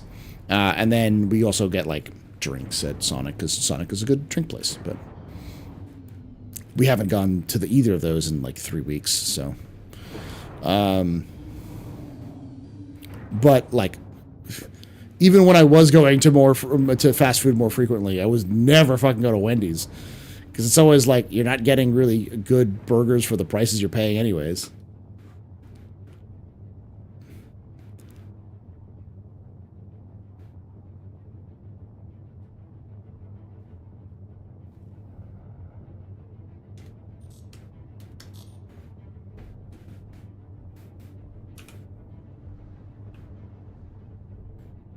Yeah, it's fine.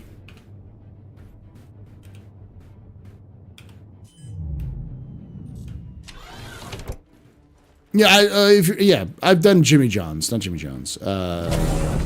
Jersey Mike's. Like I did that during that's I guess that's technically fast food. I don't even think of that as far as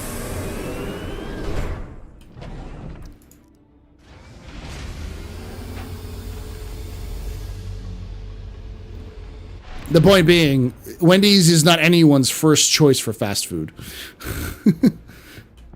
To think that they can charge more money and change what they're selling based off of what the time of day is at, like dynamically, is stupid and will bite them in the ass.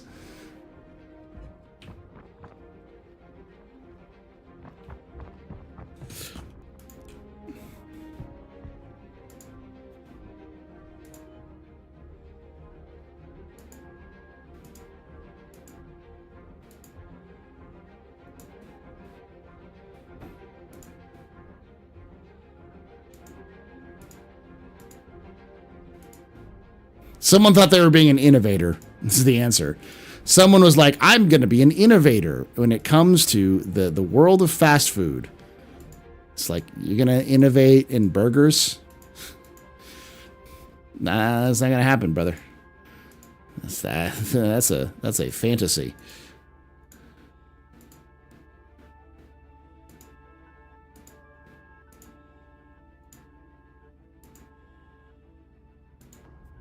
I'm going to click out and click back in. Maybe that'll help.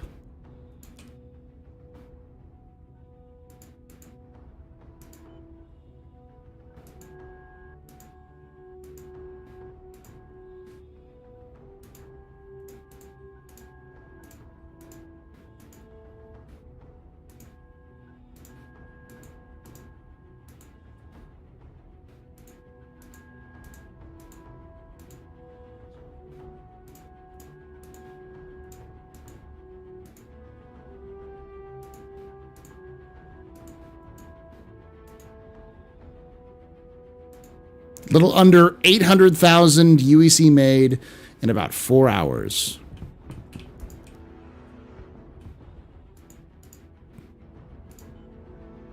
Yep, we're done.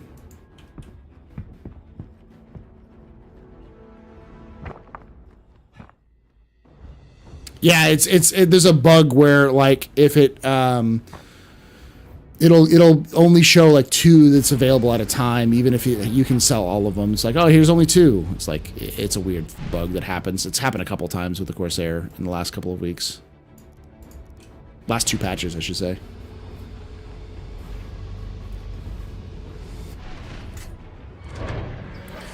Cairo Sal from Marketplace noted that Wendy's said that they will not do surge pricing, not that they won't do dynamic pricing. So it's the same thing. Dynamic pricing is just surge pricing. So they are doing surge pricing. What a bunch of idiots. Well, we've got high demand for our food.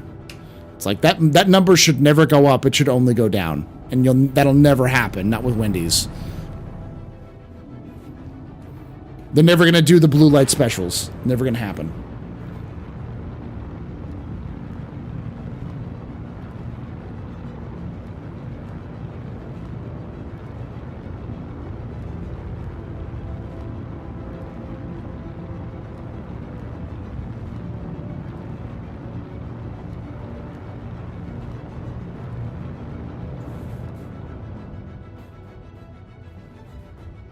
Man, Wendy's must be really hurting for money if they're doing all this dumb shit.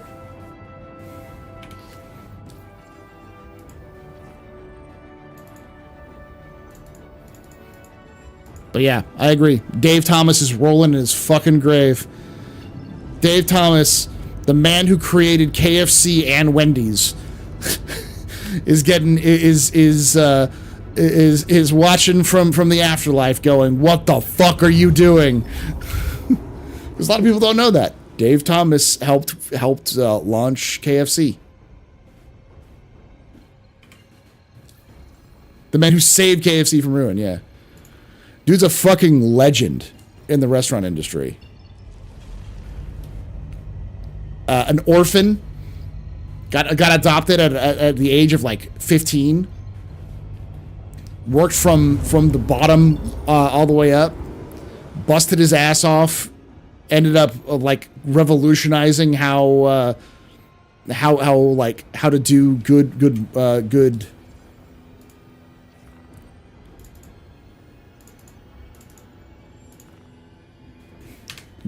fast food restaurants, and then did it fucking again by releasing it by making Wendy's.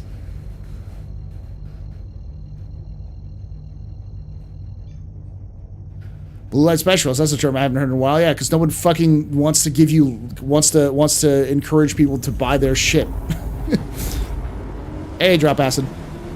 We were talking about you earlier. Dave is in his paradise eating Bogarts.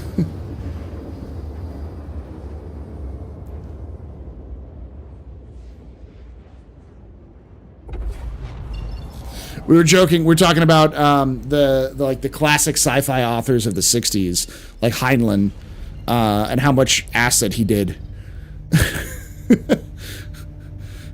Joking like yeah, he's a revolutionary libertarian genius who's on the cutting edge of ideas while he's like getting a blowjob high as fuck on acid, because that man loves free love and free drugs.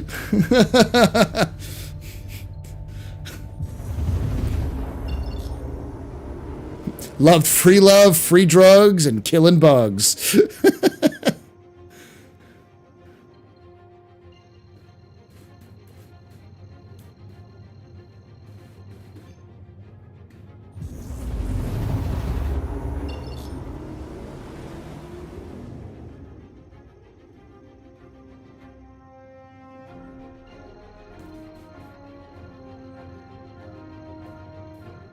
Drink your weight in beers. Hey. Well, Kmart didn't invent the blue light special.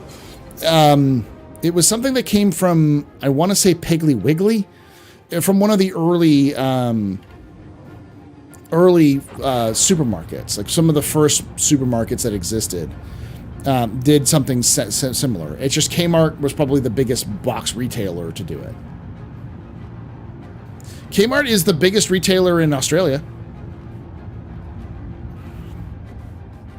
They're like the Target of Australia. Thank you. Please proceed to assigned landing bay.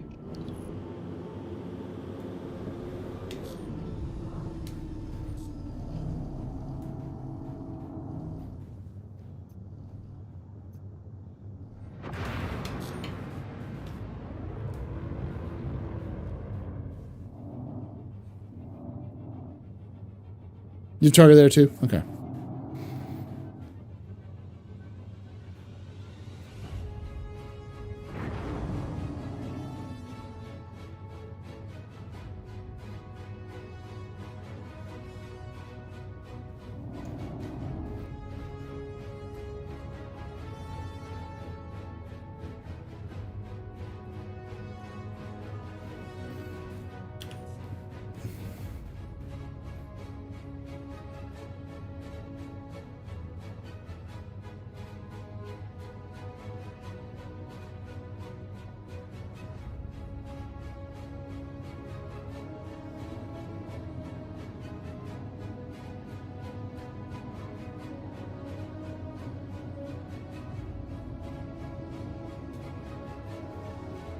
Please proceed to assign.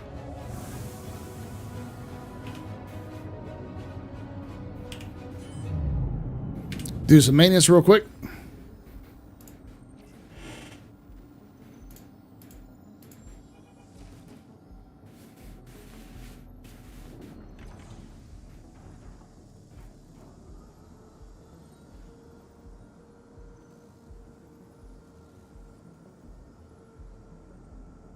Heck, you guys saw a few Sears scores. Oh, that reminds me. Speaking of Sears and Macy's, Amazon has gone full Sears.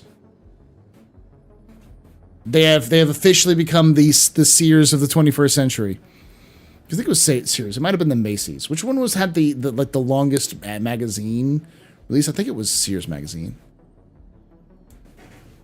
Might have been Macy's.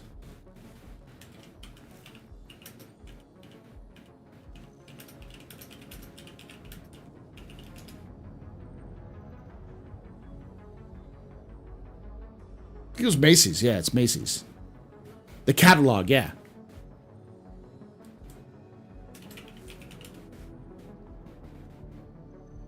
No, it was Sears. It was Sears. The Sears catalog. Yeah, so the Sears catalog is, for the youngins in the audience, was effectively the Amazon of its day. You could get anything you wanted off of Sears. And the big thing I always remember from history was that with Sears, you could buy houses off of Sears catalog. And they would ship to you through the train, and you could build them on your own. Like IKEA houses. Not just a whole house full of lumber, but like actual like plans and everything else like that. Hey, Kelsar. So guess who started selling houses? Amazon.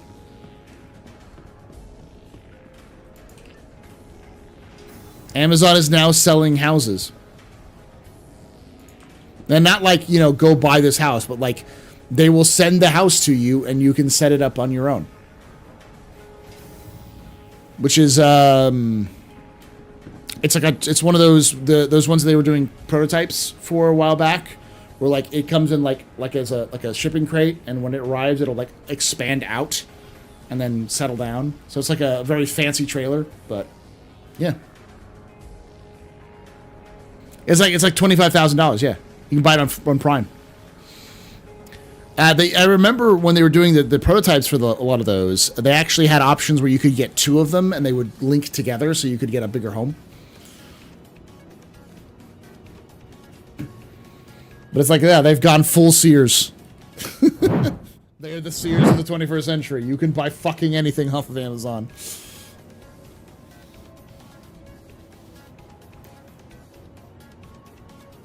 It's not 2-day shipping, I don't want it. It's off of Prime. It might actually be 2-day shipping. Because it's literally just a shipping container.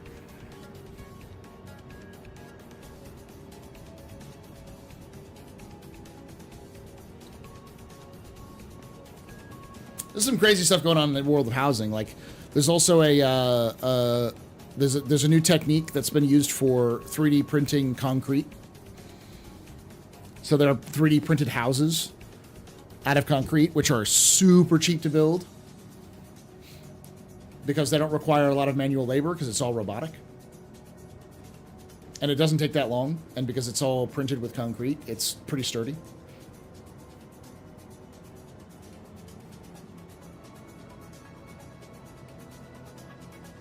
It's those kind of things that I really hope CIG kind of looks at when it coming to like designing a lot of these futuristic like landing areas and like frontier locations, is those sorts of modular ideas.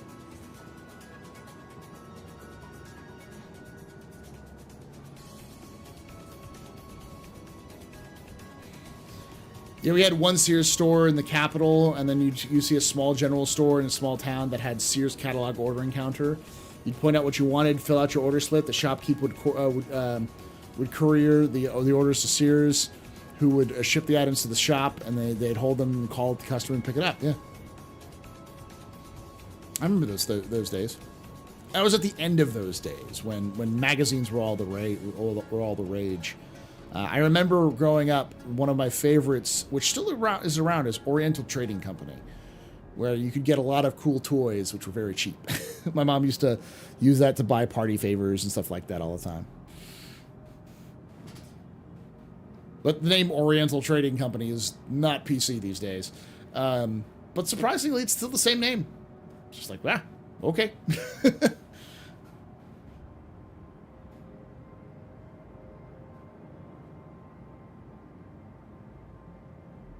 Anyways, that will be it for me today because it's almost midnight. I've been streaming for 4 hours. I didn't mean to stream this long.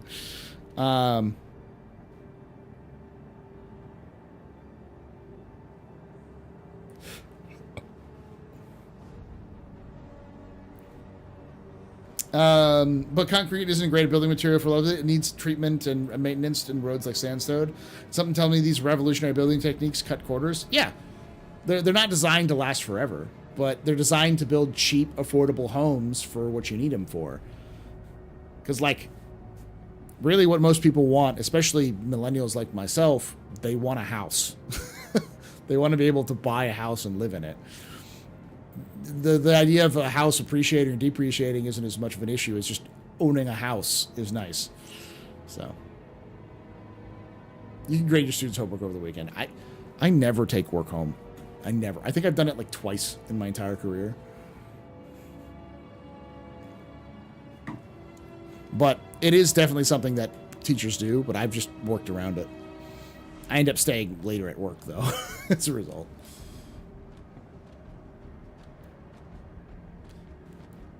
What makes me laugh is Abercrombie and Fitch used to be an outfitter like REI and Cabela's. Yeah.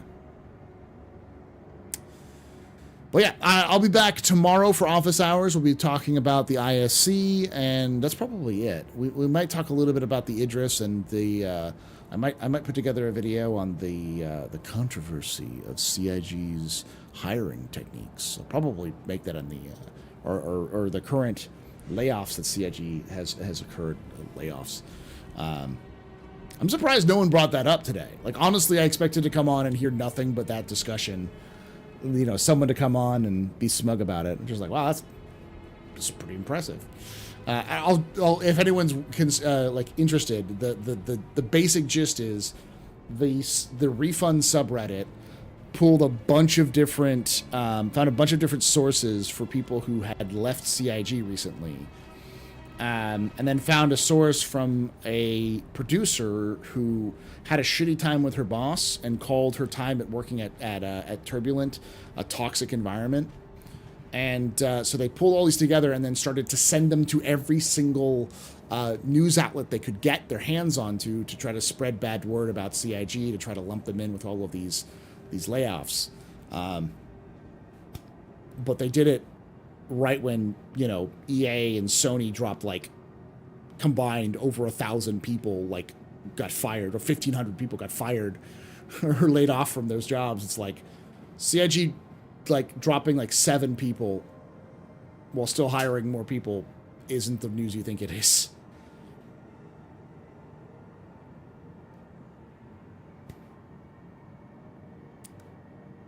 Glad you could catch it there, Lemon 8. I mean, that's effectively what I was gonna say on stream, was like, it's not the deal you think it is. But it never came up, so I'm happy about that. But we'll see. At the very least, we'll talk about the Idris ISC and is there anything else I've done? And the Idris event, sort of thing. Got to make that ramen money, yeah. Got to massively OP's got to stoke that strange obsession they have with CIG.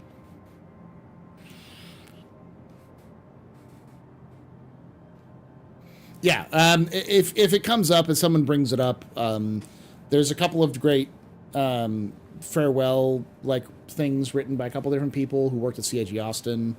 Some of them are pretty like sad, because a lot of them were like really old school, been around in CIG forever, like over 10 years. That kind of talked about their experience with CIG.